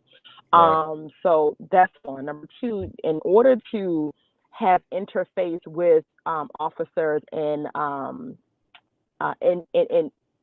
that's void of a negative light, have them in the school community, right? Have them engaged in conversations. I think that it will be great to have a monthly session, town hall, talk back with officers who are in the schools to be able to, you know, get a different perspective. My perspective on police officers, of course, has changed by my interactions with them, right? One of my neighbors is a sheriff. And I know some amazing officers. And then, you know, it's just like with any profession, there's some people who suck, but that you have to have them in the school environment because the school environment is a microcosm of the world that we live in. And to be able to break those negative ideas and thoughts, have them in the school, you know, and have them engage in conversation, I think would really, really work. But the school to prison pipeline, if your child is not on a reading level by the time they're 3rd grade, that don't have nothing to do with police. That has everything to do with your lack of involvement to get your child the support for them to be on grade level by 3rd grade. That's a parenting issue. So I think that's a poor excuse. And unfortunately, like you said, because of the severity of violence that happens in schools, unfortunately, you got to have that presence. And then you just have to, you know, flip the script and have it where there are, you know, I would say maybe bi-weekly, monthly sessions with officers to have conversations about how do we move and speak and, you know, build relationships with them. And I think it'll be fine. But yeah, that's my 35 cents maybe on that. I love it. I love it. Erica, do you have a channel? Do you have a channel at all? Listen, y'all, yes, I am building the channel. You guys will begin to see me go live more frequently once June hits. But yeah, check me out, y'all. I got 33 subscribers and I'm excited about it. Can't wait to get to 35. So hit me up, y'all. The real Erica. The real Erica. If Gail, if you could drop her link in the chat, please, you guys check out her. I love supporting other content creators, especially our Black content creators. What do you talk about on your channel, Erica? Is it what topics do you focus on? So I'll be dealing with having conversations that help to promote investing in people, places, and things. So Okay. of course, education will be one of those things, marriage, faith, and also business. Because at the end of the day, we got to level up our economics. I'm really excited about sharing and promoting entrepreneurship as well. So those are my things. Excellent. All right. If you could, I'm gonna see if I can pull, if they haven't dropped it yet. I'm gonna see if I can find your channel and definitely drop your channel. You guys, please go and check her out. I'm gonna drop your channel on the link. I'm gonna drop the link in the channel and the so people can follow you. And please, Erica, when you get a chance, if you could email me when you get a moment, I would love to do a show with you. Like I said, I want to do a special segment about education within our community and talk about the things that we can fix and repair and kind of what are the issues that are going on that need to be addressed. Awesome. I'm with it. I dropped my email in the back chat. And how do I actually find your email? It's on that little main YouTube page. You can go in there like Okay. on the about section. Got you. Yeah, you can hit me up there or on Instagram at Real Nathan Daly as well. That's my Instagram social media handle as well. So I see your email here. I'll also shoot you an email as well, and let's try to set something up. I think it'll be a dope show. Absolutely. You guys have a blessed evening, and thank you for what you do. You got my support. Peace, peace. Thank you so much. All right, have a good night. All right, Jay Speed. Sorry, brother. Welcome to the channel. I think it's my first time having you on, Jay. What's good with you, man? Oh, you on the mute. Jay Speed. I hope he didn't drop off. Can't unmute the guys. Jay Speed, you muted, man. You muted. Oh, you might be. Brother struggle streaming. Jay Speed.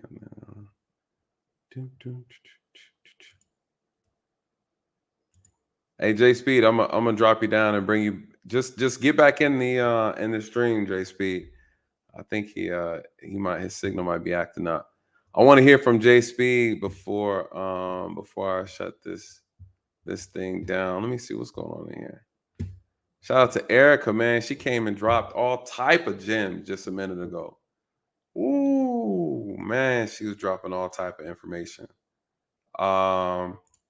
Okay, Michelle Anderson, thank you so much. Yeah, we're gonna figure this all out. So I'll get you the feedback on Israel to review. I have some data on it. Thank you so much. You can email me. Definitely email me. I think that would be good. All right, I see you, Jay Speed. Yes, Michelle, thank you so much. And I think you brought up a great idea. So Michelle, let me ask you, do you like the idea of the Israel review? Do you like that idea? I know it has a lot to do with using technology to kind of foresee, right? It's almost like Minority Report. Jay Speed, you ready, brother? Brother, you sweating back there or something, brother. He's back there doing cartwheels. Let me bring you up. Jay Speed, you good? I'm good. I'm sorry about that. Nah, you good, man. I see you struggle streaming, brother. Yeah. I wasn't struggling streaming. I was taking some other fare. That's why I put it up there 10 minutes. I needed 10 minutes. Oh, my bad. You didn't read the back check, did you? I'm still learning to keep up with this thing. I'll be struggling, man. Listen, this is my first time having you up, I think, man. I appreciate you joining us tonight, man. Yes, sir. It's a good night to join. And I've been trying to get in touch with you. I don't know if you work for DeKalb County. I used to. Yeah, remember I retired from there. DeKalb County, right? Mm-hmm. Yeah. So you know where the fleet maintenance is at, right? Yes, sir. Right off of there, near the jail, near the courts. Yeah, I used to design y'all cars, bro. Oh, that's what's up. Yeah, see, that's why I needed to talk to you. Yeah, so I used to design y'all cars. I used to see where they used to recruit them rookies when they first come out, and then take them and make them a detective. I was like, how is this gonna work? But they wanted fresh faces, and believe it or not, we used to take some of the cars that they get, like they bust somebody with drugs or something. We take the cars and we turn them into street-looking cars. Most of them was already street-looking cars, but then these detectives would drive around in these cars out there, would put radios and all that kind of stuff in and stuff like that. So yeah, I worked for DeKalb County about 7 years, bro. Yeah, and I went from there to an ambulance manufacturer. But just like I say, even though I was working for the fleet maintenance, I've always been out there in the streets doing the right thing. You know what I mean? Trying to motivate. You know what I mean? Because see, I didn't have a bad experience with police officers until I got probably about 17 because I boxed for him for like 15 years, and I then remember like you saying that. yeah, 17. Like when I was 17, I was a store detective, and I don't know. One of the police officers worked for Queen City. I moved back to Charlotte, North Carolina. I was living in Charlotte, North Carolina at that time, and one of the police, he thought I was pushing up on his girl, but he was married. But you know how you be a store detective, you work in one of these big old department store like Macy's, Right. and so you have to talk to him because you act like you a customer and you trying to catch shoplifters. That's what you're trying to catch, and so. But anyway, that's what was on. But anyway, even though that bad experience happened, he came in there and handcuffed me. When I got down to the station, Officer Staley was there. I said, "Layla, you got the wrong person. This person been boxing for us for like 15 years. Say, what you got here for?" So the guy had, for some reason or another, he went and found a guy with the same name I had, but we had different ages, and he didn't have the same middle name. So it was thrown out of court. He had to end up apologizing to me for that. But like, man, there's some wicked times out here today. I'm looking at the Yes. stories on the news and stuff like that, and I want to just touch base with this. You're a spiritual man. Yes. I'm a spiritual man. And we know there's only so much we can do, bro. I mean, seriously, because you live by the sword, you die by the sword. This country was founded on that sword that we are looking at right now. This is true. And this is the behavior that we learn in our history books, even though we can just cut off all TVs. If you look how history of this country, then kids reading that stuff, they imply that with the games they playing, like the strongest survive. The one with the Right. biggest gun get to kill more people.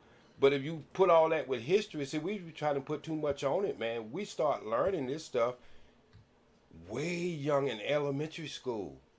And so what I'm trying to say is, if you don't have the right kind of guidance in your household with that spiritual beliefs, and then people can tell, their children that was wrong. That's history, but that's the way it started. But we know it was wrong, and we're just trying to make a better world now. But if you don't have that kind of guidance, children can take that in the wrong way. Say, look, man, if I got the biggest gun, I can make some changes. You see what I'm saying? Yes. You see, and this is where parenting comes in at. It ain't just the games, parents. It ain't just the rap records, parents. Because a lot of that rap records and all that stuff comes from them knowing how this country and how things work, how they see things work. And so we got to put all that in together and say, I'm never going to give up, man. I'm never going to give up good for evil.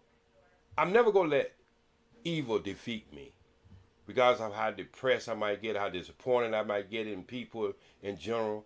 But I'm still pushing, man. And that's what one of the things we got to understand is it's good in all of us. I mean, you don't go through that 8 months of incubator, 9 months of incubator in your mother's stomach and just come out to just be bad. There's something happens in your life, man. There's something that happens in your life that you become whatever you become. It's just like grooming a flower or a plant or whatever.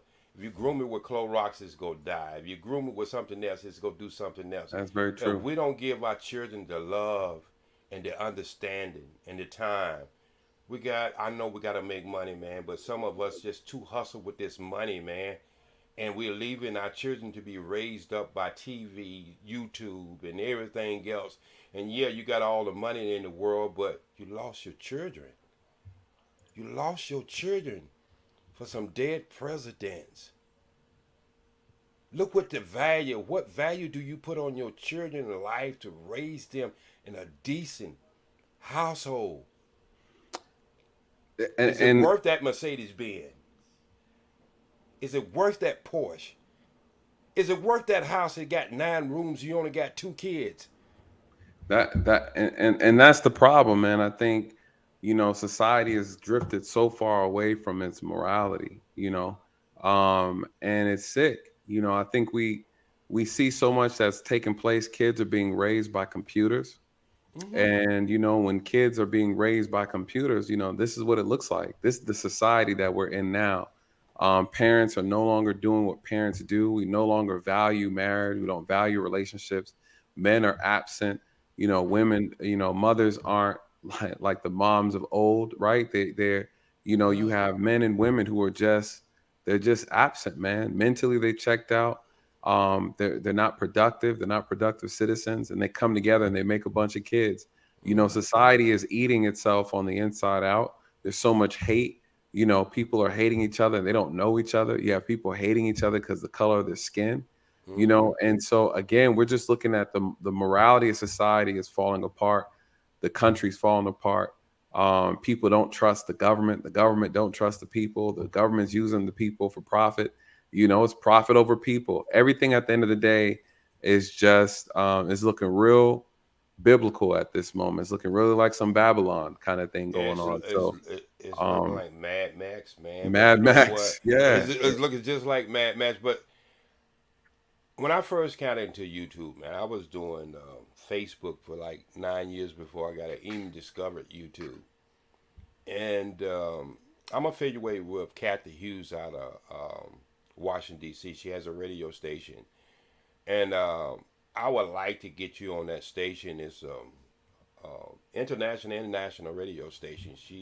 Kathy Hughes is real big into broadcasting. And one of my friends who were the first person to interview was the only person who interviewed Nelson Mandela in jail. He won the Peabody Award for doing it. And he has a radio show in Washington, D.C. called The Carl Nelson Show. And I would love, as far as your mindset, the way you look at things and the calmness that you keep to yourself, the calmness you have, man, is just like that takes a lot of discipline, man. It does.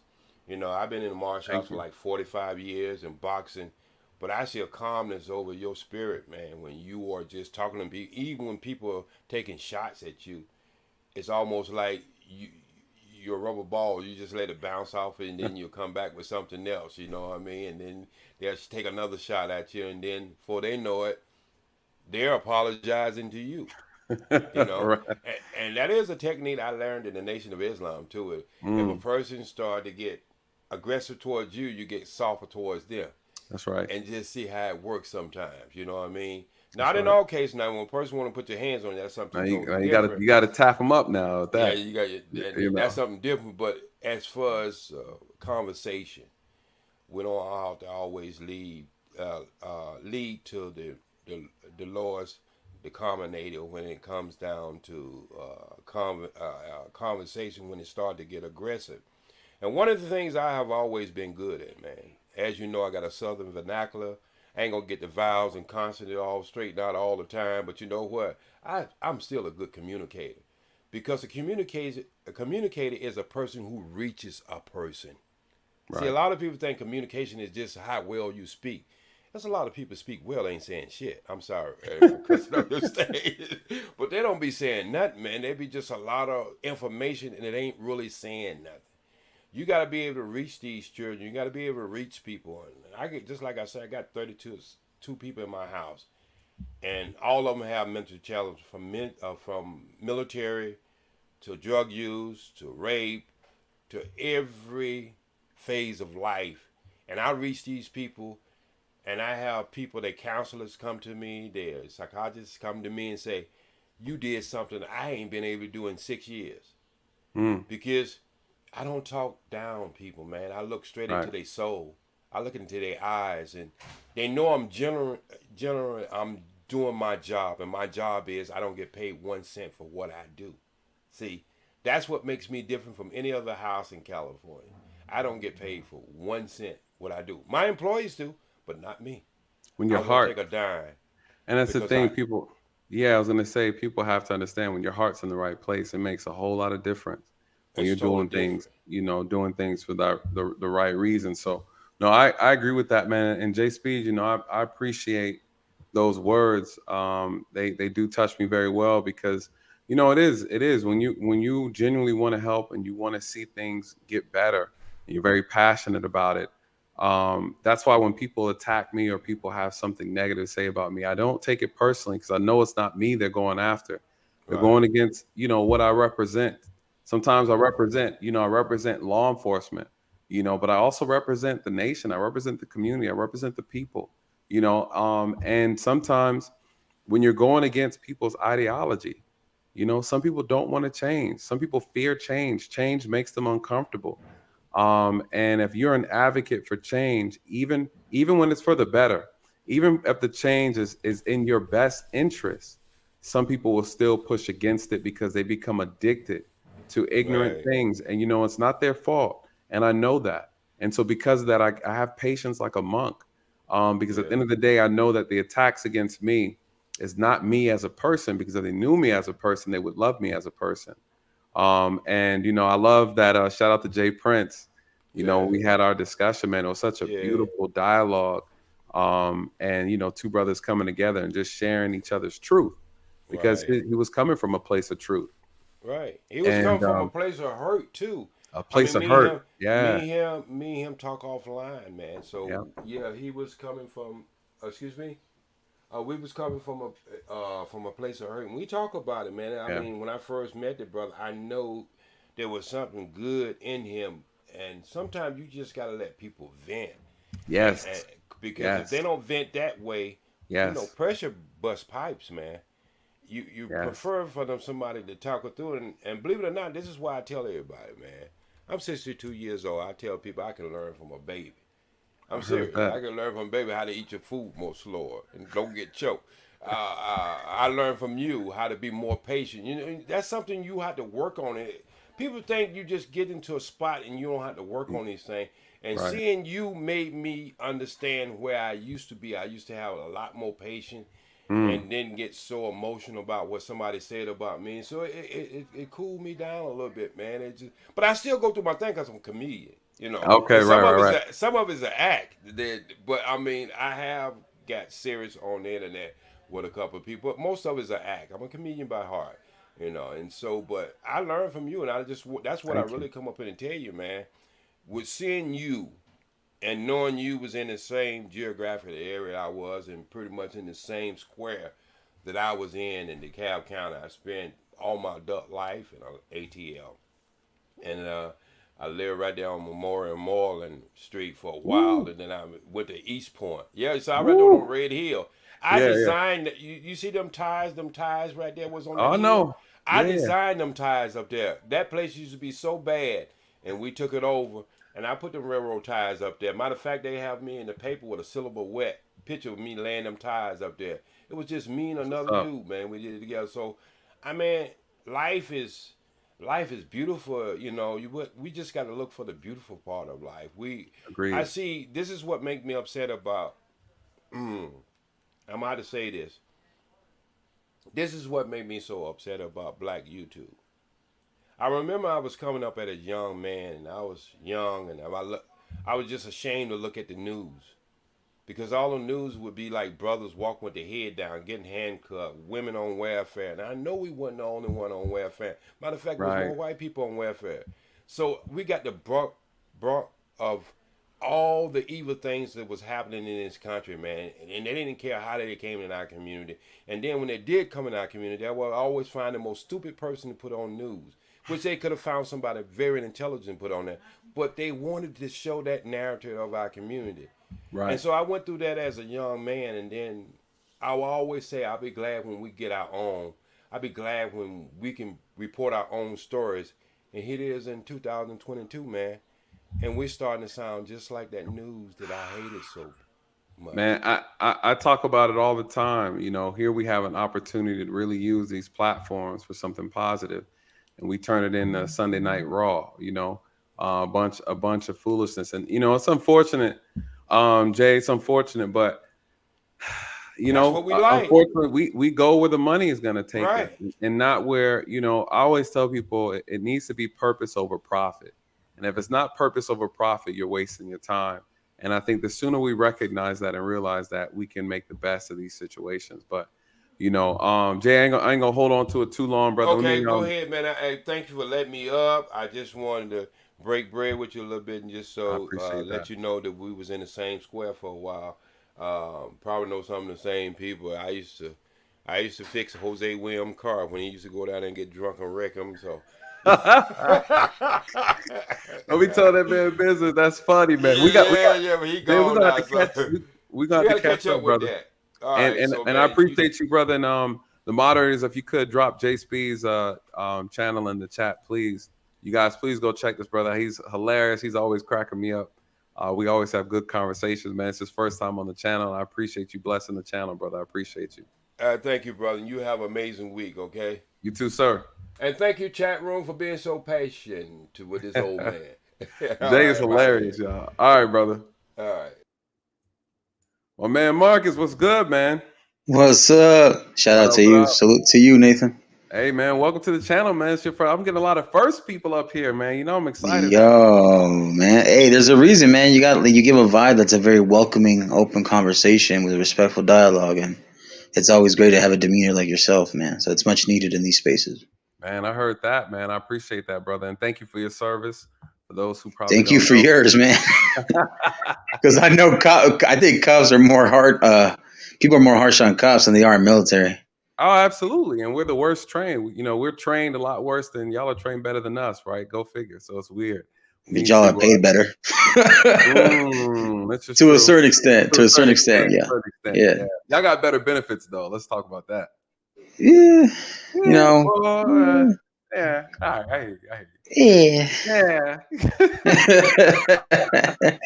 What you got for this topic, man? And I know it's crazy, man. It's been a lot of chaos lately. What are your thoughts on this shooting? What can we do different? I guess you would say, if there's anything we can do. Well, my first thoughts on the event. It's a tragedy. It's obviously a shame. It's a travesty. You never want to see stuff like this, especially if it's people you know, that you have family or friends that live there, Right. people that are serving in those communities, first responders, military that are stationed there. You don't know. We found out that the man had deleted one of his family members before he went out on the spree. Yes. I wasn't sure that was confirmed or not. That was confirmed. His grandmother. Yeah. Right. Right. And I don't know if he has some mental issues. It probably most likely does. That's just my opinion, not Nathan Daly's opinion. Just to be sure, but the 14 children who also lost their lives, condolences to the parents of those children and the teacher as well. I don't know if there's more, but I hope there isn't more. I hope, because I don't know what was the previous mass shooting besides Buffalo. But I know. Yeah. But Buffalo, and I know that I think one of the last serious ones that I saw besides the Colorado shooting was Sandy Hook, right? Right. Sandy Hook was one that was 40 to 50 children. Yeah, how much? Yeah, it was a lot. I want to say it was 25 or something. And I think they've updated this shooting to, I think now it's 18 students killed from the 15. That was also going to be a concern that, that some of those who were injured, might not make it. So look like it might be updated from 18 students and one teacher, giving a total of 19. It's sad, man. This is just a sick, twisted thing, man. As far as your other question that you had also asked me, I think it's I know it's been said a lot, it's a rhetoric or it's been a cliche, but the background check, a mental check, being trained for hours of weaponry, see where they are at mentally. I'm not one to restrain somebody from their constitutional rights, because that is one of the things that we do go, that it's a privilege to have, and it's a reward to have in some cases to be an American citizen. However, there is a saying that a former Special Forces Army vet and a former UFC fighter named Tim Kennedy said, a constitutional right that goes unused is one that's wasted. Okay, correct. But with that being said, it's a huge responsibility. So you have to live up to that responsibility. Yes, agreed. So I don't know I just don't really know anymore, because Virginia Tech, Columbine, even what happened in the airport, I believe in Florida a few years back, where it was found out, I think he was a terrorist or something, international terrorism. And it was in Florida, I think in Orlando or something. And you also had the Pulse nightclub. You also had about that. That was in Florida too, wasn't it? Correct. Yeah. You have the recent ones that we just had, like Buffalo, like you said today. So the numbers are rising in these areas. You have Colorado shooting when The Dark Knight Rises came out, 2012. That's right. So where do we go from here? I don't know, but maybe it's just tough because people are complaining about restrictions, but then it's like, well, with restrictions comes what? Like too much freedom is chaotic. True. So I don't know. I think, the problem is people are always trying to predict. You can't predict crime. This isn't Minority Report, right? And so the problem is you can't predict anything. You can only just be prepared. I think that's the message that needs to be delivered, is that preparation, be prepared, expect the unexpected. If you're not doing those things, you're doing yourself a disservice. The one that's prepared is the one that's going to most likely survive. When children are prepared, right, we have to stop shielding citizens in this country as if nothing bad can ever happen. That's the mentality of this country. When you go to other countries, people expect foolishness to break out, right? And so I remember first going to when I first went to, what country was that? I want to say Poland. And I got off the plane and everybody's walking around with rifles. The military are policing the airports. They're policing, certain areas, important targets, right? Or they call soft targets. The military is there. They act as police, in a lot of these countries. And so they're always, France, same thing. They're always prepared because you can never anticipate when these things are going to happen. You just have to be prepared. And I think that's the message that needs to go forward. They want to take guns away, reduce this, reduce that. That's not going to do anything. You can't change what's already happened, but you can prepare for the next one. And I feel like we have not been preparing properly for these things to actually happen. As we see after the Sandy Hook situation, we still have schools that are not secure properly as this one. And again, we're too comfortable in this country, in my opinion. We're too comfortable. These freedoms are beautiful, but they mean nothing if you take them for granted, right? Freedoms have to be protected. And this is not a utopia. This is far from a utopia. And, what do you do? What do you do at the end of the day? What could have been done differently? And what should have been done differently? And did we learn anything from all the previous shootings? And again, perfect example, on average, there's approximately 600 mass shootings a year. 600. It's crazy. It's crazy, man. It's crazy. People say mental health, but how do you force health care on people who don't want to be treated? That's true. Another thing, so it's like, I hear all the political rhetoric that's going to come down the pipes the next few days, but guess what? There's nothing you can do about it. No one could do anything about the actions a person's willing to take within the moment's notice. They shouldn't have guns. Well, how are you going to make that happen? But what we can do is prepare and prep the citizens to, one, be mindful, be watchful, be vigilant, right? And to use their situational awareness. These things have to be taught. These things absolutely have to be taught. You need to be able to spot a problem before it occurs. And to the best of your knowledge. Tactical awareness. There you go. There you go. We're too comfortable. I think that's the moral of the story is this country as citizens, we've gotten too comfortable, as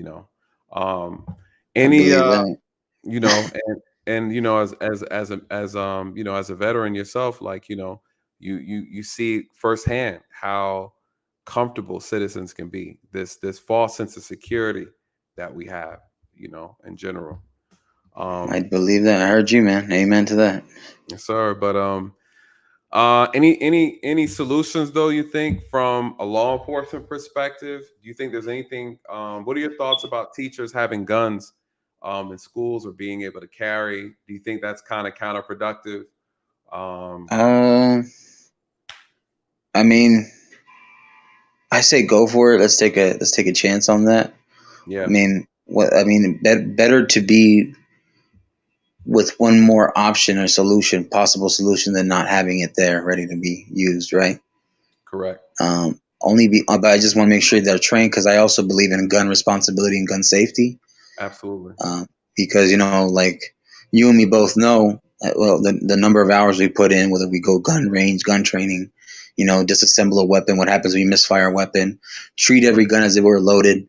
Don't play around with it, because that weapon or tool is a tool of destruction. It can be a tool of death or deletion for YouTube purposes. Right. Right. And that's something that we're always trained. We're got down in the gun range, zeroing your target. Shoot to injure, shoot to prone. 2 to the head, two to the chest, 1 to the head type thing. So hopefully, we can just find the middle ground. Be at least more in a prepared strike, because like you said, we don't know what's going to happen tomorrow, but we can at least have a few more shield. If we can have a few more contingency plans or preemptive plans, prepared plans, because like I don't know how many security guards are at a school, but I do know that maybe we might need some more help around the background, maybe the barrier a little bit. Yeah, for sure, absolutely. Preparedness is going to be key. I look at criminal behavior. I look at mass shootings like this. The way I look at it, I look at them as natural disasters, right? A force that you cannot control and is going to happen whether you like it or not. A natural disaster, you guys. That's what I look at. That's how I take it. That's exactly how I take it.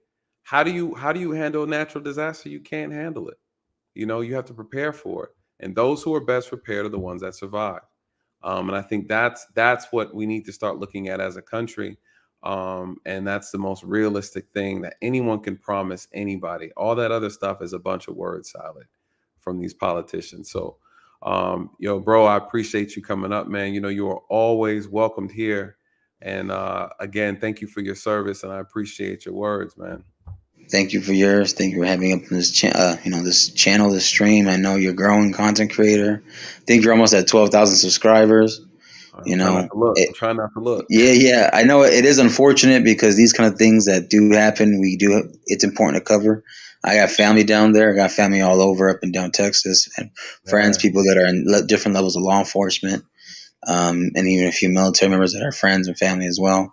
So I hope it's safe out there. I know that Texas is a cowboy county. It's cowboy country down there. It's it's something of the Wild West at times. Very patriotic. They believe in their guns, prisons, politics, and their football. So religion. So you gotta be careful, man. Other than that, man, I'm not gonna hold you to it. I know you've been up here for 4.5 hours.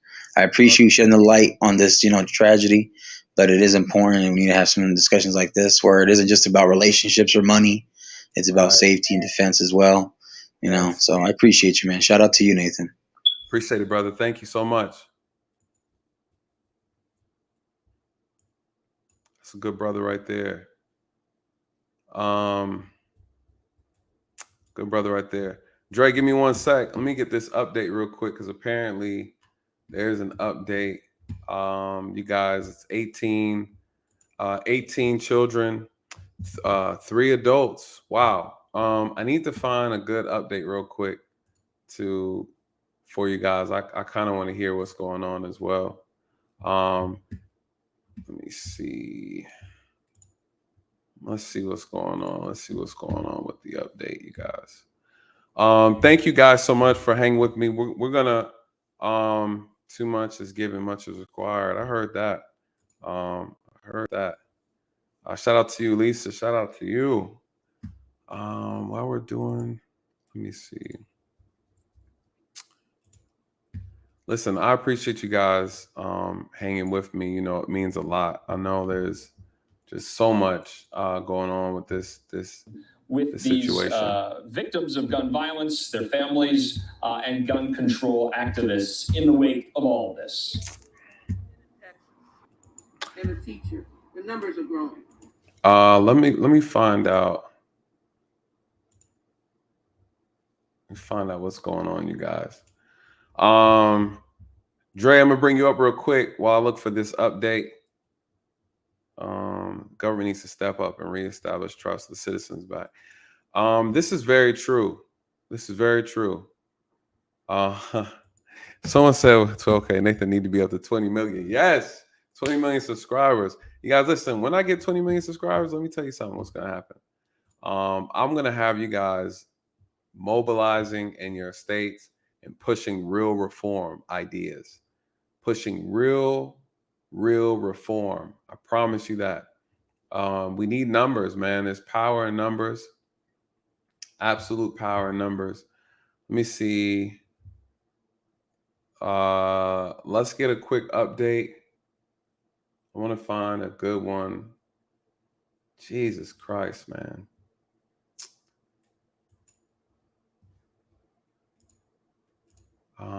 We're going to do an update real quick.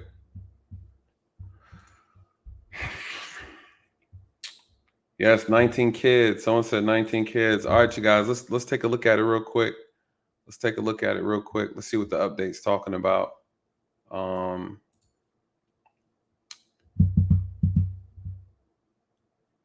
In our coverage of the deadly school shooting in Uvalde on our digital platforms. And a sad update to begin with. A state senator saying the death toll is now 21. That's 18 children and 3 adults. Police are set to give a news conference right now. Let's go ahead and listen in as they get started. Appreciate your patience and understanding.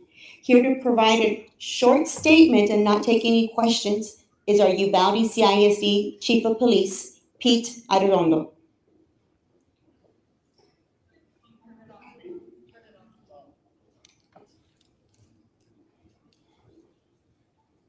I don't see him. Switch. Would you like for me to do this? Let's do this again, Peter. Sure. I apologize. I did not realize we were not on, and you probably could not hear what I was saying. I am Anne-Marie Espinoza, Executive Director of Communications and Marketing for Uvalde CISD. This is a tragic time in our district, so please know the investigation is not complete. We will only be sharing a statement with you, not providing questions. We greatly appreciate your patience and understanding. Here to share a statement and not take questions is our Uvalde CISD Chief of Police, Pete Arredondo. Thank you. Good evening. Again, briefly, as of now, we're still working on this active investigation. Once we're able to provide information to the families, we will do so. First and foremost, obviously, our priorities is to get information to our families and give them some information. So please bear with us in regards to that. Secondly, once we do get some information that we can release to the public, we will be doing that. So please know once we do get some information, we will share that with you and call another press conference. Let me assure you, the intruder is deceased, and we are not actively looking for another individual or any other suspects in this case. We definitely ask you all to keep the families that are involved in your prayers. Thank you so much. Here to provide a statement and not take any questions is our Superintendent, Dr. Hal Harrell. Good evening. This was a tragic and senseless event today, and my heart was broke today.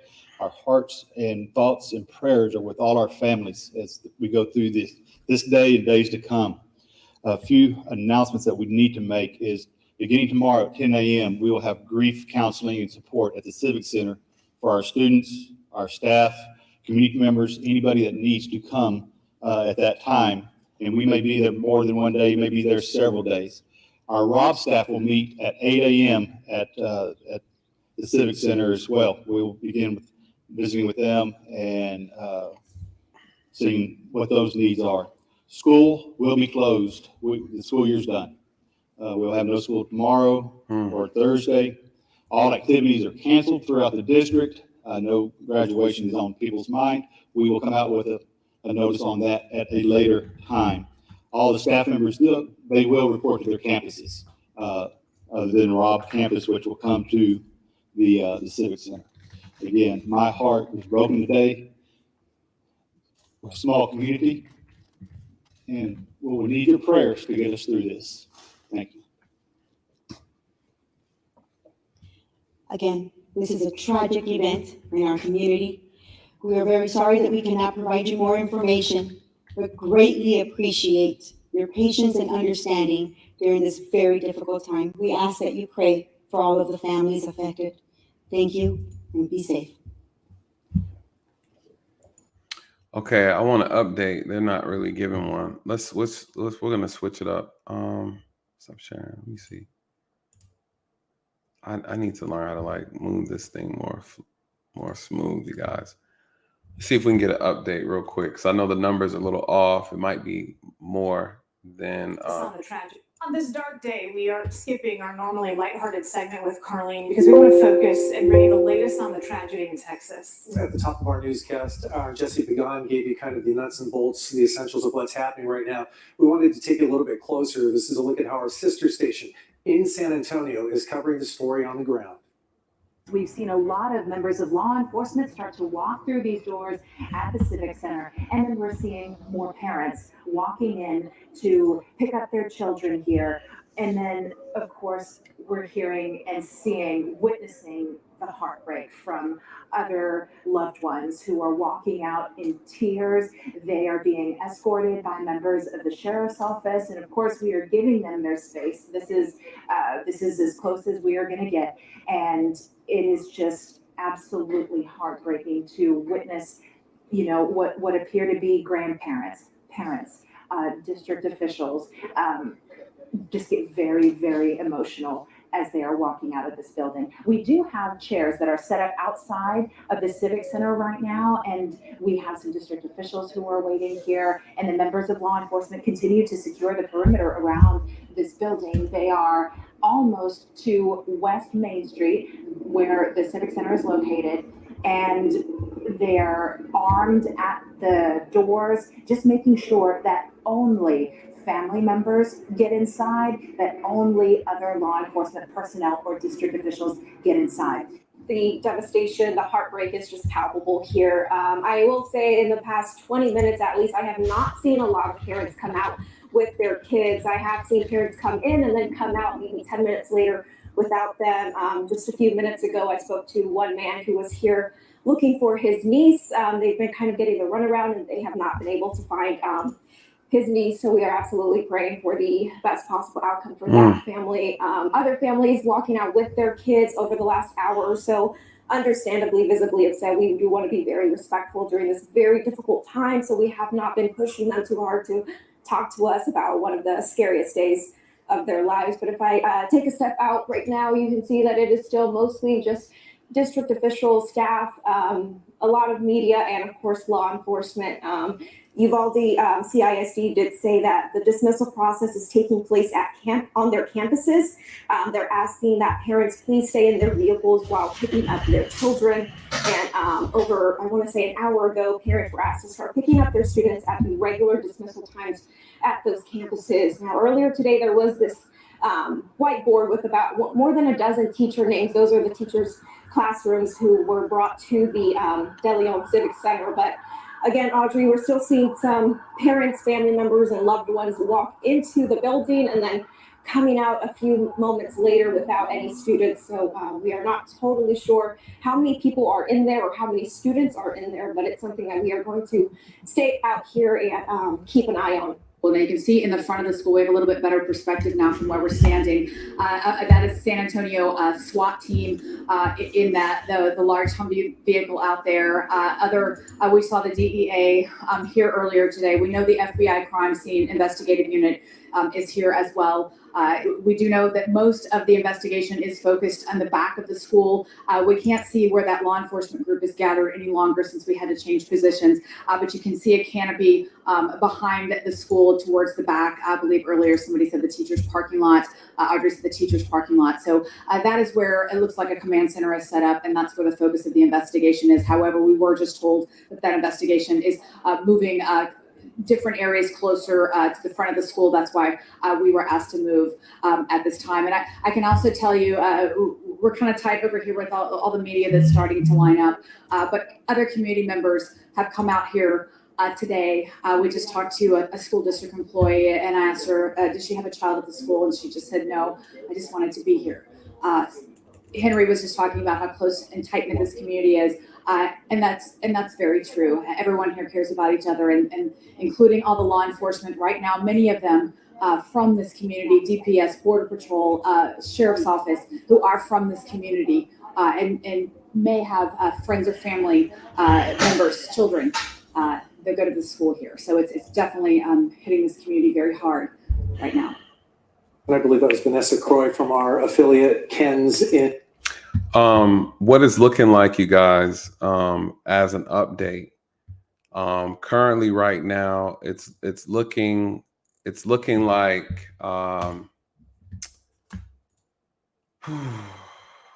this shit is crazy. 19 children and 2 adults were killed. 19 children.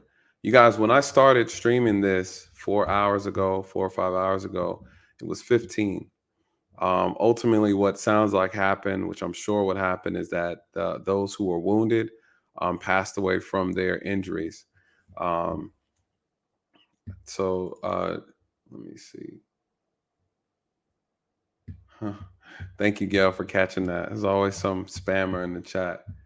I want to share this. Dre, I'm about to bring you in.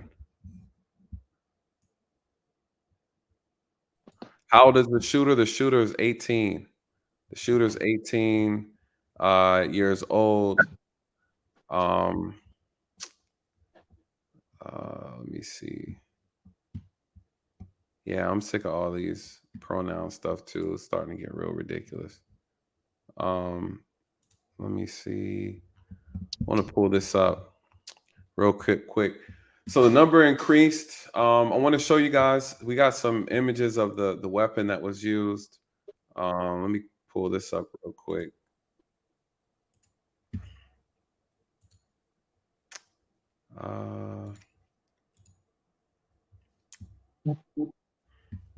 So the current toll right now is 19 children, 2 adults. I'm curious to know who dropped the ball on this. I'm really curious to know kind of what happened. So of course, the shooter posted some stuff before this ended. I mean, before he went out and carried out this this massacre. That's the gun that was used, I'm assuming. So he did use a rifle. Again, for those who know, the suspect is 18 years old. He's a student at Uvalde High School. It's not far from the elementary school, I don't believe. Oh, correction. Uvalde is about 85 miles west of San Antonio. But that's a picture from his Instagram. I'm pretty sure the feds already took his Instagram down. Let me go on here real quick. Dre, what are your thoughts? Anything you want to? I just find it amazing. I really do. I just find it amazing. You know what I'm saying? You know, we got folks in the United States hungry, homeless, living way below the poverty line. We're sending $4 billion to other countries for different things, but we can't take care of the home. You know, and it's just like one of the biggest arguments when, you know, Obama became president, when everybody thought that he was going to take away the guns. You know, here's the thing, as a law enforcement officer, I felt at ease knowing that automatic weapons or semi-automatic high-power rifles weren't out on the streets. Right. You know, and to sit down and fight, like, look, if I was in law enforcement and someone said, hey, you got to give up your rifle or whatever guns you have, but you got to show me that you're going to provide the safety and the peace of mind that I can walk these streets and not have to worry about somebody, you know. I'm not worried about militia, you know, foreign militia coming in and doing something. I'm not. That's what, you know, the Second Amendment was pretty much built on, because it was built because you had to worry about the British creating their own militia to try to take back the United States. So because we didn't have we weren't unified, it allowed the citizens, or I even say citizens, the colonists, to arm themselves and defend their property, but which really weren't their property; it was indigenous property. Right. So we conflate the different things. You know, it's funny how we like to take shit that happened centuries ago and apply it now when it's not relevant. You know, we can come together for about 15 minutes for September 11th. but we can't come together to figure out how to get these guns and that's out in the streets and these straw cells and these ghost guns off the street to protect our citizens. And we have such a it's not my problem till it becomes my problem mentality. It's crazy. It's crazy. You know, and it's unfortunate. I mean, you know firsthand, I have an elementary school age child. You know what I'm saying? She's sleeping in the next room. You know, I hug her a little tighter, you know, but I teach her, keep your head on a swivel, look around. If it don't feel right, it don't look right, don't be afraid to walk away in the other direction. You know, if you hear something in school, don't hold it, don't think it's a joke. If it don't sound right, you can let me know and I'll take it from there. But and the thing is, a lot of her classmates and a lot of know what I do for a living, you know, so it was crazy. Kids talk. They talk. And they'll tell, 9-year-olds, 8-year-olds will sit down there and talk and tell you what's going on in school, what's going on with this student and that student. But the problem is parents don't listen. Parents think, and the thing is, and firsthand, you arrive on a scene and there's an incident, whether it's domestic, regardless of what it is, who do we go to first? The children. Right. And the children are going to tell you the truth. Daddy did this, then mommy did that, and boom, boom, boom, boom, boom. They have no reason to lie. Right. You know what I'm saying? And then you go separate them and talk to another child. You get the same story. No deviation. You may get more details because they was able to see more. You know what I'm saying? We have to start listening to our children. And it got to the point now, I know when my daughter's lying because she is so passionate when she feels that we don't believe her. I'm telling you, she is passionate. And coming to find out, I found myself on many times and I have to apologize. My bad. You're right. You was right. I was wrong. I did say that. Or I did do that. Or I did say you could do that. You know what I'm saying? Because, you forget. You used to be that age. And you forget how it felt when your parents didn't believe you when you was trying to tell them something. Right. My question is, for this 18-year-old, how many people did he tell what he got issues with or make threats and they laughed it off or didn't tell anybody about it? Right. You know what I'm saying? Or whatever teacher, the first teacher that was killed, what threats were made or what incident did they have amongst each other that hasn't come out yet that it could have been prevented? How did he slip beneath the radar? And you talked about what the Israeli method is. They're using social media, Facebook, Instagram, and different social media aspects to predict the next incident. They're looking at the chatter. So once you're targeted, they start actively monitoring your family members and the actually person that they're watching to predict the next crime. Okay. How effective is that though? Are they saying it's very effective? So far it is, but the thing is, here's the problem. There's a biases because it's only done against Palestinians. I see. You know what I'm saying? So it hasn't been implemented in anyone other than the Palestinians. So you really don't have a real sample size of it working because you're already gearing it because you're already in a holy war going on between the two. So there's a little biases there. Yeah, the algorithm is works because you're pretty much targeting a specific group, but add more variables into that group and see if the algorithm, is still as accurate. Right. So that's the thing, because what I don't like about it is, well, it's targeting Palestinians. If you adopt it here in the U.S., then who do you think they're going to target? Black folks. When it should be targeting white folks. Because, yes, we're capable of doing mass shootings. Do you remember the first mass shooter I remember where, was the DC sniper. And everybody thought he was white. What about Columbine? No, I'm talking about black. Oh, black. Okay, yeah. Okay. I don't remember, honestly, I don't remember. He was black. You're absolutely right. I don't remember any other black mass shooters. The media doesn't really. Right. Yeah. And that's the thing. But remember, we used to get briefs. Right. You know, we used to, even when I worked for the federal government, whenever something went down or there was something, we'll get briefs. They called it, sensitive information. You get certain clearance that comes in a brief, and you get your own envelope with the data and the info in it, and then you actually have like, we'll have a roll call, but you had to study up on that brief because you get questioned on it. Because you have protocols and action plans in which how to implement the plan that you just finished reading. So if something happens, you're supposed to spring into action because you already know what your duties are. You're not, swinging at the hip. Right.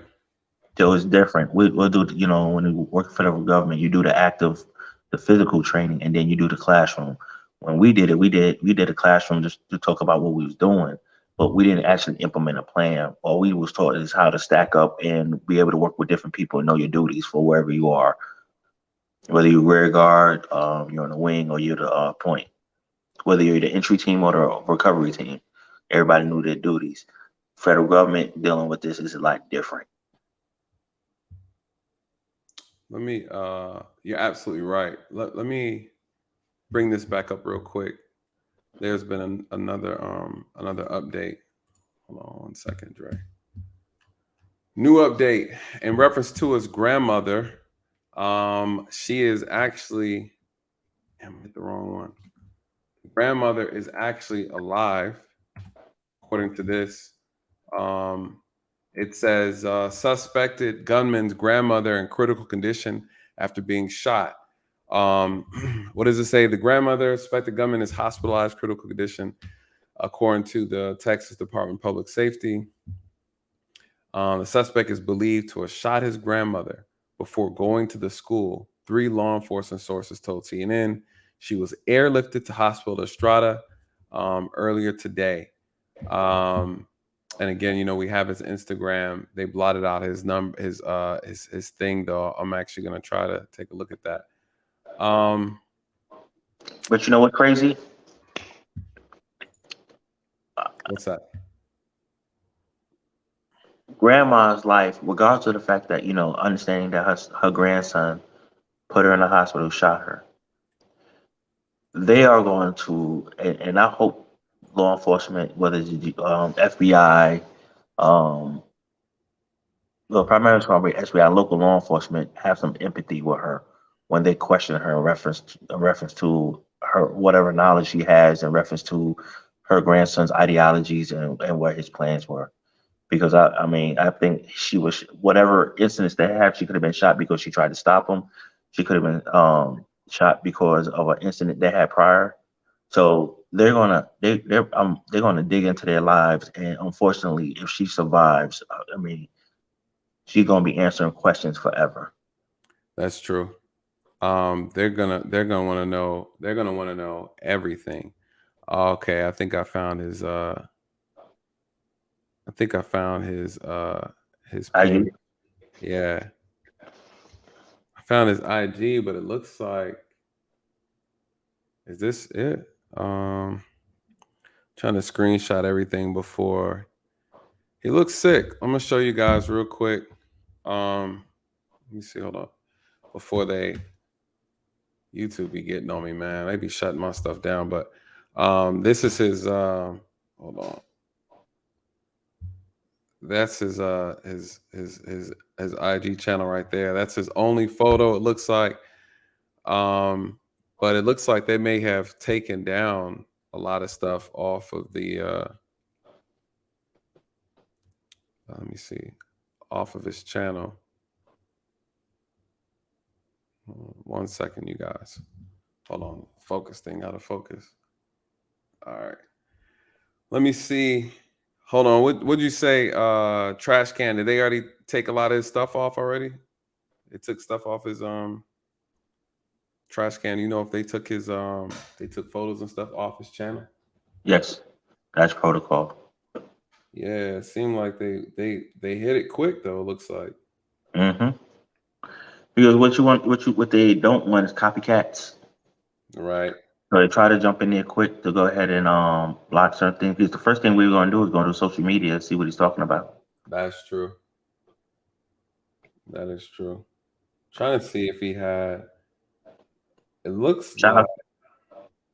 Shout out to Trash Can. What trash can say? Nothing. Just give him a shout out. Oh yeah, they said Dwayne said definitely scrub.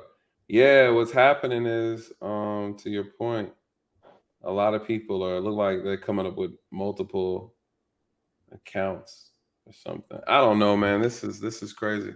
But anywho, let me see if we got any updates on here. Yeah, I'm gonna shut it down. Oh, he was wearing dresses. Okay, damn, Trash Can be on it, boy. Trash Can be on it. Yeah, so apparently they're saying he might. Well, I don't want to even speculate. He might be transforming on us. So we don't know. Yeah, he might have been having an internal conflict. You know what I'm Might be saying? internal conflict. Facts. So, we do a lot to come up with excuses to why, some folks do what they do. Sometimes it's just irrational. We're not going to be able to come up with a reason. We so pressed on closure and understanding, and I've said it before. There's no deterrent to a made-up mind, and we cannot impose our own morality on the immoral. That's very true. That's very true. I mean, that is the moral of the story, right? Matter of fact, Cam's right on time with this. She said the morale in America is low. I don't think we're anywhere close to a solution. Dre, to your point, if you could repeat that again, because I think that ties perfectly into what Cam is saying right now and what you were saying. You guys are essentially saying the same thing. Yeah, definitely. You can't impose morality on the immoral. Yep. If a person doesn't have the morale, they don't have it. They don't have it. There's nothing we can do to change that. That goes for the people who pretend to be moral as well, have good moral judgment, like i.e. our politicians, right? So this goes just as much for them. You can't enforce any value system on them. They're just as corrupt as the violent person in this country, right? The violent person who acted out this crime, because again, they're not doing anything that's benefiting or bring anything positive to this country, to this nation, to this world. They are a cancer. People who wish evil or wish bad on others. I don't care where you are or what you have. You can be in the highest ranking person, official in this country. Doesn't mean you mean good or wellness for these people. You're just as bad as him. You're just as bad as him. So watch out for certain words. I would say, Dre, what are your closing thoughts before we shut this thing down? I think we're definitely gonna have a part 2 tomorrow with the updates. People are gonna be trying to pick this thing apart. Closing words. My closing words is, if you have elementary school children, middle school children, high school children, hug your child. Open up dialogue. There is a time where you can, I won't even say put being a parent aside, but be a human being and talk to your children and express to them the importance of being vigilant. And not being afraid to express or tell you what's going on with them. You have to understand that right now the world's in turmoil, and pretty much nobody cares about you. Nobody cares.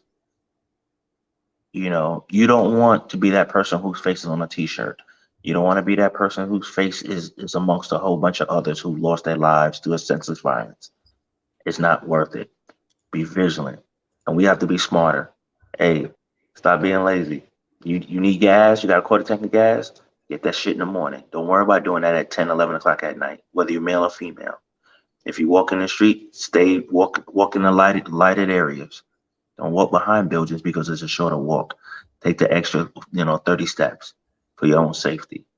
Pay attention if it don't look right, because unfortunately, these shooters aren't just white. They white, they black, they're Hispanic, and they're Asian.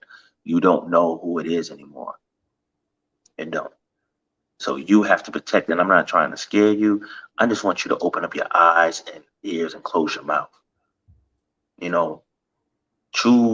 Figure out when the most vulnerable time where you can be attacked.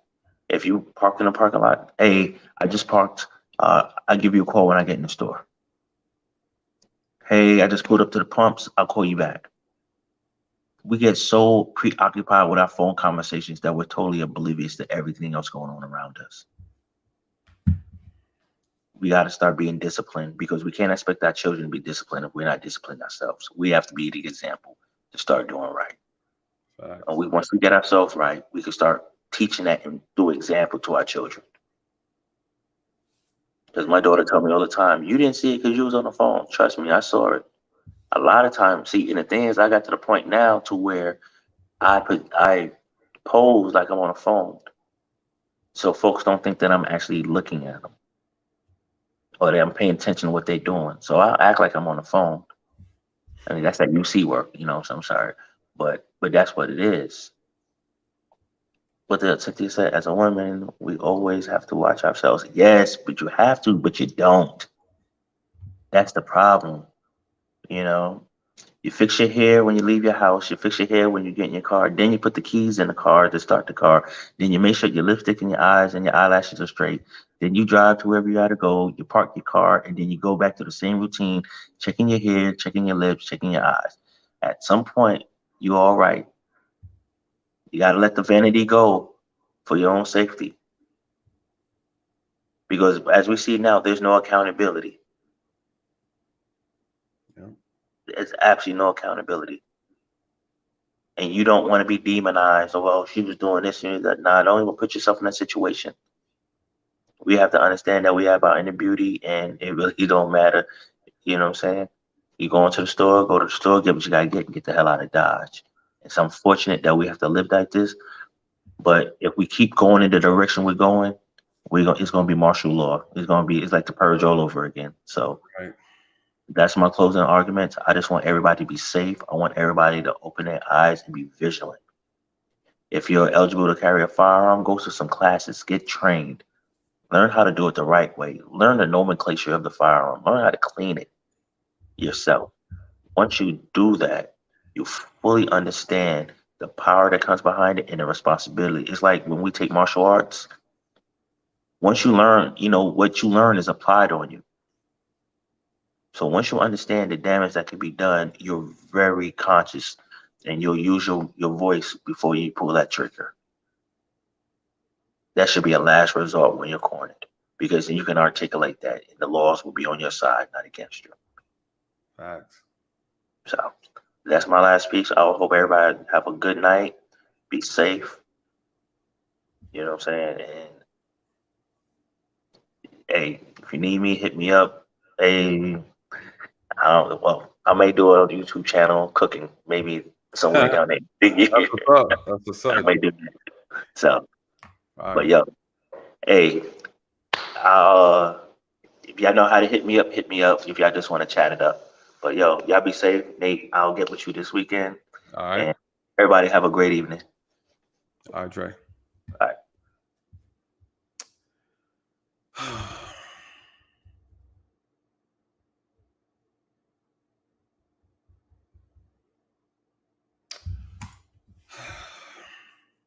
That's a good point, Mr. Awesome. That's a good point. And we got to get away from that thinking. We got to get away from that thinking, because that's counterproductive. If someone's giving you advice and you think about it as victim shaming, but that is what people say to deflect conversation. The reality is, this is what you need to do to keep yourself safe. We got to start getting out of this thing in this country where people are so sensitive when you try to say certain things like, hey, as a woman, you need to be mindful of this. Hey, as a man, you should be mindful of that. Hey, as kids, you need to be mindful of that. Instead of deflecting or getting offended or taking offense to it because, hey, just because of that I'm a kid means I can't, or just because I'm a woman I can't. Again, when people are giving you advice about your safety, take it. Right? We've gotten so sensitive in this country to where you can't say certain things to certain people or they're easily offended. All this women need to be protected. Come on. Right? Let's be real. Let's be real. Safety first. Ego last. We got to get our pride out of this thing. You know, this is real. I think we've gotten way too comfortable. When I have conversations with my sister, I tell her the same thing. You know, I tell her the same thing. Put your phone down. Focus on what you're doing. It's going to be okay. That's the problem. We're too comfortable. We think that because this country is the way that it is, that nothing can happen. Some of the greatest threats in this country have come from the inside. Radicalized citizens hurting other citizens, right? Boston, remember how you can't even go out and jog outside. Movie theaters, churches. Come on. You know, elementary schools, schools in general. And when you try to tell people about their safety, about being mindful, they get offended. They get offended.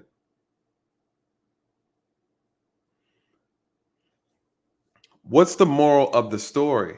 Dre said it perfectly. Cam said it perfectly. You know, you can't change it. There's nothing you can do to change it from happening. It is it's a natural disaster. Again, you guys, you know that it's going to come. When and how, you don't know. How much damage, you don't know. It's a natural disaster. It's natural. It's organic. It's organic. There's so many other factors that take place that influence this thing from happening. It's natural. It's organic. When you start looking at all the variables in this country, you can see how these natural disasters are formed. Natural, organic, influence. There's variables to this thing. It's multifaceted. What do we have? We have an 18-year-old man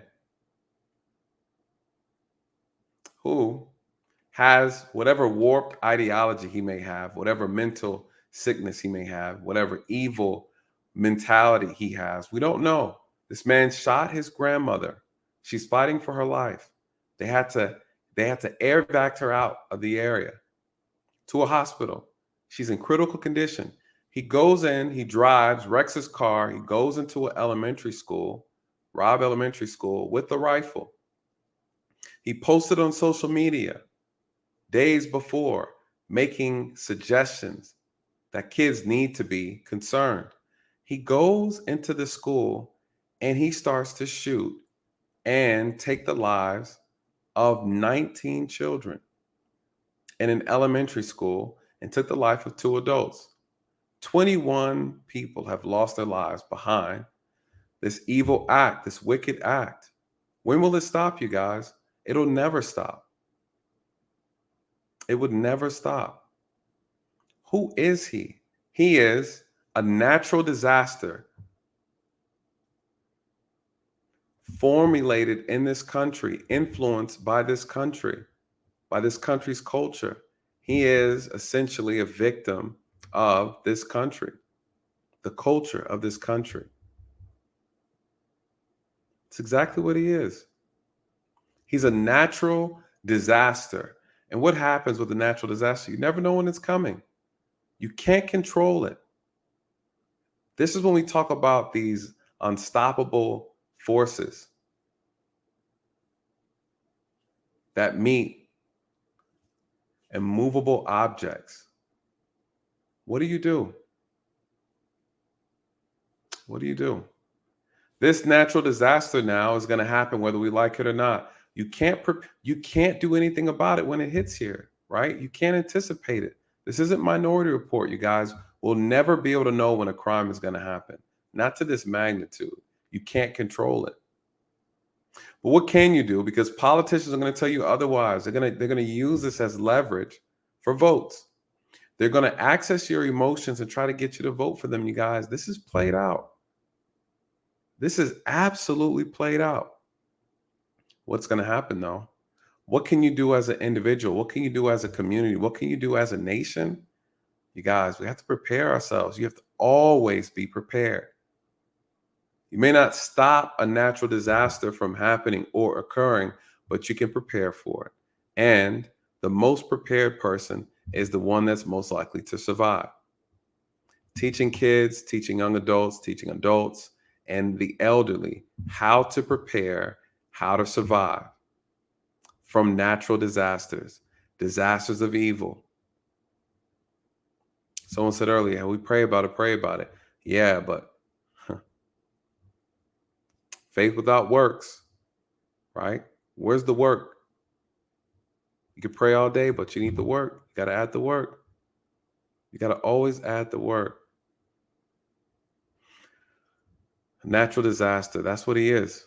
And that's what the Buffalo, New York shooter was. He was a natural disaster. Yep. And these disasters are always going to happen, you guys. And unless the people are prepared, we'll always have victims. How do we reduce this? We need people to be prepared. Always. Pray then take action. Shout out to Genesis. Absolutely. You guys, listen, there's no more updates at the moment. Please keep the families and friends, the teachers, the other students. Please, man, this nation needs everybody's prayers. I think there's been too much tragedy in such short amount of time. You know, I showed you guys the data earlier. Approximately 600 mass shootings occur every year in this country. There is a problem here. There is definitely a problem here. Definitely a problem. I don't know what needs to happen next. I'm going to tell you what the politicians are going to do. They're going to spew a lot of rhetoric. They're going to push a lot of fear mongering. Here's what I say to you. As the audience listening, people who are listening to this channel, prepare yourself. Do the things necessary to protect yourself. Teach your kids about emergency situations, how to handle themselves, what to do, where to go. These are things that need to be taught, right? Aggressively. The country might look safe, you guys. It's far from safe. That's the greatest misconception. It's the greatest misconception. So, listen, you guys, thank you so much for joining tonight. Listen, we hit 5 hours. This was an emergency live stream. You know, you guys, I don't do that many live streams, but this was something that I absolutely had to speak on. Thank you for staying with us tonight, watching through as these things unfolded.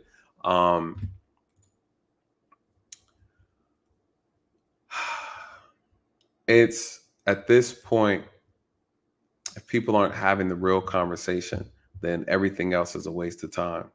Don't tell me about laws and policies. They mean nothing. They absolutely mean nothing. Tell the people the truth. Tell the people the truth. Tell them how they really protect themselves. Tell them that it's not safe. That's where we start. Start with telling people that it's not safe. That's where we go from here. How safe is this country? It's not safe at all. And let people know that, because if the people know they're not safe, then they're gonna conduct themselves a little differently. Absolutely. Absolutely. Take this off. Tell the people the truth. Shout out to you, Ricky. Shout out to you, brother. Thank you for rolling with us tonight, man. I always enjoy to see you when you're in the chats, man, and on the dropping comments, man. I appreciate you. Shout out to all my moderators. Thank you so much, you guys. You guys know you do an amazing job on this channel. Shout out to the team. Such a power team we got over here. This was very, very tough conversation to have. And, you know, at the end of the day, we got to keep having them. But you guys know I'm always going to be an advocate for truth. I'm going to keep it real with you guys. Again, what is the reality? No one can control the uncontrollable. You can't expect morality from those who don't have, right? The ones who don't have the heart, right? You can't expect morality from the immoral. Shout out to Dre. You just can't. Politicians don't have the answers, but they will tell you they do. And they don't, you guys. I will tell you the truth. What is the truth? You're not safe. You're not safe, and you'll never be safe. You are in control of your own safety. You are responsible for your own safety. You are responsible for the kids' safety, your children's safety. You guys, make no mistake. Absolutely, make no mistake. And when a natural disaster presents itself, those who are the most prepared are the ones that survive. Make no mistake of that. Don't let this country fool you and think that they are better than any other country. They can't protect anything but their pockets. And they do that very, very well. Listen, you guys, with that being said, let these truths find you where the lies have left you. Good night. God bless.